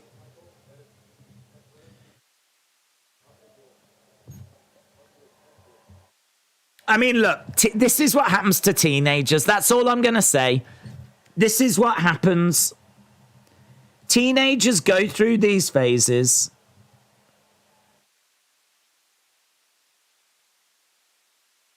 He's young. He'll grow out of it. Look, Rey's like, please, please forgive me. He's gone down onto his knee. Look, Edge is like, you're all right. You're all right. You're all right. It's not your fault, yeah? It's just your douche, son. Come here. It's all right. I don't blame you. Imagine if he attacked Rey like Eddie back in the days, says Ambrose. Dom turn took too long for it to matter, said Whisperance. Mick said he's not a teen. He looks like a teen. It's as good as being a teen. To be honest, he looks like he's bulked up a little bit. Day's going to NXT like Dom. He is probably going through puberty. No UFC stream tonight. Sadly not. It's on at the exact same time. Like, it's on now, which really sucks. Liv Morgan versus Dominic Mysterio next. Ariel Helwani interviewed Triple H. I saw it, yes. I saw it. Isn't Dominic in his 20s? Maybe from an actual age point of view. I'm looking at it more from a physique wrestling ability point of view. It's the first time I've ever been interested in Dominic, says Bama. Oh. See if I can get his number for you. That moment someone walks in and you're shouting, yes, destroy your dad, Dominic. Yes. Legend Killer. You see me personally, I would have to rock Dominic. The mullet turns! The mullet turns! There we go. Shocked the world. Dominic is heel. What if Fiend attacks Roman and Drew wins the championship? I think it'd be a bit rubbish. Because I think if Drew's going to win, it should be because Drew deserved to win, not because the Fiend helped him win. Dominic is 25. Whatever. We all know secretly he's 17. Wikipedia can tell you he's 25. He's about 17 in real life. He looks about 12. How many matches have we got? 2 more. In that moment, says Rev, mullets became cool again. Betrayal at the castle. Betrayal at the castle. Jonas says mullets were never cool. You watch now. Now everyone is going to want a mullet. I want a mullet. After seeing my spirit animal, 12-year-old Dominic turn in there, now I want a mullet. Who's interested in a Dominic heel turn? I think it's just jumping the shark, says Whisperance. Listen, Dominic just shocked the world. Shocked the world. Dominic's going to beat everyone up now, says Izzy Girl. Dominic about to beat everyone up. Dominic's not going to join Judgment Day. There was a good way for him to join. I didn't realise it started. I've missed a lot. Have I missed anything good? Dominic, who has got a mullet, just turned on his dad. That is the biggest thing you missed. Here's the attendance announcement. AWC Legend said press conferences YouTube. Appreciate it. 62,296. A little bit lower than I thought, actually. Still, 62, just over 62,000 is not anything to look down on. Does feel like more than 60,000 there, doesn't it, in all fairness? Wonderful pictures. It looks great. I love their red jackets as well. Them red jackets look good, really, really good. Chris said Days is 21. Dominic is still 8. That feels about right. Press conference 5 minutes after. We will be, of course, sticking around for that. I like the press conference idea. They do it for UFC. It's a good idea. Riddle against Seth Rollins, then. This is going to be our next match. All right, here we go. So, Edge and Rey win. Dominic turns.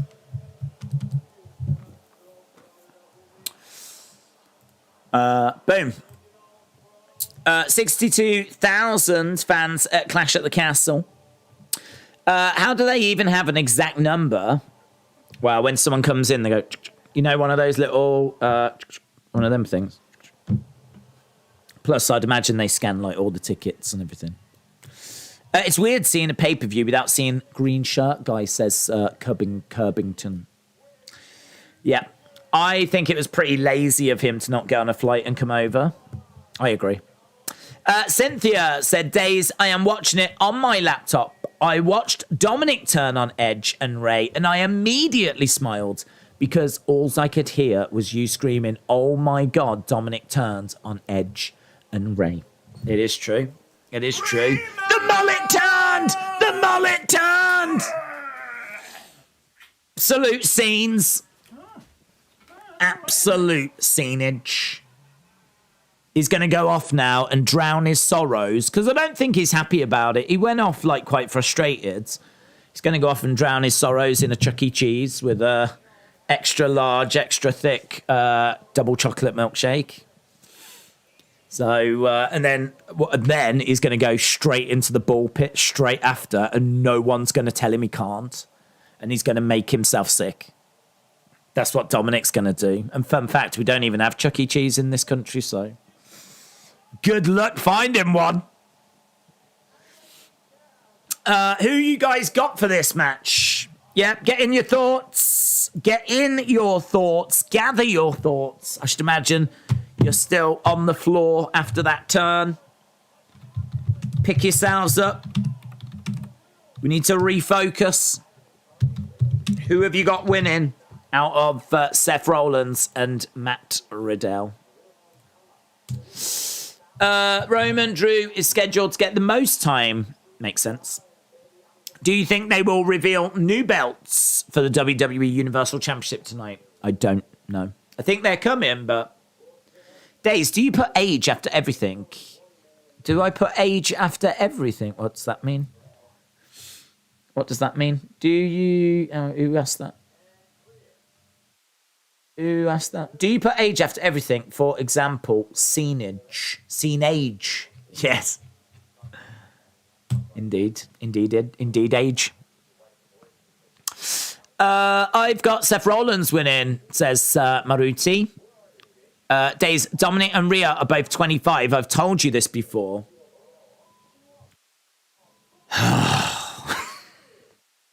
That's my reaction. That's my reaction to that. Can people really not take jokes? Is that where we are in 2022? The crowd is going to be lit for Seth frickin' Rollins. The ring used to be used for Clash at the Castle. Will have a hole in it, says Shift. I did see that image actually doing the rounds, yeah. I did see that. Quirky. Bro. Here we go. Here we go. Seth Rollins. Matt Riddle. He's coming out with his scooter. Bro chants. Riddle is making his way down to the ring.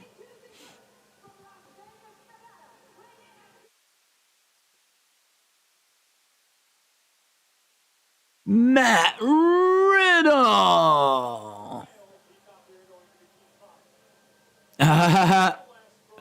It is very Bikini Bottom, isn't it? That's very SpongeBob. Why is he wearing like SpongeBob in quite inspired attire?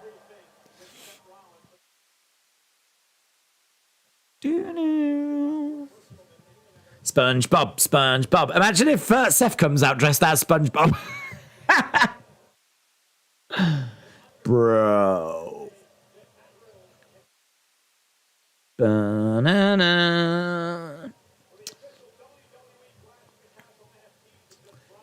The official Clash at the Castle NFTs have dropped, guys. Don't you dare think they haven't, because they have. Biplob said, are you going to stream Hamzat against Diaz? Oh, I definitely want to do that, yeah. I mean, tonight is... it is just a fight night, but it's a pretty big fight night. We've got Cyril Gane in action and Taito Ivasa, so it's frustrating.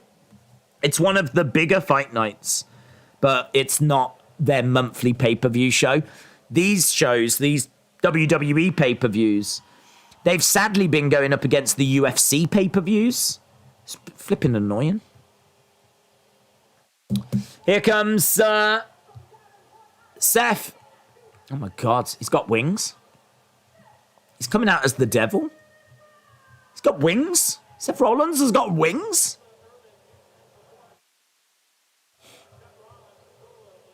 Crowd are singing along. Burn it down. He's come out in like a red suit and wings. That was unexpected, wasn't it? Titus O'Neil joins the Bloodline.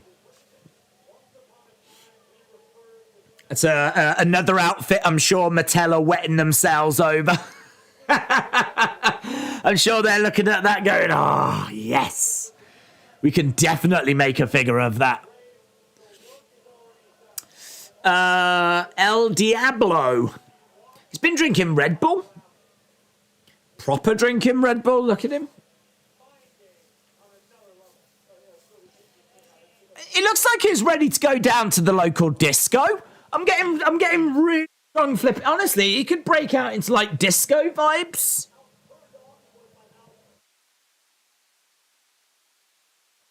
Crowd are absolutely loving just singing his entrance music. It's like he's channeled his inner flipping Elton John. Is that what he's done? It's got like glasses, the wings. The outfit is slightly flared as well, like it's from the 70s. I have no idea what's inspired that. I have no idea. Well, a demon? But like a funky 70s Elton John demon?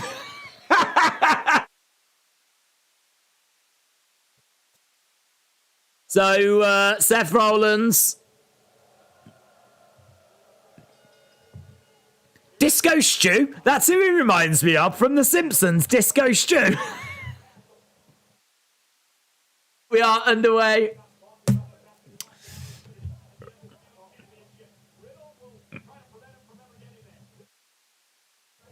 Right.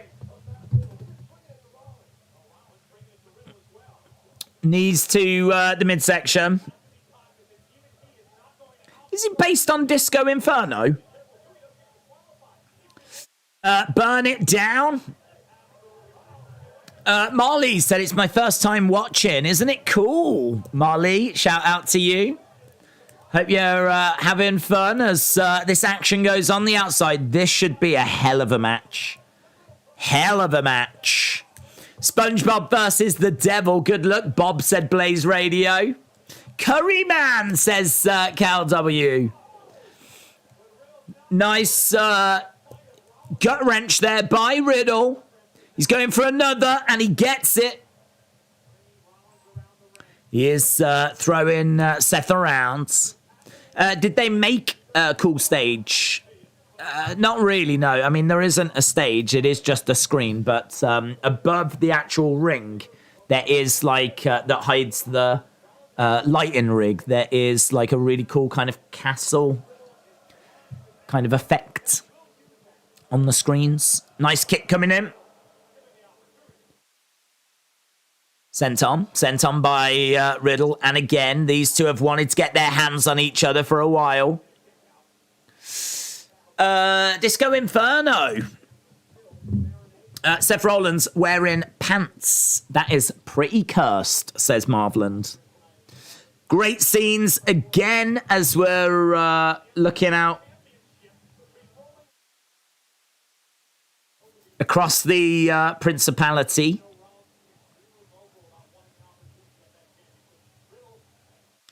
So we are well over 2 hours into this.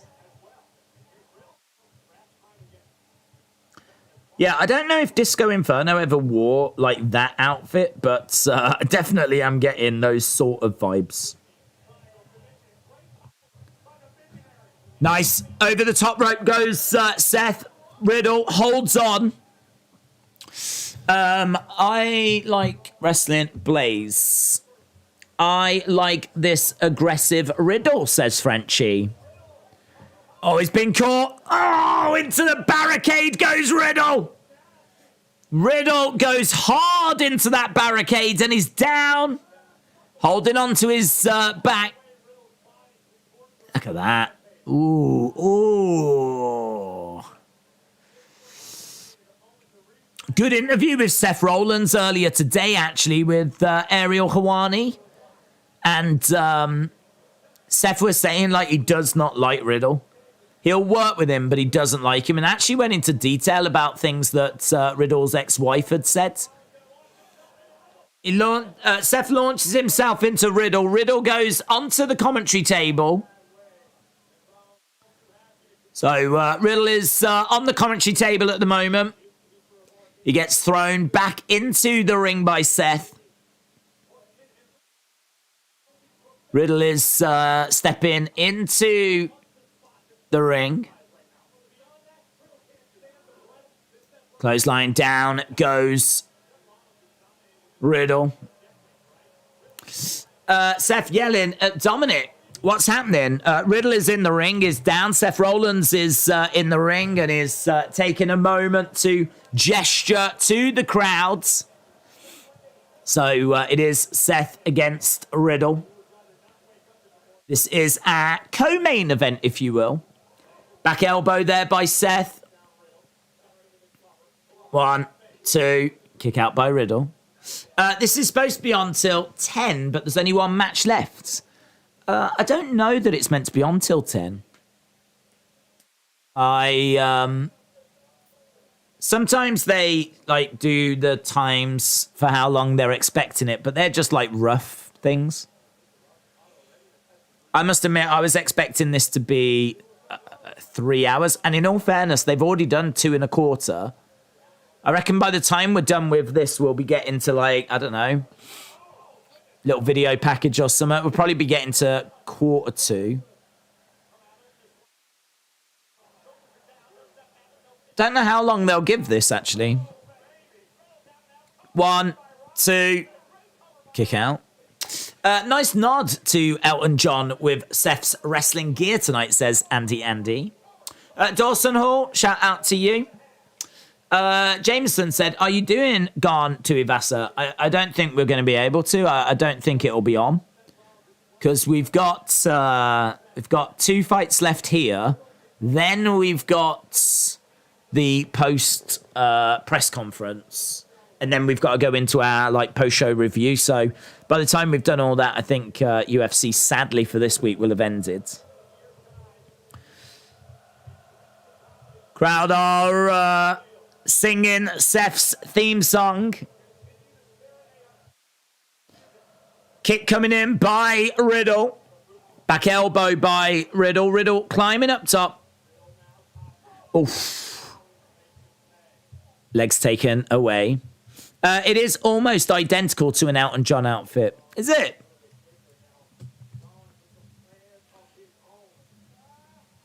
That's crazy. Is that doing the rounds on social media, is it?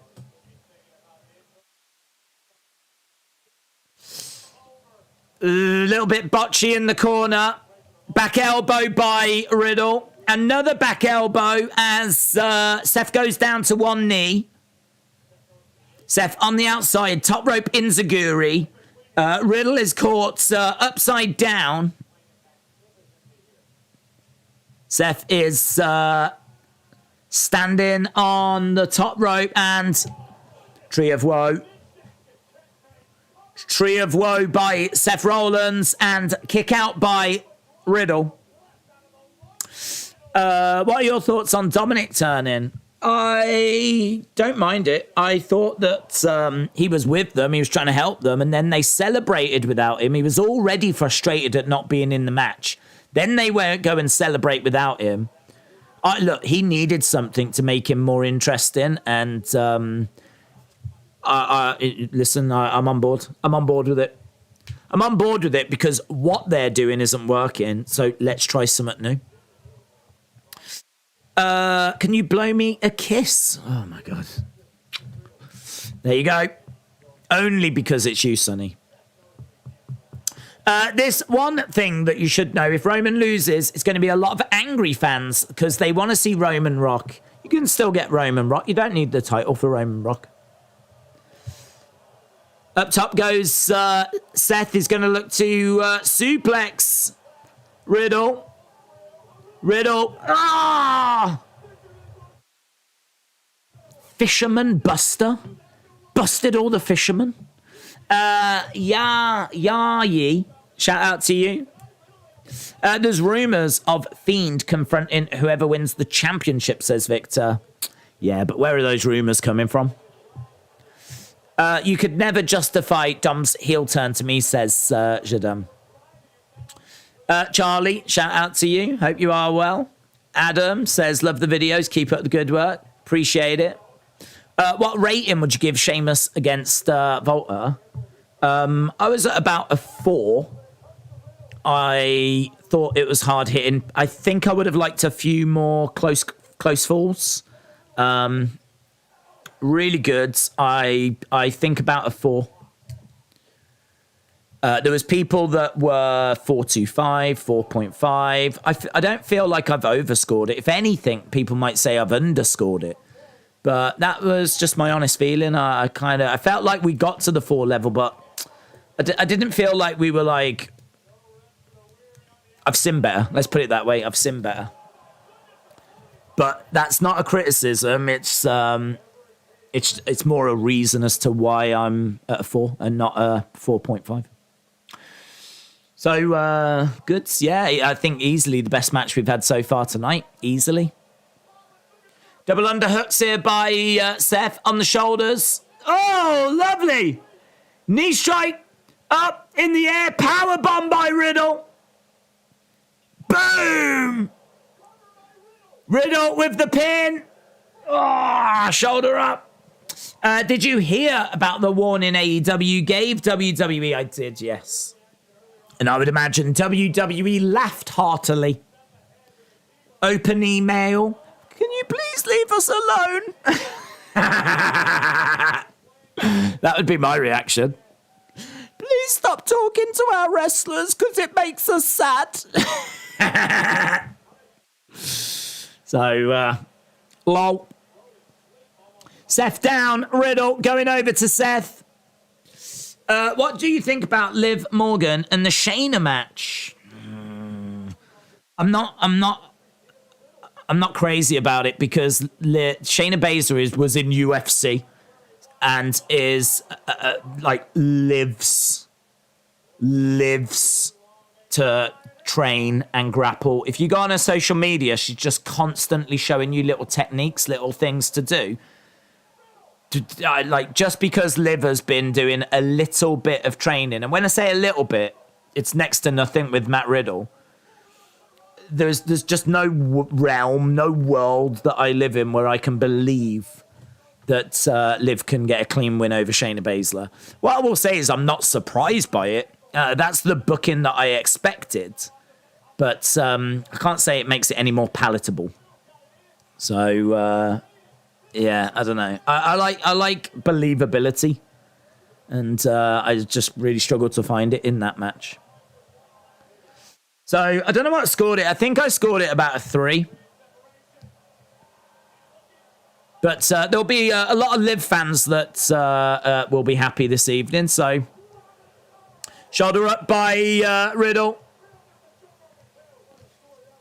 There was like a triangle that was being applied. It's like a Styles clash by Seth Rollins. So Riddle had a triangle. Seth turned it into a Styles clash. He managed to connect with it, but only got a 2 count. Nice.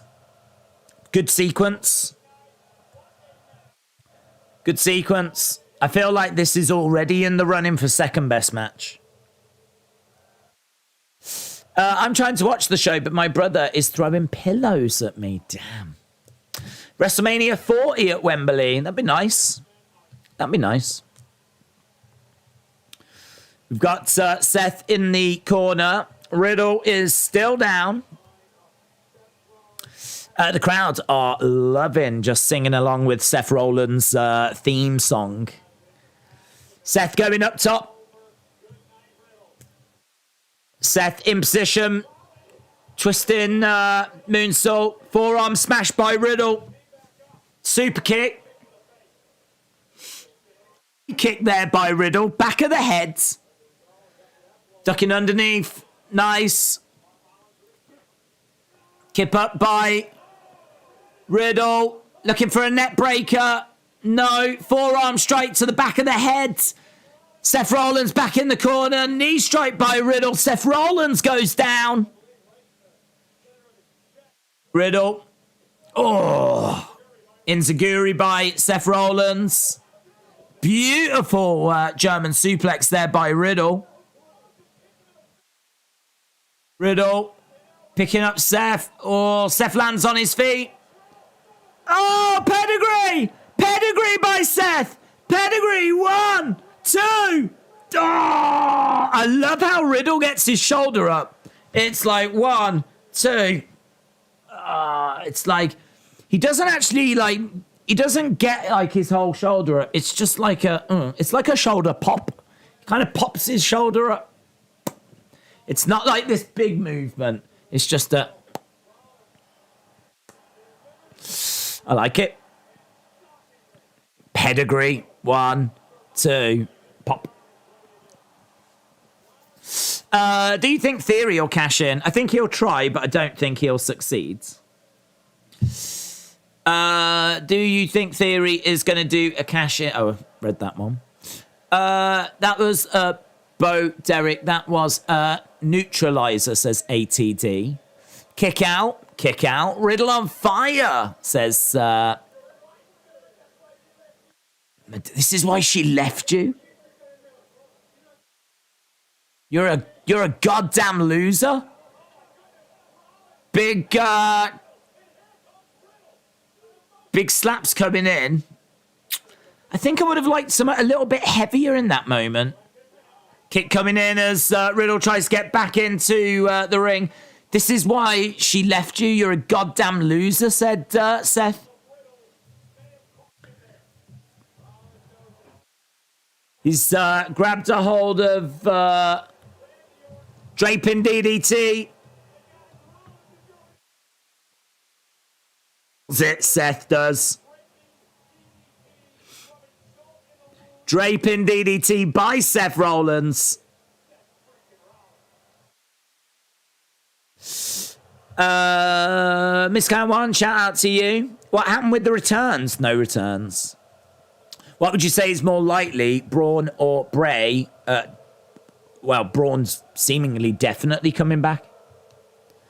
But I don't think it'll be on this show. There's rumours it could be next week. But there's no rumours for Bray.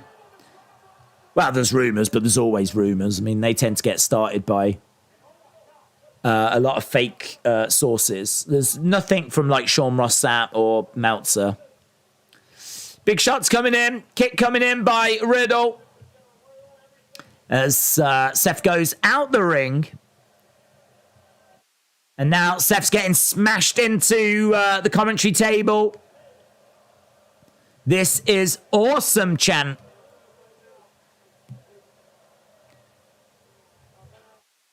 He's got a chair. He's got a chair. Riddle with a chair, and he goes to smash it into Seth's head, but Seth moves out the way in the ring. Curb connects. Curb connects. So Riddle tried to smash that chair into Seth Rollins. Seth Rollins moving out the way, getting in the ring.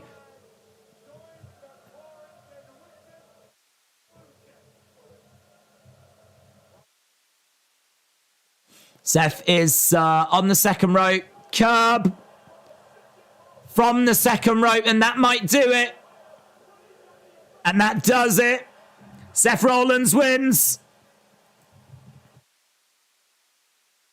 Seth wins. Getting your thoughts on that match. A second rope curb stomp.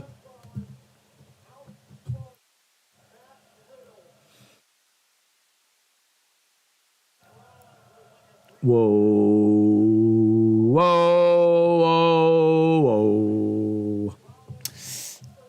Finally, Seth picks up the win.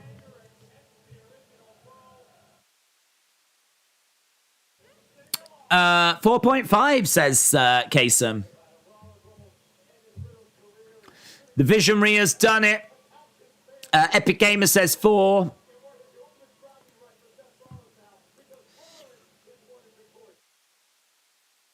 Was that better than Gunther Sheamus? I say no. I think Gunther Sheamus is better.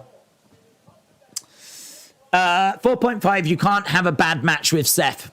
425, 425, 5 out of 5. Lots of people loving that match. 4.5 for... Who do you think's more likely, Braun or Bray? I don't think either will be on this show. But I do think that you'll see Braun next week. 7, 5, not as good as Sheamus against Volta, says Mr. Unfamiliar. Seth is gloating, crowd is singing, Riddle's looking very upset.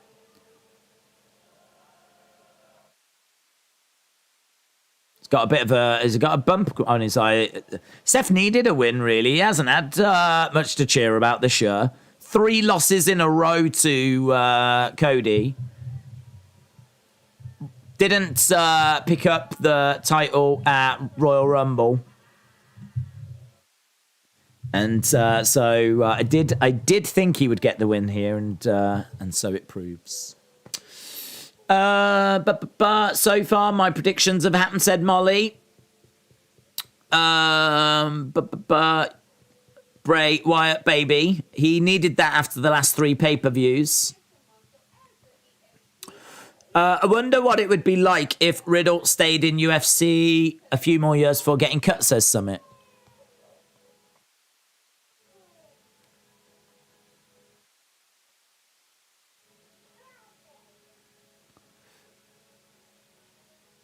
As much as I want Bray to return, he's not going to return, says Sonny. What do you think about Imperium? What do you think about Imperium? I think it's pretty cool, yeah. I think there's lots you can do with Imperium. So I thought that was quite a nice moment. What's the next match? It is our main event of the evening. Main event of the evening. So it is a victory for Seth Rollins. We'll add him to the winner's scroll. I'm watching Clash, Legend Killer, shout out to you. That was not fire, in my opinion. It was overrated, said Mole Jam. I need Drew to win because I'm bored of the Roman stuff, says Charlie. Broken Dreams. Yeah, I would expect Broken Dreams. I think it's a bigger talking point if you don't get Broken Dreams. Willie Teague said, when do you think we see Sasha and Naomi? I thought it was going to be tonight, to be honest. I really thought it was going to be tonight. So I'm going to say next week.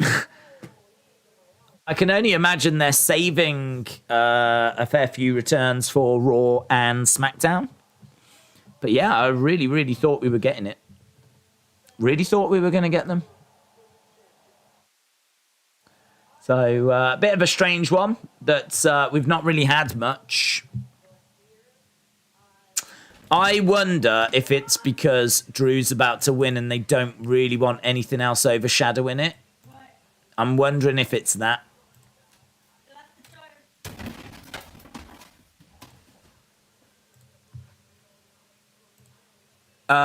If Broken Dreams is back, then Drew wins 100%. Miss Can One said, here we go, Hogan versus Charles Robinson. Philip said, are you enjoying the show?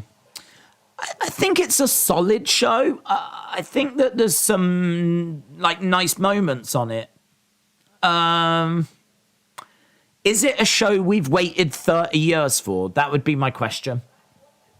I think it's a solid show. I think there's been nice moments. There hasn't been that moment, though, has there? There hasn't been that moment. I mean, look, Gunther Sheamus, I thought, brought it. I think that Seth and Riddle was good. But,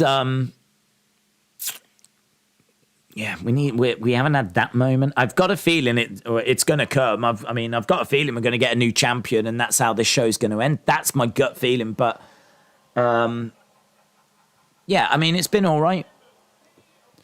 I think it's struggling if you put it up against SummerSlam. I thought SummerSlam was very impressive. I think Bray could return, said Gaming with Ma. Is Drew the moment? Drew's going to be coming out next. If you take away Bulldog Hot, SummerSlam 92 was terrible. That is true, actually. That is true. That SummerSlam card is not good. I've watched it many, many, many, many times. The matches are pretty dull. You're not wrong. Great crowd, though. We're backstage and Roman chatting to Tyson Fury. So that's interesting, isn't it? Tyson Fury chatting to the tribal chief earlier today.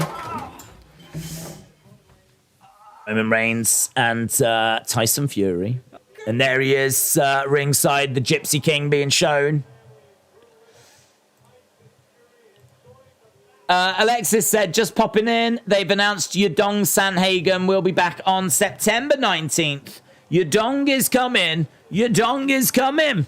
Carrion is ringside. Carrion is ringside. That's interesting.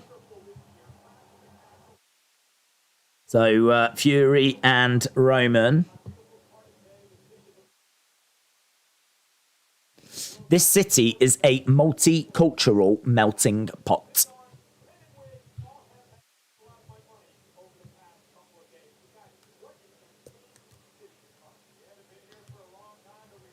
We haven't been here for a long time, but there's some nice shots of Cardiff. So Carrion and Scarlett sat at ringside. They're just showing off bits of Cardiff. So Alexis, shout out to you, dudes. Time for our main event of the evening. There is the stadium. Is Robert Plant there? They haven't showed Robert Plant. The show ends with Heyman coming out saying it was only for one championship, not for the Universal, says Shy's Garage. That would suck. I really think that would suck because all the graphics say Undisputed WWE Universal. So for Heyman to come out and say, oh, actually, it was only for one, I think that'd be cheap. The only moment is Dominic's turning heel, said Mr. Channel. Fury's going to get involved. Cross is going to jump over the barricades. Tony Ferguson, after retirement, can play one of the great heels in WWE, said Summit. They're going to find a way to screw Drew. Come on, Roman. Just hit it 2 years. They won't let him lose, says Mohammed. Samuel said, shout out before the main events. Shout out to you, Samuel. Karrion Kross is going to be Cross. Mitchell said, Days, just wondered for a little history. I'm from US. I don't know about UK. Why is it Clash at the Castle? Is there a castle there? Yes. So there's a castle in Cardiff, which I believe might be this one. I did Google Cardiff Castle, and this did come up, so this might be part of it. The thing with a lot of the castles in the UK is they're obviously very old, and so some of them are just ruins. We've obviously got some complete castles as well, but there are a lot of castles that are just ruins. So it's hard to know exactly what Cardiff has got from a castle point of view, but they do have... They've got an outer wall. I mean... I don't know. It's not... In fairness, I'm not going to be able to show you because a lot of it is green grass and that won't show with the green screen. But if you Google Cardiff Castle, then you'd be able to find it. But basically, there is...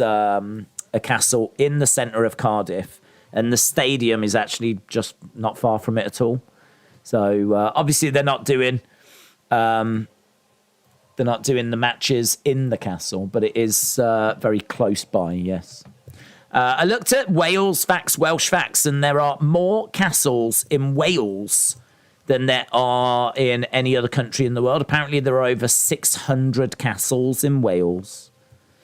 So, yeah, pretty cool. So that is why, Mitchell. William said, shout out to the mods. Great work, squad. Absolutely. The mods doing God's work. God mode. Did Cena show up? No. Drew wins, then Cross gets in the ring and challenges Drew right there and then Cross becomes the new champion. Edward said they should have done Clash at the Palace, where the Queen referees every match. Charlie said, is there UFC today? Sadly not. It's actually on right now at the exact same time. It's really annoying that UFC is normally on, obviously, much later. And I was really hoping we could have done both shows, but they've clashed at the castle.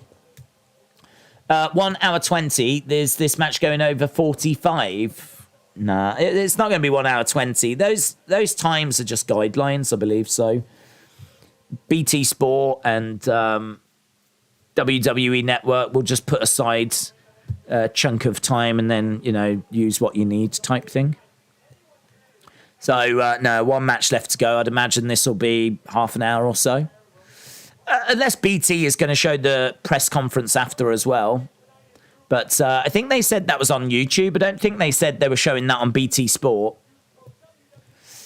I hope Roman wins this and keeps both titles. It just doesn't feel like time yet. Well, we've asked people in our poll, and we've had over 7,000 votes. And 56% of people said there will be a new champion. 15% think that Drew will win, but he won't win the belts. And 29% have said no.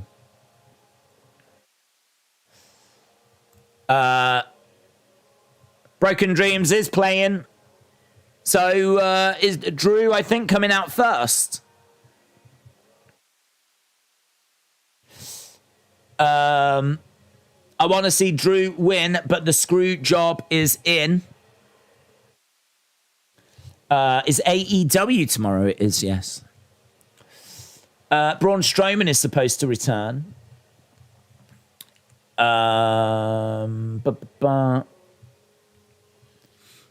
So we're just looking at a video package.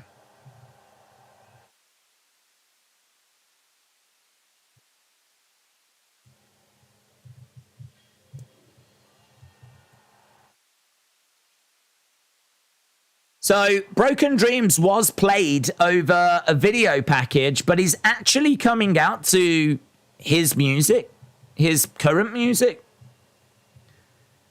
They did still play Broken Dreams, though, in all fairness.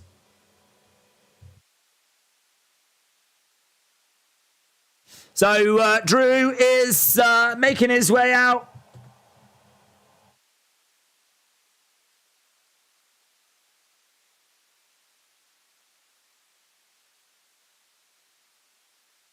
Drew walks out in Cardiff. Drew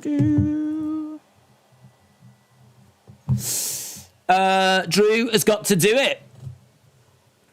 I've loved Roman so far, but I think it's dragged on. I think this is his biggest challenge. This is going to be... They must have the finish sorted by now. I think this is his biggest challenge. I honestly can't remember the last time I thought he was in this much trouble. Fiend against Boogeyman. How great would that be? Not great. I hope Drew turns heel in the future, says Michael.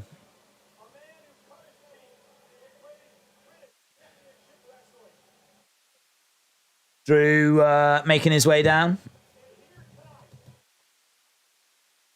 He's got his sword as well, by the way.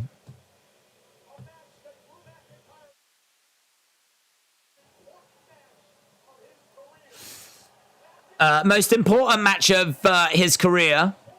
Do you think on Raw Judgment Day will introduce Dominic as a new member? I think there's definitely a chance of that, yes. I think there's definitely a chance. I don't think he was going to join by the looks of it because he was helping Rey and Edge during the match. But, you know, those conversations could be being had right now. Don't know. I'm scared for Roman, says Nando. So Drew with the sword and flames shooting up, pyro shooting up from the corners. Broken Dreams isn't overrated. His current theme sucks and everyone prefers that one, says Lucky. I disagree. I know you want Drew, but it's not going to happen. I actually don't want Drew. I want Roman to win. I want Roman to get to 1,000 days, but I don't think that's happening.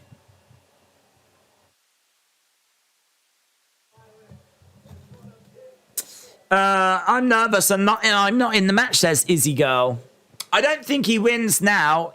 If he came with Broken Dreams, he would have won. Drew winning 100%, says Xander. Judgment Day are a bunch of geeks like Nexus. There's an Drew McIntyre chant. Drew McIntyre. Oh, Drew McIntyre. Oh, Drew McIntyre. So Drew getting a chant from the crowd and he's getting fired up.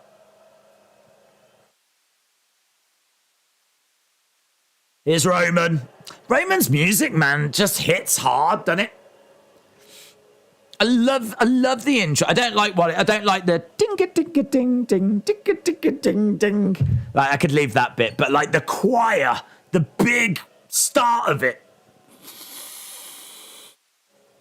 Love it.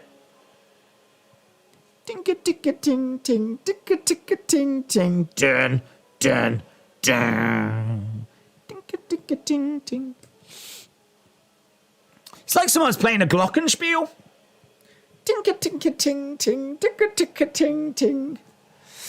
Here's Roman on his own. No Heyman. No Usos. No honorary Us. No. Do you know what? He's gone solo Sikoa. Full on solo Sikoa. Roman Reigns. He's on his own. Roman Reigns steps out in Cardiff. The tribal chief. The head of the table.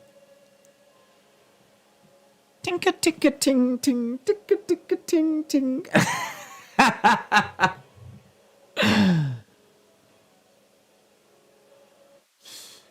I miss Heyman, man. I need Heyman holding up the belts, looking lovingly at Roman. It definitely feels like something is missing when Heyman's not there.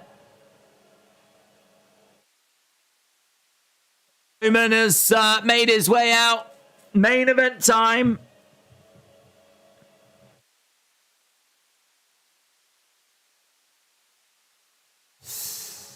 Roman, no friends. Holds up the belt. He has to hold it up himself. Jeez. There's not much in the way of pyro, is there? I thought he would hold it up and, like, fireworks would go off in the stadium, like, on the roof of the stadium. You know, like, they put fireworks around the roof and it's like...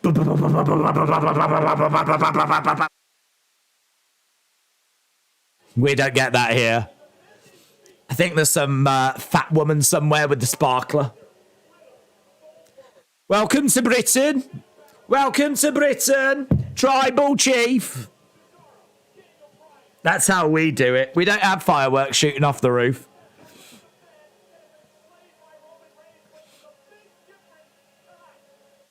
Roman making his way down. They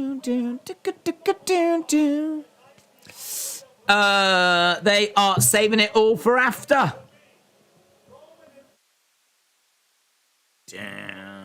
Someone said, look at Sean Ross Sapp.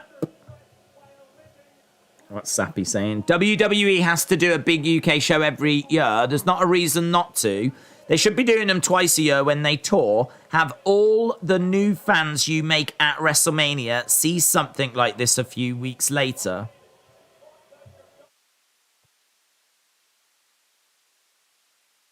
I mean, we've been saying that for I don't know how long. We've been waiting for a show of this size. I mean, thanks, but it's a bit late saying it after it's happened.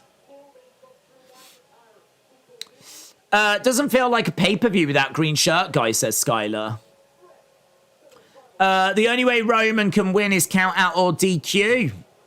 Summit said, Gable Steveson, when is WWE going to show him? When they've got creative for him and they feel that he's ready. He's young. There's no rush. I thought Maximum Male Models were in a match with Skid Row. No, they faced Hit Row last night. Jim said, Roman was last pinned by Corbin, who has never got a title match. Roman, we the ones. We the ones. Down. Tinka, tinka, ting, tink. They mentioned everyone but Bray, says Jaden. Roman will retain with the help from Carrion or Solo. Braun was mentioned. Well, he is expected to be coming back.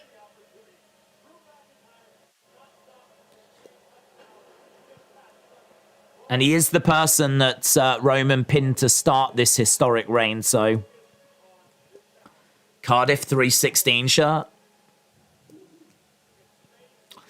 WrestleMania 45 at Wembley Arena, says Harry.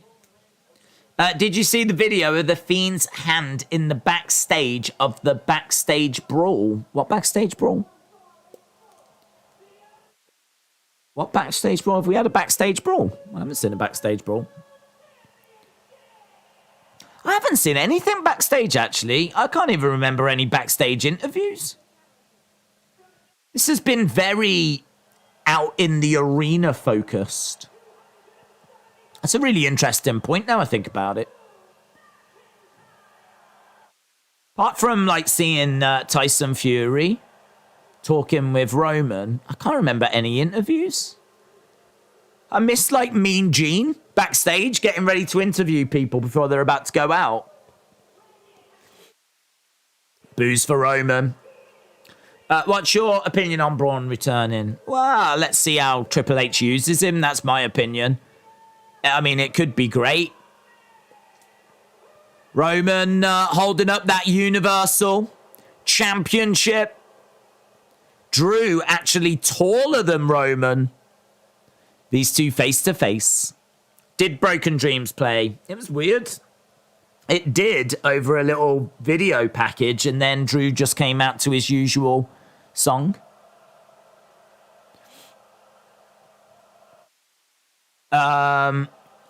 Drew McIntyre. Here we go. Both belts being shown by the referee. This is for both belts. Big fight feel. One of the biggest in UK wrestling history. We did get at SummerSlam Macho Man Warrior. But Roman against Drew. Main event of Clash at the Castle. No pressure, lads. You've just got to try and follow Bret Hart, British Bulldog. Good luck with that. Bell sounds and crowds start cheering. Lots of Drew chants and Roman looking out at the crowd. Smile on the face of Drew. Again, more Drew McIntyre chants, and there's a Scottish flag that gets shown. Roman shaking his head, trying to get the voices, block the voices out. Oh, Drew McIntyre. Oh, Drew McIntyre.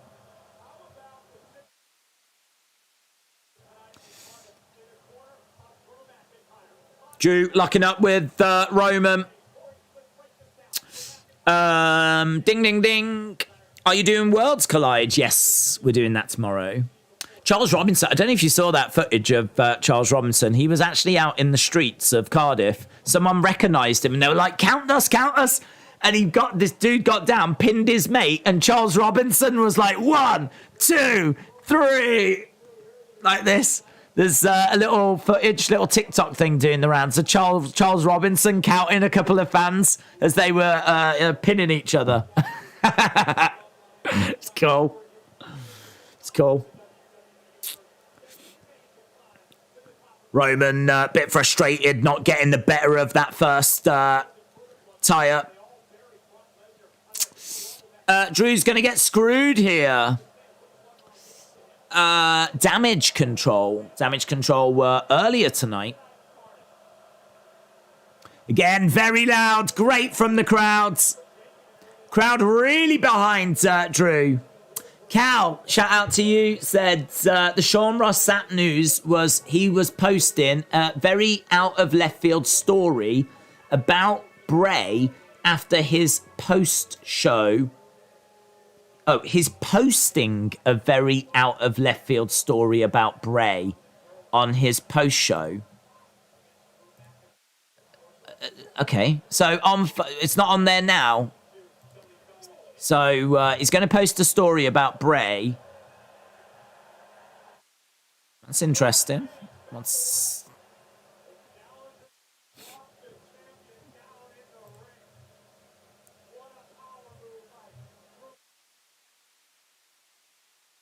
I mean, I was just looking and see if there's anything on there. There isn't.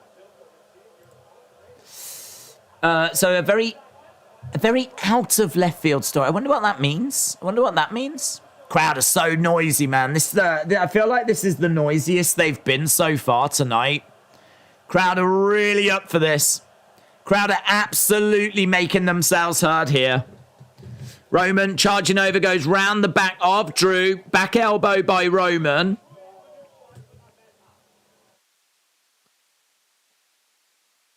How about a very out of left field Bray Wyatt story after Clash at the Castle post show? Huge boos for Roman. Huge cheers for Drew. What an environment. Interesting, Cal. Appreciate it, dudes. If Drew wins, we riot. Come on, Drew, said Legend Killer. Crowd is fire, says Sam. That's good. I'm really pleased the crowd are coming across. I feel like they've not had loads to get their teeth into, to be honest. They're loving this, aren't they? Drew McIntyre. They are getting in Roman's head. Roman is on the outside. Crowd are really making noise.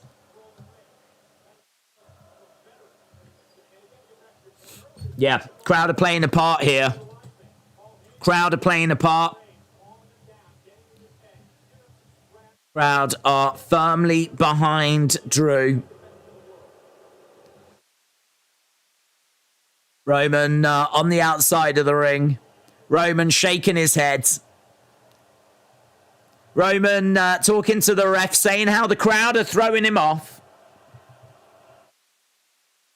Who are you? Who are you? Who are you? Who are you?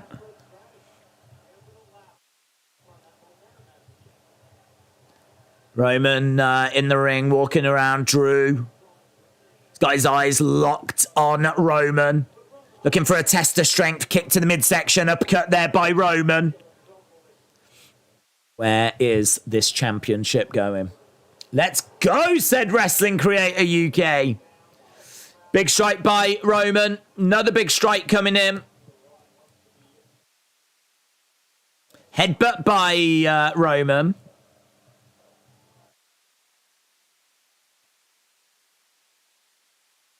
Can't make out the champ, but I can certainly make out Roman sucks.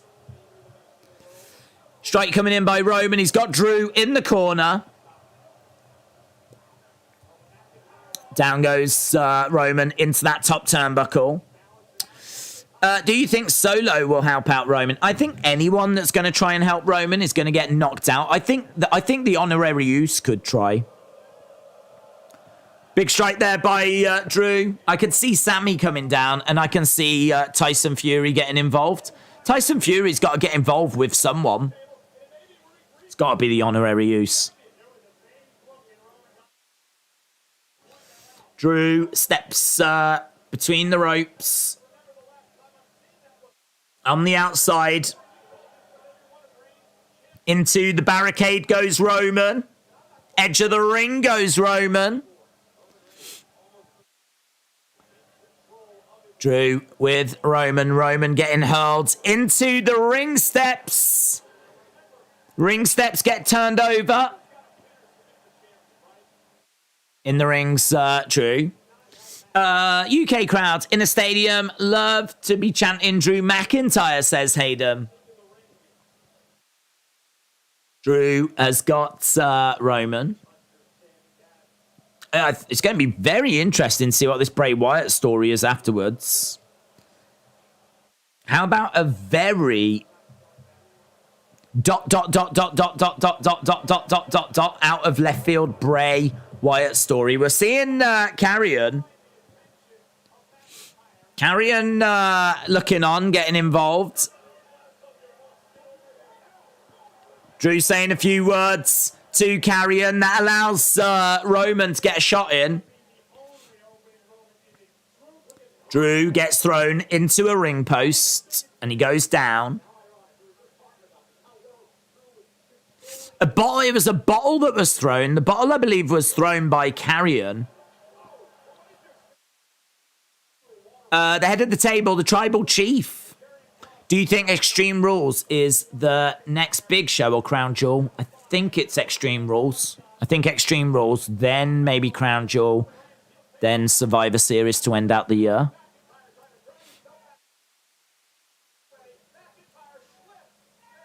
McIntyre 9 gets back in, just beats the count.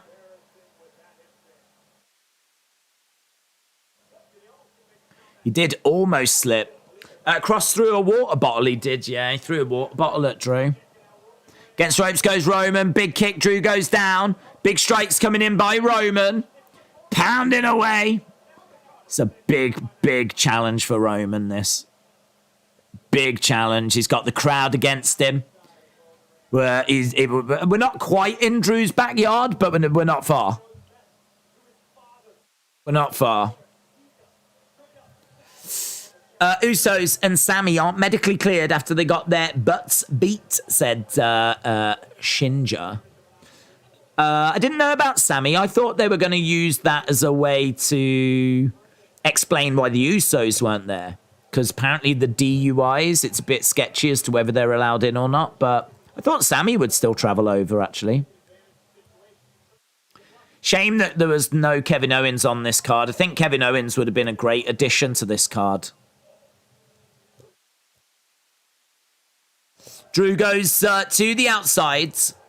BBB Yipsy said, I want Roman to win just to tick off my buddy, who I talked to a couple of times about Raw and SmackDown. Alex said, we want Bray. Knight Rider said, Roman is WWE's baby. He is their chosen one. Kim said, CM Punk is the best. Dylan said, have you watched Stranger Things? No. No. On the outside is Drew. Big shot there by Roman. Another shot coming in by Roman. Goes for another shot. Doesn't quite land it. Roman going back against the ropes. Oh, comes crashing down on Drew. One. Kick out. Kick out. I have a feeling that there is a big surprise coming, says Boy Benny. They're definitely going to build for something, yes. Will you be staying for the press conference? Yes. I want to do the press conference because there's not really much point in doing the post-show review if a load of stuff is said at the press conference. The press, I don't know what the press conference is going to be like. It's really interesting. They don't normally do them. I don't think it's going to be like Raw talk or anything. I think it's going to be really interesting. I don't know if new feuds will get made or... I don't know.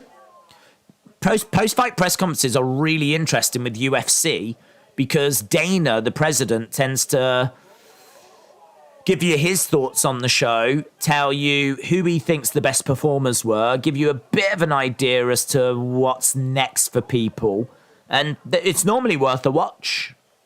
The other good thing as well is the press tend to ask him about, oh, Jake Paul has said this or something else, and there can be other little drama things that get added.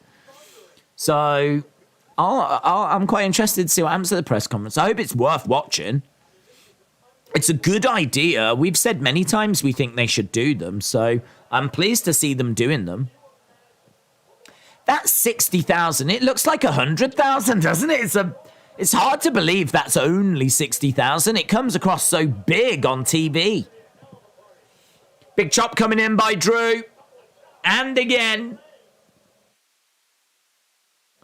Over in the corner goes Drew.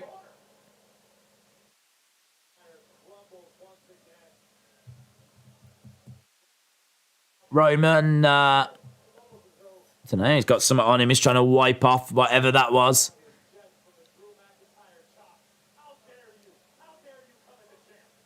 Who do you think you are? Who do you think you are? Roman is saying to Drew. Crowd booing. Whoever wins will be beaten down by Theory. Yeah, let's not rule out Theory. Of all the people for Tyson Fury to knock out, Theory could absolutely be on that list. Kick to the midsection. Big strikes here by Roman as Drew goes down.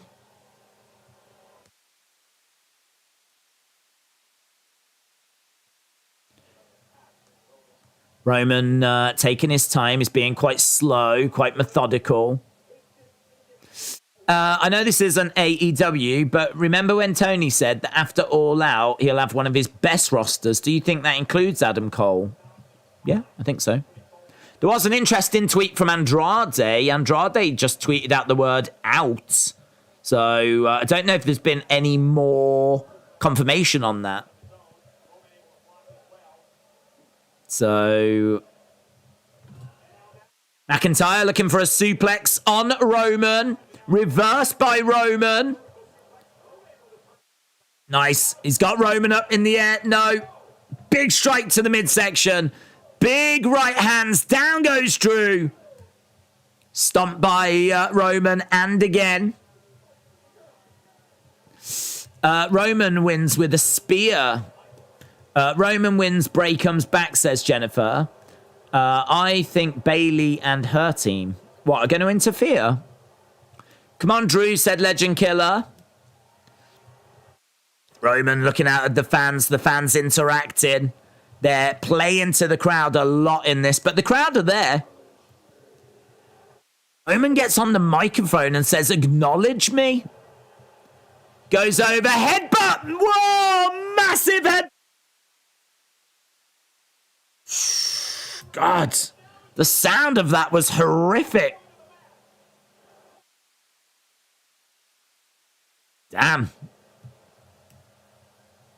Massive headbutt there by Drew. Glasgow kiss. Both guys are down. Sounded great. Oh.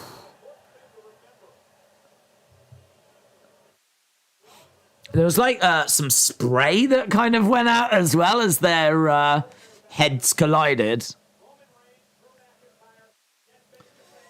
Big strike by Roman. Trading blows back and forth. Do it for the UK, said Peace. Could someone be attacked at a press conference? Anything could happen, yeah. Anything. I really don't know how they're going to use it. It's quite interesting. Kick to the midsection by Roman. Roman's got Drew going into the corner. Clothesline. Down goes Roman. Clothesline Roman. Down again. Against the ropes goes Roman. Belly to belly. Roman back in the corner. Gets thrown across the ring. Neckbreaker by McIntyre. Both guys are down at the moment. This match will not be as good as the SummerSlam Brock Roman match. Kip up by Drew. Drew kips up first. Drew kips up first. Might as well get rid of this poll now, mightn't we? Is this the beginning of the end? Charges over. Collides into him. Drew has got Roman. Up top, big chop coming in. 55% of you think we'll get a new champion. 29% say no. 15% said Drew will win, but he won't win the belts. That was just over 8,000 votes. Spurs Gamer said, what about this? Roman wins, Fiend returns, and a brawl happens between Fiend, Cross, and Drew. That could build up a huge number one contenders match. I wouldn't do it. I wouldn't do it. If Drew's winning, that's your story, isn't it? You don't have Drew win and then bring someone back. You've got Monday and Friday to do whatever, or if you want to bring Fiend back, bring him back at Extreme Rules. But the story here would be we've got the end of the Roman title reign and Drew McIntyre wins, and that would deserve the spotlight. Roman gets thrown across the ring. What is the best match in 2022? I reckon the best match in WWE has got to be one of the Cody Seth matches. I might go for the first one. I think the WrestleMania one between them for me. Drew goes out, straight to the midsection by Roman. Roman and Drew fighting on the outside. Grabs Drew, throws him into the ring. Roman getting in, kick to the midsection by Drew. Working on the arm uppercut there by Roman. End this title reign, says Lewis. Oh, big spine buster by Drew. 1, 2. Shoulder up by Roman. Very close. Very close. Close. Leon Edwards wins the championship by headshot dead. That was cool, wasn't it? This is a good match, says Kasem. Could Theory cash in today? I think he'll try, but he won't succeed.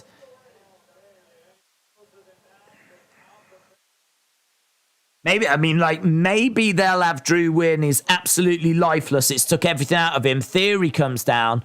Tyson Fury's like, I've got to do something. Jumps the barricades, knocks out Theory. And, the cash-in is thwarted. Drew recomposes himself, gets to his feet, celebrates with the titles. Maybe it'll go that way. Back elbow by Drew. 1, 2. Shoulder up by Drew. Shoulder up. It's for the Universal Championship. Look at the hashtag in the corner. There's no hashtag in the corner on BT. Do you think Kairi Sane will return to WWE? Maybe. She might be a part of NXT Japan when all that opens. Let's go Roman, said WWE Edge and Roman. Drew needs to win. It's good for business. John said, shout out, still jacked over Leon Edwards. Same here, dudes. He's actually at this show, Leon Edwards. Roman in the corner. Here we go. Superman punch. Locked and loaded. Roman. Couldn't get it. Future Shock DDT connects by Drew. Here we go. Is this the moment? Crowds are on their feet. Is this the beginning of the end? Drew. Oh, Superman connects. Roman 1, 2. Shoulder up. Shoulder up. This match is at a nice place now. That was a big moment. Big moment. Drew was looking for that Claymore. We wondered if that was the end. Roman connects with the Superman. What's going to happen when Drew connects with the Claymore? It's going to be when. Do you think Vince will return and get his job back? I don't think so. Beastie Boy said, did you hear rumours of Bray being in the UK? Do you believe them? No. I don't. I've said all along, I don't think he's there. I don't think he's at this show. I still stand by that. Nothing's changed my mind on that. There is a chance that he could be at the show. It's certainly not impossible, is it? I just don't think it's going to happen. Not on this show. I think he comes back. I just don't think it's at this show. Drew is over in the corner. Roman is getting ready to deliver a spear. Here we go. Oh, kick by Drew. Roman against the ropes. Spear! Spear by Roman! 1, 2. Ah, shoulder up. Shoulder up. Jeez Louise. Jeez Louise. No surprise tonight. No Money in the Bank cash-in, says Shola. Red and white flashing lights. Wonder what it is. Come on, Drew. Win it for Scotland, said Zach. Roman and Rock doesn't need a belt, said Austin. Kick out. Kick out. Roman is talking to himself in the ring. We're seeing that castle with the dragon. It's calling it above the ring. That is cool. Giant TV screen. We haven't really got that kind of a thing in this country. Like in America, you have those kind of TV screens in the center. We don't have them. Oh, guillotine! Guillotine applied! Drew just walked into that. Just walked into that guillotine. The guillotine is applied and Drew's going down and he's fading. Is this how the story ends? I doubt it. I doubt it. Into the corner goes Roman. McIntyre, guillotine. Oh, he's got it hooked on. He's got it hooked on deep. Drew or Bray or Braun. Days, Randy Orton returned to help Drew, says Wrestling Creator. I saw Bray Wyatt at IHOP in Newark this morning, said Lord Rupert. McIntyre isn't fading. Roman, it gets driven back in the corner. Oh, into the ring post. Roman goes out of the ring. Come on, Drew McIntyre, says Legend Killer. Do you think this is a glorified house show? I don't think it's a house show. I think it is maybe a B show in a stadium. I think it's one of those kind of like Extreme Rules type shows in a stadium. I don't know, man. It doesn't feel... Little spear into the barricades. I think it's missing like... I don't know. There's no returns. There's no extra little bits. Like with SummerSlam, we had like Rowdy Roddy Piper playing the bagpipes. There was like these little extra bits. There's none of that. It's just match, match, match, match. Spear by Roman! Spear by Roman! 1, 2! Oh, shoulder up! Damn, man! Damn! That felt big. That felt like it could be it. That felt big. Spear, and it was a 1, 2, 3. If Roman wins, I'm going to quit watching forever. This match is an L if Bray doesn't return. Really not expecting Bray. We've got Drew McIntyre chance. That's got the crowd back on. Making a lot of noise. They're firmly behind Drew. Crowd have been great. Crowd have played their part. I don't think anyone's going to say this crowd was rubbish or anything, so... Crowd have played their part. But yeah, I think there's been like a lack of big moments, maybe. I think Dominic turning was interesting. Really outside of that. Good main event, though. I'm really enjoying this. Good main event. Crowd are enjoying it as well. Roman has tried a lot of things here. I speared him. Roman getting upset at the ref. He is losing his cool. Drew's back in the corner. There's going to be a Claymore here. He's going to Claymore the ref. The ref's gone down. There's a kick to the back. The ref goes down. I thought Roman would move out the way and the ref would be Claymored. He actually does catch Roman. Here's Theory. Here's Theory. Theory's coming down. Tyson, Fury. Right. A-Town, down. Tyson. Here's Theory. So if Theory does cash in. Yeah, boom, there we go.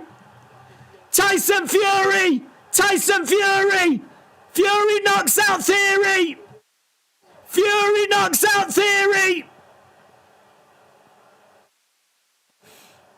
Roman in the ring. Roman in the ring. Oh, Claymore. Claymore. Referee. 1, 2. Oh, my God. Oh, thought that was it. Thought that was it. Damn, thought that was it.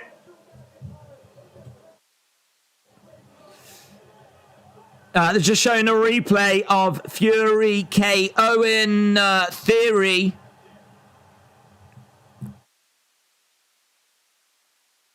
Man, that was a big moment though there, that Claymore. And the ref came back alive. Came in at the ring at the exact same moment.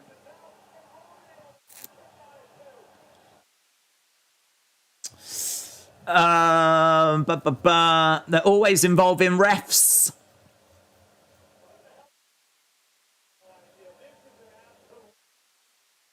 So both of these guys are down.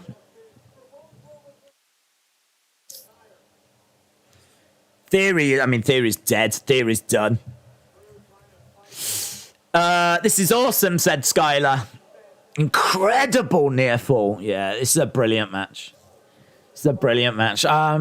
Is this better than Gunther Sheamus? I feel like it could be, you know. I feel like it could be.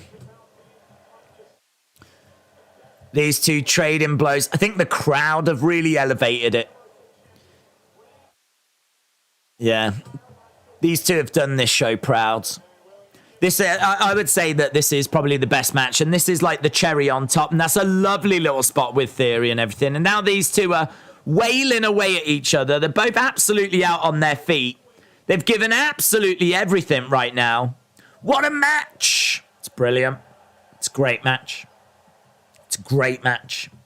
Could we see a double pin so they split the championships? Oh.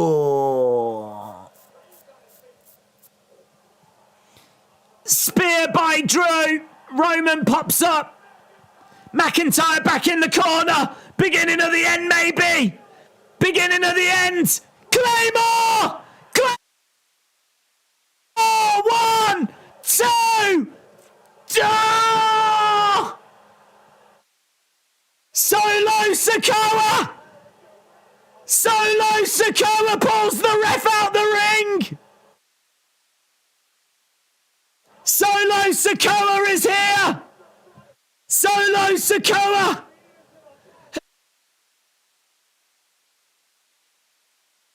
Damn, that was it. That was it. That was 1, 2, 3, but Solo Sikoa has just saved. Spear by Roman. There's no ref. 1, 2. Roman retains. Roman retains. Rome!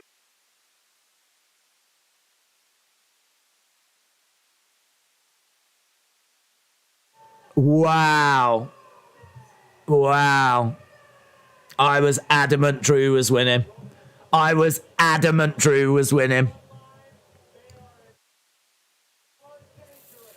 Wow. Roman retains thanks to Solo Sikoa. Wow. Wow, wow, wow, wow, wow. Roman retains.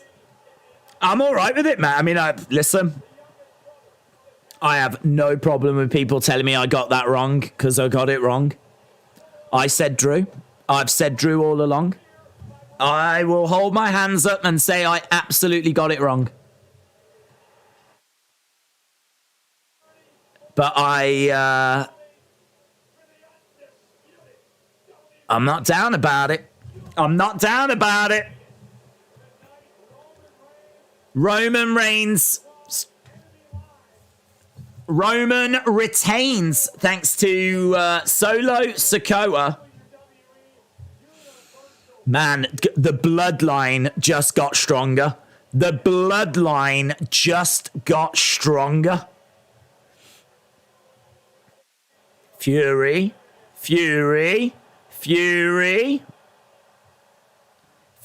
stepping up to this is a problem, isn't it? This is a problem.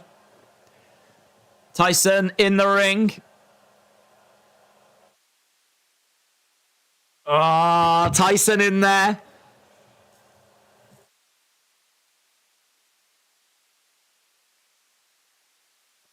Roman is putting the one belt on his shoulder. He puts his hand out. Tyson shakes his hand.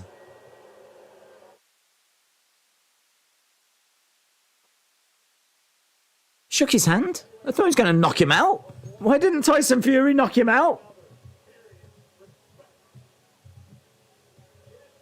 I didn't expect a flipping handshake. Well done. You cheated our guy. I don't understand.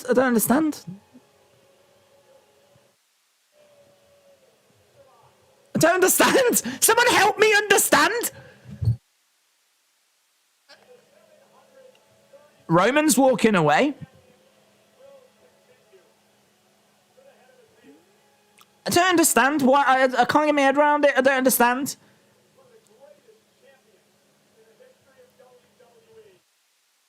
I thought for certain he was about to get knocked out.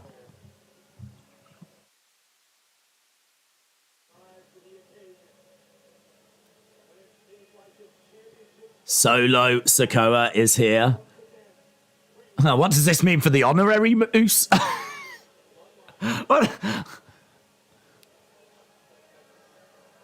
What for the honorary use?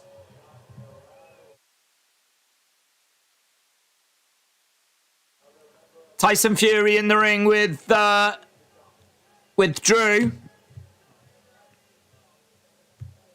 Get up. He says to him, get up. He helps him up to his feet. Is he going to turn on him? I mean, like, that would be crazy if he turns on him. Why would he want to be a heel?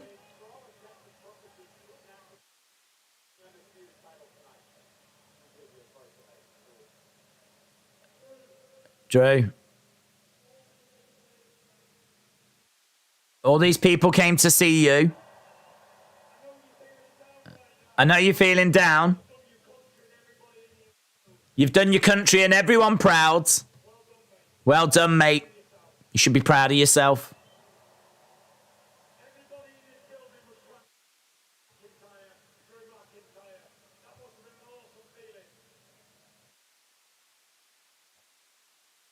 Tyson, stop putting your back to the hard cam, mate. You've watched enough wrestling to know this, Tyson.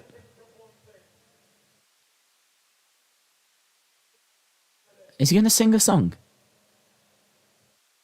He's going to sing American Pie? Is this really how this is going to end? What?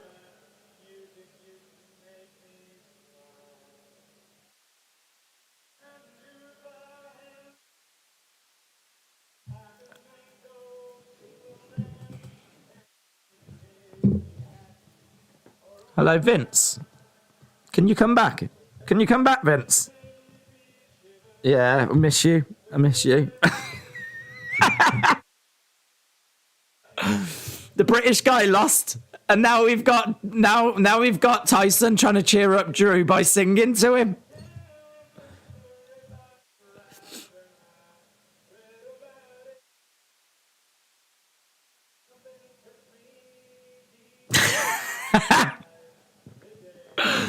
The music died. Do you know what, guys? Sing along. Here we go. Bye, bye, Miss American Pie. Drove my Chevy to the levee, but the levee was...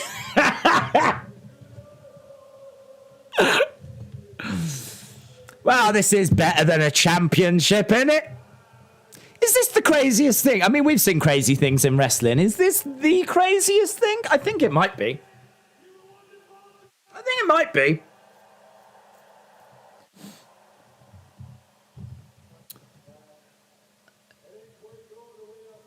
Drew said, well, that didn't go the way I thought. Do you know what, Drew? Do you know what, mate?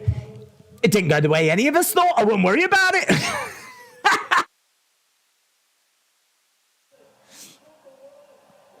You were loud. You were passionate.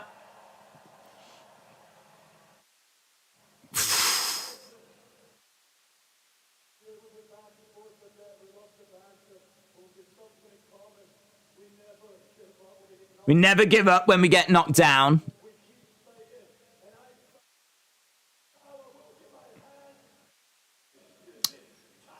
They started singing. Yeah.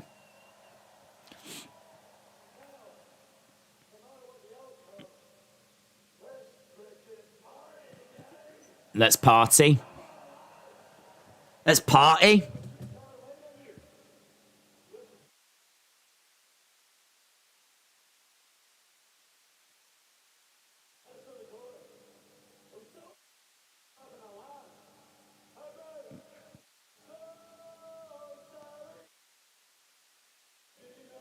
How are we ending this show? Soul slides away. Don't look back in anger. Heard you say. Thank you, everyone. I love you all.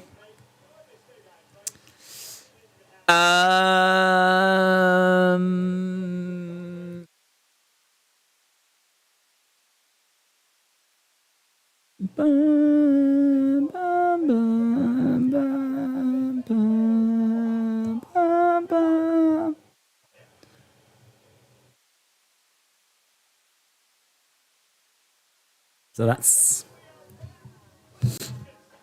that then.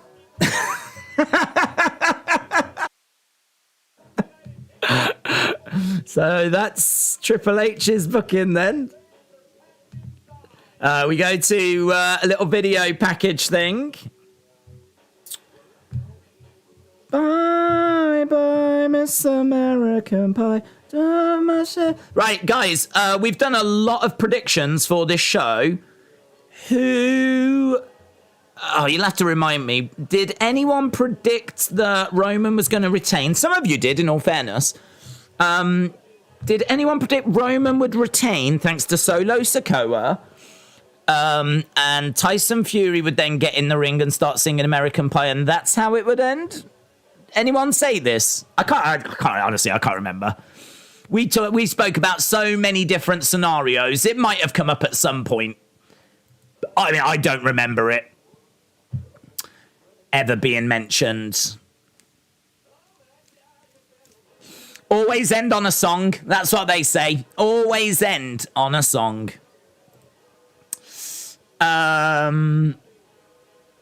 People are upset. Look at the haters. It was a horrible ending. Yeah. It was... well, do you know what? Right. Do you know what? It was an ending, wasn't it? It was... we can agree it was an ending. It definitely ended. I'll go that far.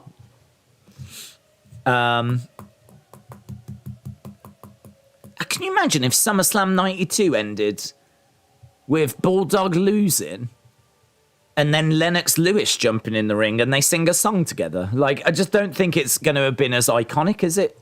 I mean, I would to be a fly in the room when Drew McIntyre was told that finish. To be a fly in the room when Drew McIntyre was told this is going to be how we're going to wrap this up. It wasn't a bad ending. I mean, it was an ending. It's definitely an ending. I mean, I was here for it. I saw it. Right, let's get this fitted to screen. There is, for those of you that have never seen Solo Sikoa, that is Solo Sikoa. There you can see him on the outside. This resulted, I think it was a spear that Roman would deliver. We are going to go to the press conference. Let's just do a quick video. Massive breaking news then. Clash at the Castle has ended. And you are not going to believe the way that it ended if you didn't watch it. Basically, the referee was down. A Claymore kick was delivered. 1, 2, and then Solo Sikoa, NXT superstar, cousin, I believe, of Roman Reigns, Solo Sikoa, grabbed the referee, pulled him out the ring, prevented the referee from counting that 3 counts. That obviously meant Drew went over to see what had happened. He saw Solo Sikoa whilst he was distracted. I believe it was a spear by Roman. Roman retains. Roman Reigns gets past Drew McIntyre in the main event of Clash at the Castle. It's an amazing match, really great match. For me, the best match on the card, just Pippin, Gunther, and Sheamus, which I thought was excellent. I would say the main event was even better. I don't even hate the finish, to be honest. What happened after was very strange. And I have literally only just finished watching it. Tyson Fury would get into the ring. He would shake the hand of Roman Reigns. And then he would start singing with Drew McIntyre. They sang American Pie. They then did an Oasis song. I think it was Don't Look Back in Anger.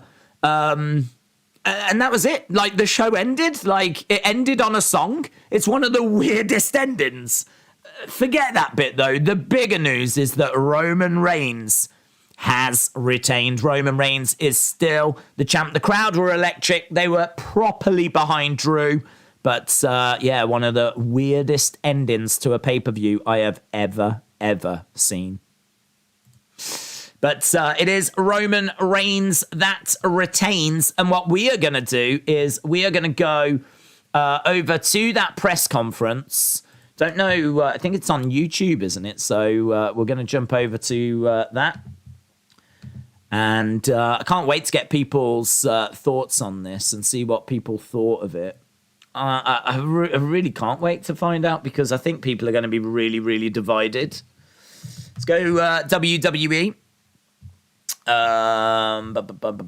Dominic betrays his father. Drew McIntyre beats... No. Roman Reigns beats Drew McIntyre at Clash at the Castle.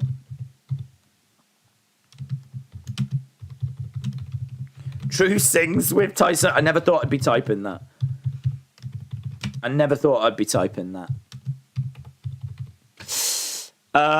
Right. I don't know where... I need to find this press conference. I don't know where it...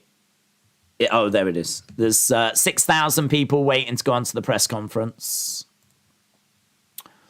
There's people... that was an amazing premium live event. There's people chanting AE-dub. Solo sucks. Acknowledge him. Solo. Fab show. AE-dub. Wow. AE-dub sucks. Seems like there's people very split. I was happy when Roman won. KD Dillard, shout out to you, dudes. Gaming in Real Time said, I woke up at 5 a.m. for this trash. KD Dillard said they had to make a happy ending for Drew. Yep. I thought there would be a happy ending. I knew that it would be go Britain, go UK. A lot of people saying about, obviously, The Fiend. They thought The Fiend was going to be there. I never felt The Fiend would be there because I just couldn't figure out how you would put The Fiend into this.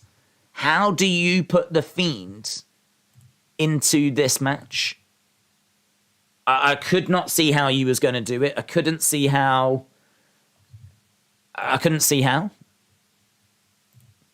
And, it didn't go that way. We're backstage with Byron. So we are going over to the press conference.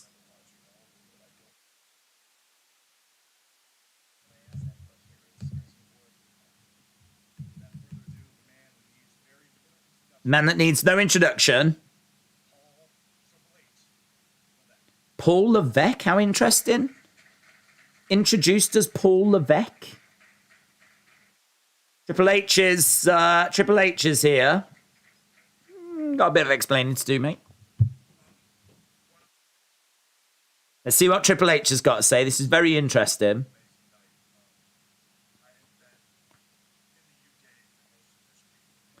I've been in the UK for most of this week.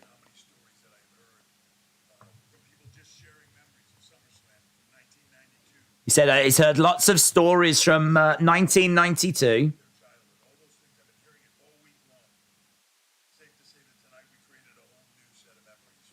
I think it's safe to say tonight I would say you definitely created memories, yes.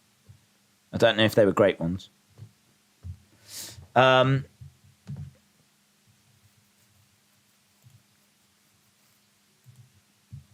So Paul is talking at the moment. I like these press conferences, though. This is good. 22,000 watching at the moment.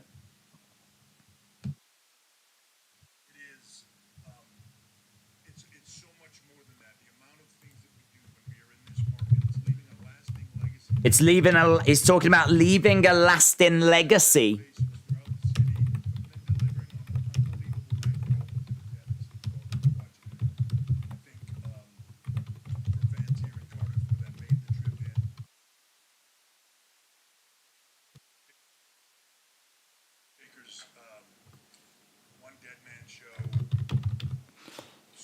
He says things like Undertaker is one dead man show. All of that kind of stuff makes a big, big difference. Like when we turn up, we don't just come alone.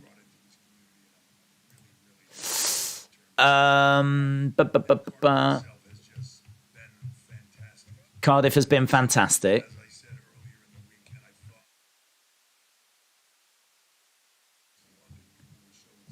People were so excited, you would have thought the event was taking place in London.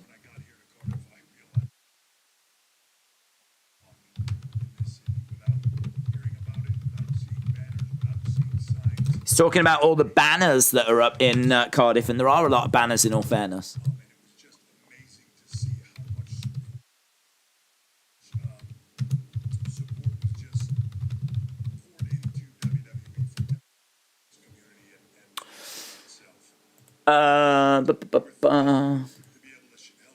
George said, are you doing UFC? Sadly, not this week, no.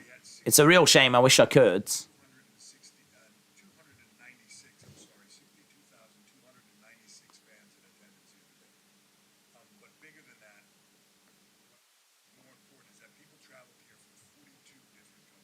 People traveled here from 42 different countries, apparently. That's interesting. This was a global event. 42 different countries. I can tell you that over the coming years, we look forward to visiting cities, arenas, stadiums all around the world and putting on this same level. We're looking forward to visiting cities, arenas, stadiums all around the world. That's cool.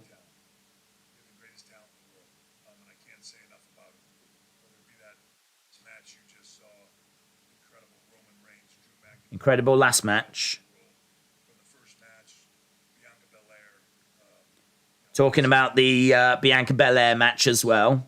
Bayley, He's just going through basically. Liv. He's going through everything. He's going through all the participants. Just meeting was maybe choke. Just an unbelievable event. Edge, Rey, Judgment Day, Dominic gets a mention. season at the Mysterio household, I think. It's going to be an interesting holiday season at the Mysterio household. Talent, without what they do, without our crew, without our staff, without everybody here, none of this happens. So thank you to them, and I want to thank all of you for being here. So with that, we're going to bring out some of that talent now to answer questions for all of you, and I'll come back at the end and answer a few myself. So Triple H said they're going to bring out some talent to answer questions.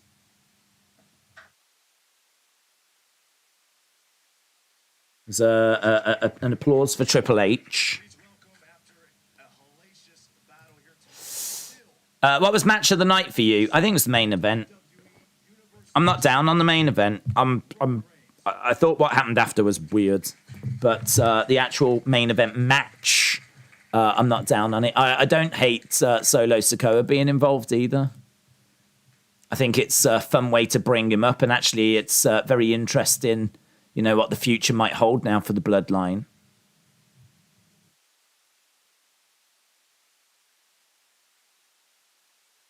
Roman Reigns is sat in front of the press.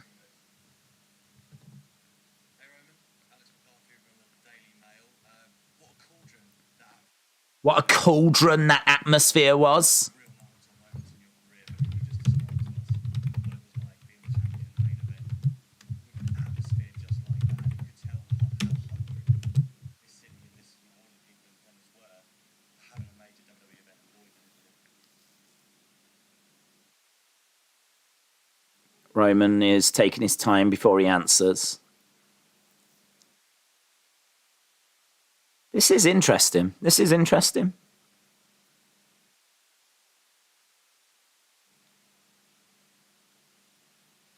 Roman really taking time to think here.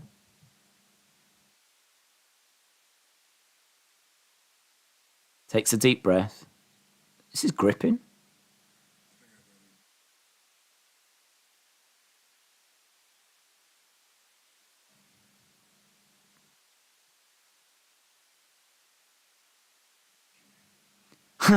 I think I'd rather you do what they wouldn't do. Acknowledge me.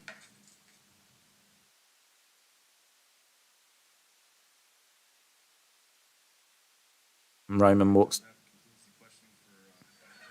Oh, well, there we go. Brilliant. There we go. Well done. Well done. Roman Reigns has walked off. Brilliant. Welcome another champion who successfully defended his title tonight, the Intercontinental Champion, Gunther. Do you know, I really thought he was going to come out with something deep then. I thought he was going to say something like, you know, things don't always go your way. Drew showed tonight what an amazing competitor he is.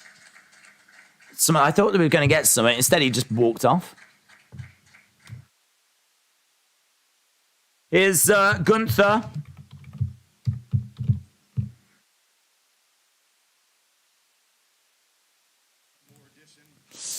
Give me a hell yeah for the head of the table. Never change. I like that. Never break character, says Shola. Oh, okay. Liv Morgan's here as well. So if you are just joining us, we're watching the press conference. We've had Roman come out.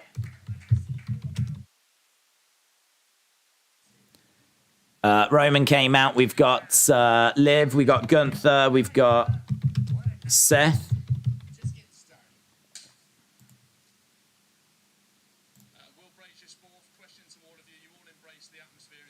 Why have all the press got their phones out? It was amazing. It felt like WrestleMania. 30 years, 70,000 Liv said this felt like WrestleMania. I think we're all very, very, very happy. Your dong is fighting in 2 weeks. Is Cody the one to beat Roman? I don't know, mate. I don't know. I'm still trying to process what happened tonight. 60 plus thousand fans sing song. Ooh, baby, it doesn't get any better than that. 60 plus thousand fans singing my song. It doesn't get any better than that. Shout out all the gangs from across the globe who came in here to make this event, like Liv said, as big as WrestleMania. It was huge. It was electric from start to finish. I like this forum. I like them sitting down and being able to talk after a big show. Like, I think this is a really good thing.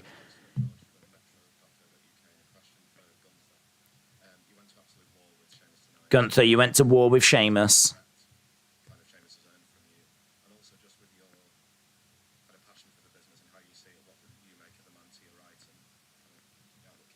What do you make of Seth? I mean, first of all, Sheamus, yeah, I think Sheamus is a legend in his company.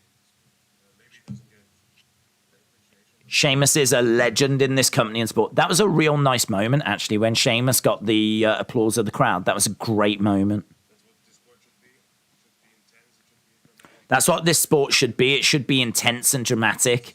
He really did this show proud. I think there was a few missteps on this show, but it was not Gunther. Gunther was not one of them. Yeah.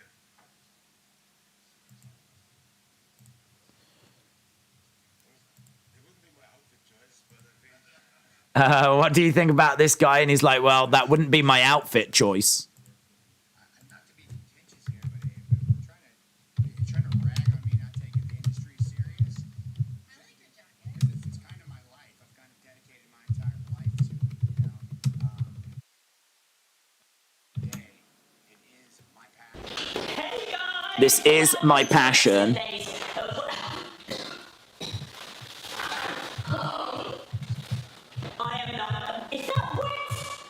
Just because I look good doesn't mean you've got to be jealous. Scott Foster from Wrestling Fitness, congratulations on what was an absolutely an amazing event. And whoever wants to answer this would be great. What is made of WWE? Richard, shout out to you, buds. Richard said, who is going to finally pin Roman? Every legitimate challenger, Brock, Drew, Seth, everyone put in front of him. Who will be next? Who can beat him? Braun, Karrion, Cody, Johnny. Who beats him? Who's next? I don't know, to be honest. I don't know. I mean, you've got all of those options. To be honest, I think he goes away now for a little bit because he's not expected to be at Extreme Rules. Survivor Series, he'll have to face a challenger because he's got both belts unless there's a way that he drops one. Royal Rumble, he might face someone on the undercard to the Rumble matches.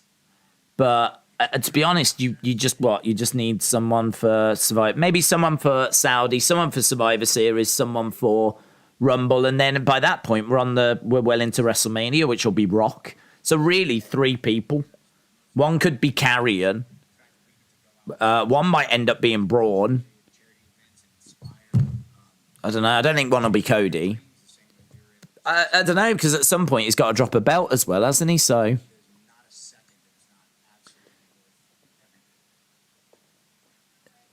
business is something that this was his biggest challenge. Getting past tonight was his biggest challenge. single fiber of your being, and when you love Do you think Sasha will return on Raw? I was expecting something tonight. I thought there would be a Charlotte or a Sasha or... I gave Bray about a 10% chance. But I thought there would be something.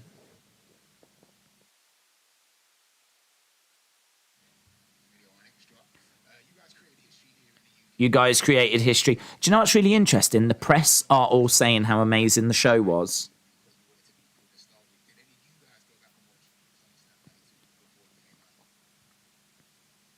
And it's putting a positive spin on the show, regardless of how the show actually went. I'm not from the UK, so I couldn't hold on stuff, but I got my bread jacket on for sure. So Seth's got a jacket with hearts on his... born yet, but I know. Liv wasn't born when SummerSlam 92 happened. Go back and watch it tonight. I'm going to go back and watch it tonight. Guys, that'll conclude the questioning for Seth Rollins, Gunther, and Liv Morgan. Okay, well, that's that. Thanks. Time to get back. What, you didn't lose full circle, says John. Could we get NXT WWE at Survivor Series? I don't think so, just because the logo's been revealed and it's red and blue. So it doesn't look like NXT's involved.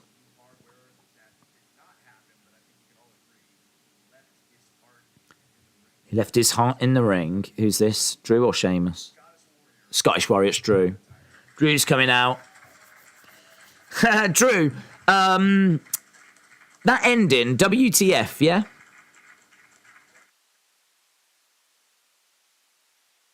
Coming out with Tyson Fury as well. These two are best buds now.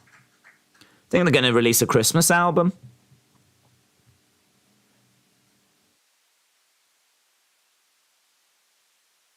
Drew and Tyson.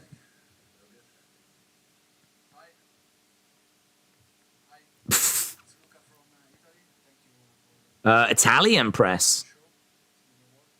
Days, I don't know why people said Roman was going to lose, because I feel like we knew Roman loses bout when Usos lose theirs. No, I disagree. I don't think they're connected. This was the biggest challenge by far for Roman.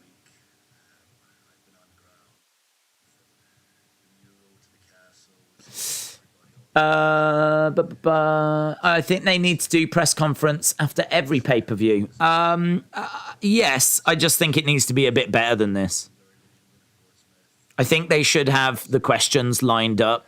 Maybe even vet some of the questions. There's, I don't know, people raising their hands and they go over to them or whatever. I think it's nice to actually get a bit of an answer here from Drew, because some of the other answers have been really... Like Roman just didn't really say much and left.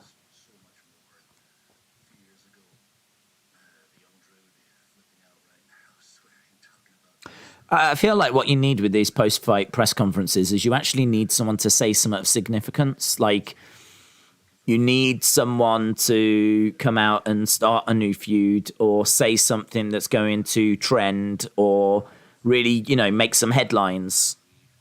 We haven't had anything so far from this, but that's what you need.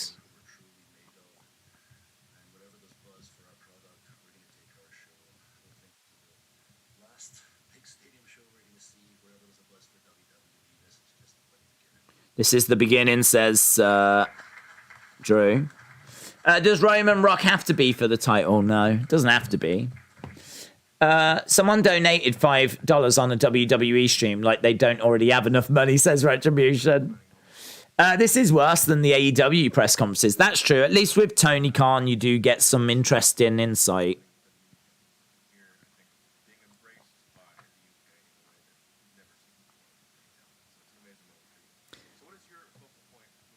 What's your focal point moving forward? That's a good question.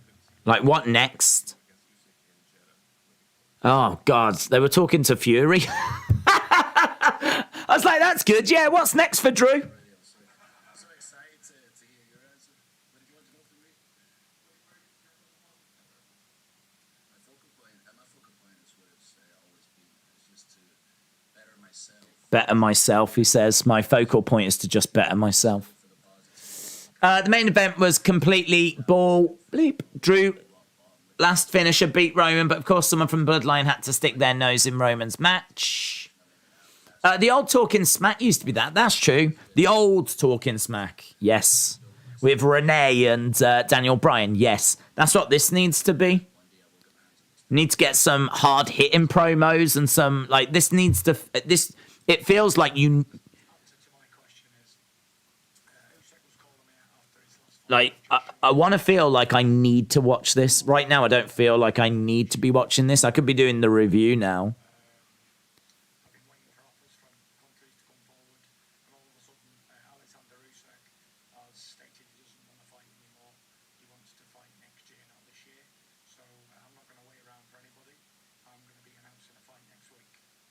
All right, Fury's announcing a fight next week. That's probably the most interesting thing we found out. Tyson Fury's going to announce a fight next week, but it won't be Usyk because Usyk wants to fight next year.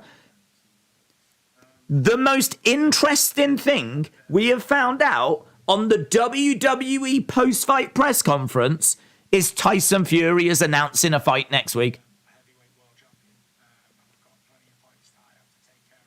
This has now turned into a Tyson Fury press conference.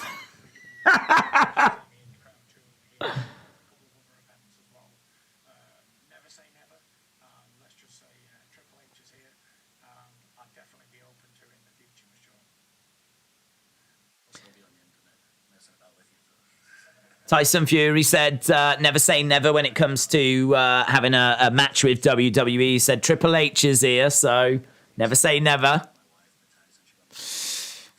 I'm not sure this is a good use of Fury's time if he's got a fight lined up, says James.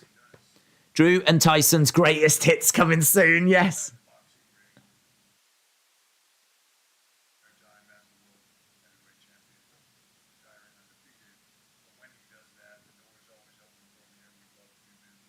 We'd love to do business with him, says Triple H. That's interesting. Having him and his family here is our pleasure.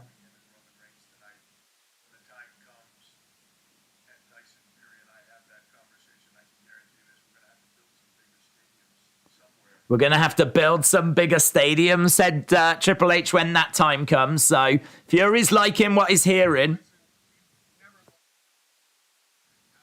This is all about Tyson Fury.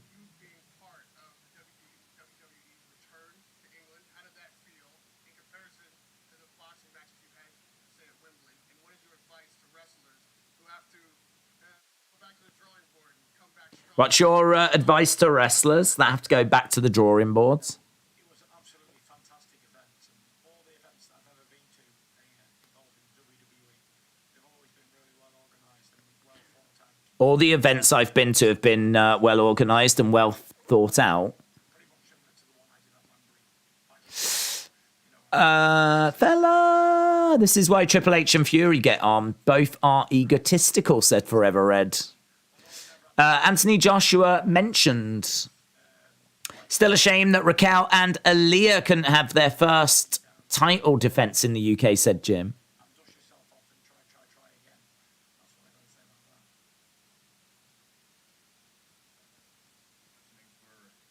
Tyson Fury as well as Drew McIntyre deserving now. Now we'd like to kind of open it up to the man who helped make all this possible.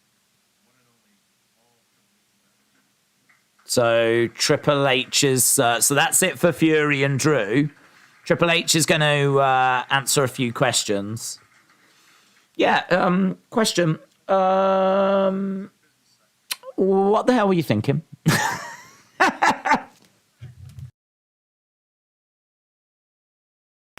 my question just in case you're a little nervous. Was you drunk? Or... Very amazing tonight. Shows that they really didn't have anything but a good event. I've been very lucky to also attend the Saudi event in person as I live in Rhodes. So I was just wondering, kind of going forward, are there more plans to do maybe big overseas shows? Are there more plans for big overseas shows? So, one, yes, thank you for very much for the question. Okay. You did a great job, even if you were nervous. I don't know, but I thought it was great. One, very excited about NXT Europe. Excited about NXT Europe. For us, NXT UK started here. We had large plans for This is good. Talking about NXT UK. I feel like we might get something here. things happen in life. They had big plans before the pandemic, but things happen in life. We got to regroup and I think with all that behind us, hopefully now the time to make that move is now, and what we decided to do The time to make that move is now. advance to the next level. Sometimes tough to do at the same time. So I think the NXT Of course, it's an Abu Dhabi journalist. She came across as quite professional, in all fairness. markets all around the world. The product that eventually Someone should ask him why he was singing American Pie in Wales and not always look on the bright side of life. Yes. and to WrestleMania. As far as the events go, when you put 62,000 fans going crazy like you had tonight in a stadium like this, it's hard not Triple H said, when you've got 60-odd thousand going crazy in a stadium like this, it's hard to not want to do it again. There's a lot of stadiums. There's a lot of markets.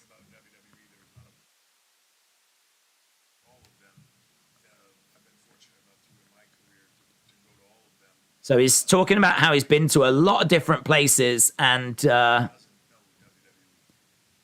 every corner of the world knows WWE. And have fans all over them and giving us this type of reaction.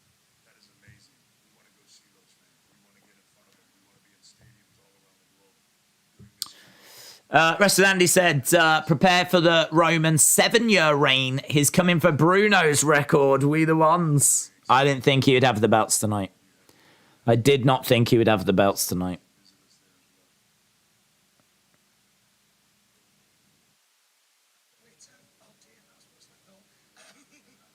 I'm guessing there's probably roughly 40, 50,000 sound like that. I started Dominic chat earlier. We went weird. Tom Campbell from Cultaholic. What's the future of the Clash of Castle IP? Because it's What's the future of the Clash at the Castle IP? Castle. Is this one that you can see touring, maybe NXT Europe, or maybe on the main WWE? What's the future of the Clash of the Castle IP? A few sore voices. Richard said, do you think the UK, especially London, maybe Wembley or the London Stadium? That's Wembley. There's a few London stadiums, actually, but Wembley's the biggest. We'll get a WrestleMania one day. I think there's opportunities to do that, as I said earlier, all over the globe. Maybe one day, but I don't see it being anytime soon. I think that's too important. It makes too much money, and you can't mess around with it. I've always understood that. I've understood that WrestleMania is a cash cow. It's too important. The time difference is a factor. So I don't need WrestleMania. But we just don't want to wait 30 years for another stadium show, you know?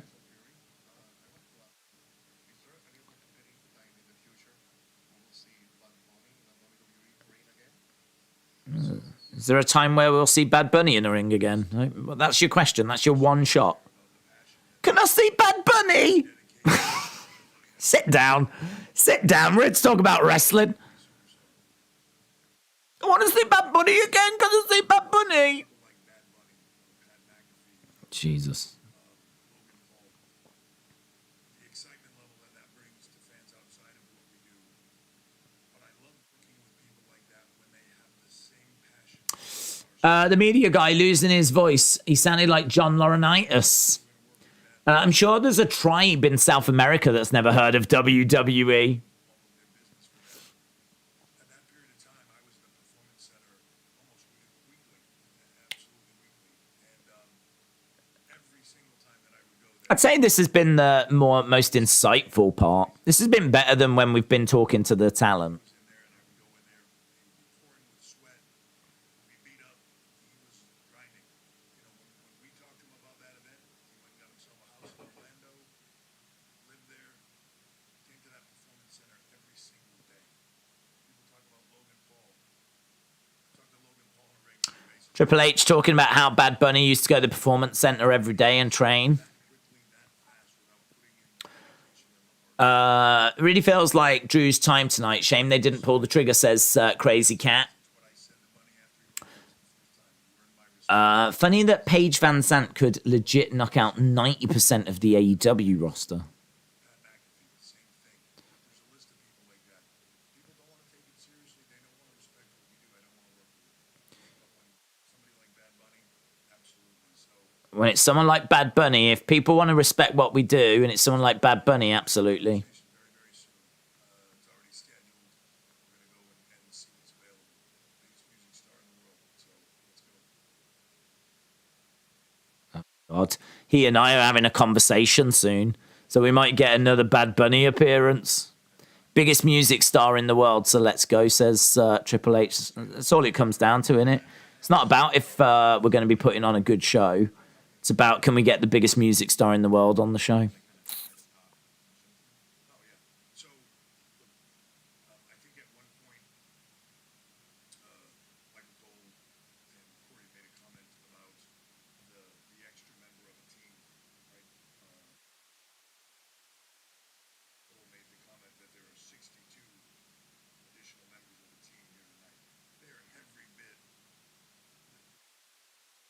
The Welsh accents. The accent isn't that bad, but I'm Brit, so it's not bad. They're all asking the same questions. Dave's going to hate this. Trip's talking about Bad Bunny with more dates. God. I mean, like... Do you know what I mean? I'm sat here wanting Drew, Roman, Gunther, Sheamus, and there's flipping people from the media going, can I have Bad Bunny? Get out. Get out. That would be my reaction. Get out.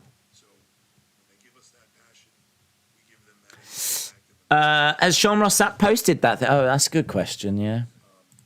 Let's have a look. Let's have a little look, shall we? Some left field about Bray. No is the answer. No.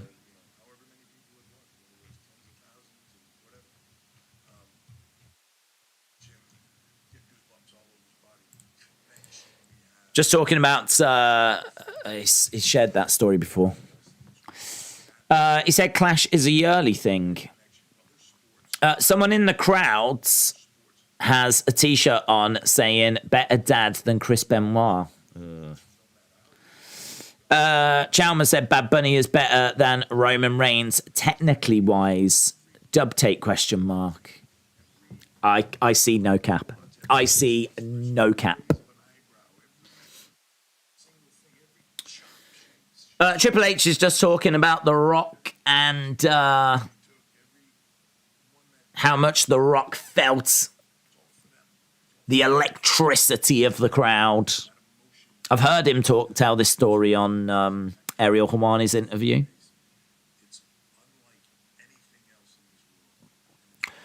Aaron said Bad Bunny is the greatest of all time. Edward said you don't like Bad Bunny, but you're fine with Logan and Tyson Fury. I wouldn't say fine. Fine's not the word I would use.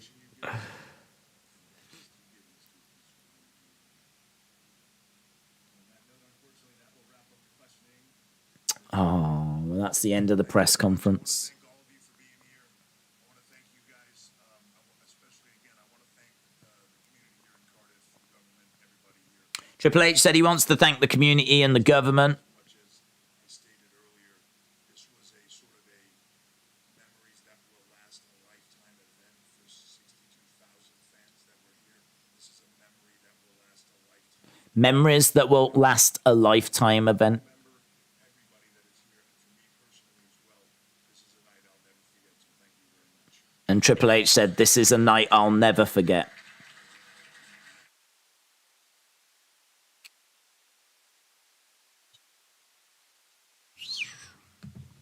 Boom. But the only bunny that matters is Bugs Bunny. Wild. Absolutely flipping wilds. Right, I am going to get ready for the review. It's going to take me about 15 minutes. What I might do is schedule it for past. So give me about 15 minutes. We'll get the review lined up. We'll then do the Clash at the Castle review. We'll go through everything. We'll get your thoughts, get your scores. Obviously, a lot to talk about. I've got over 40-odd pictures that I need to load up as well. So I'm going to go. I'm going to set it for past. We'll be back in about 18 minutes' time where we will do a live Clash at the Castle review. Hopefully, I can get pictures loaded in that time. But appreciate the support, of course. Appreciate people joining us. Hope you enjoyed Clash at the Castle and got out of it whatever you could. But we will be back very, very soon. We'll do that post-show review. So thanks a lot for watching. Really do appreciate it. And I will see you again next time. Bye for now.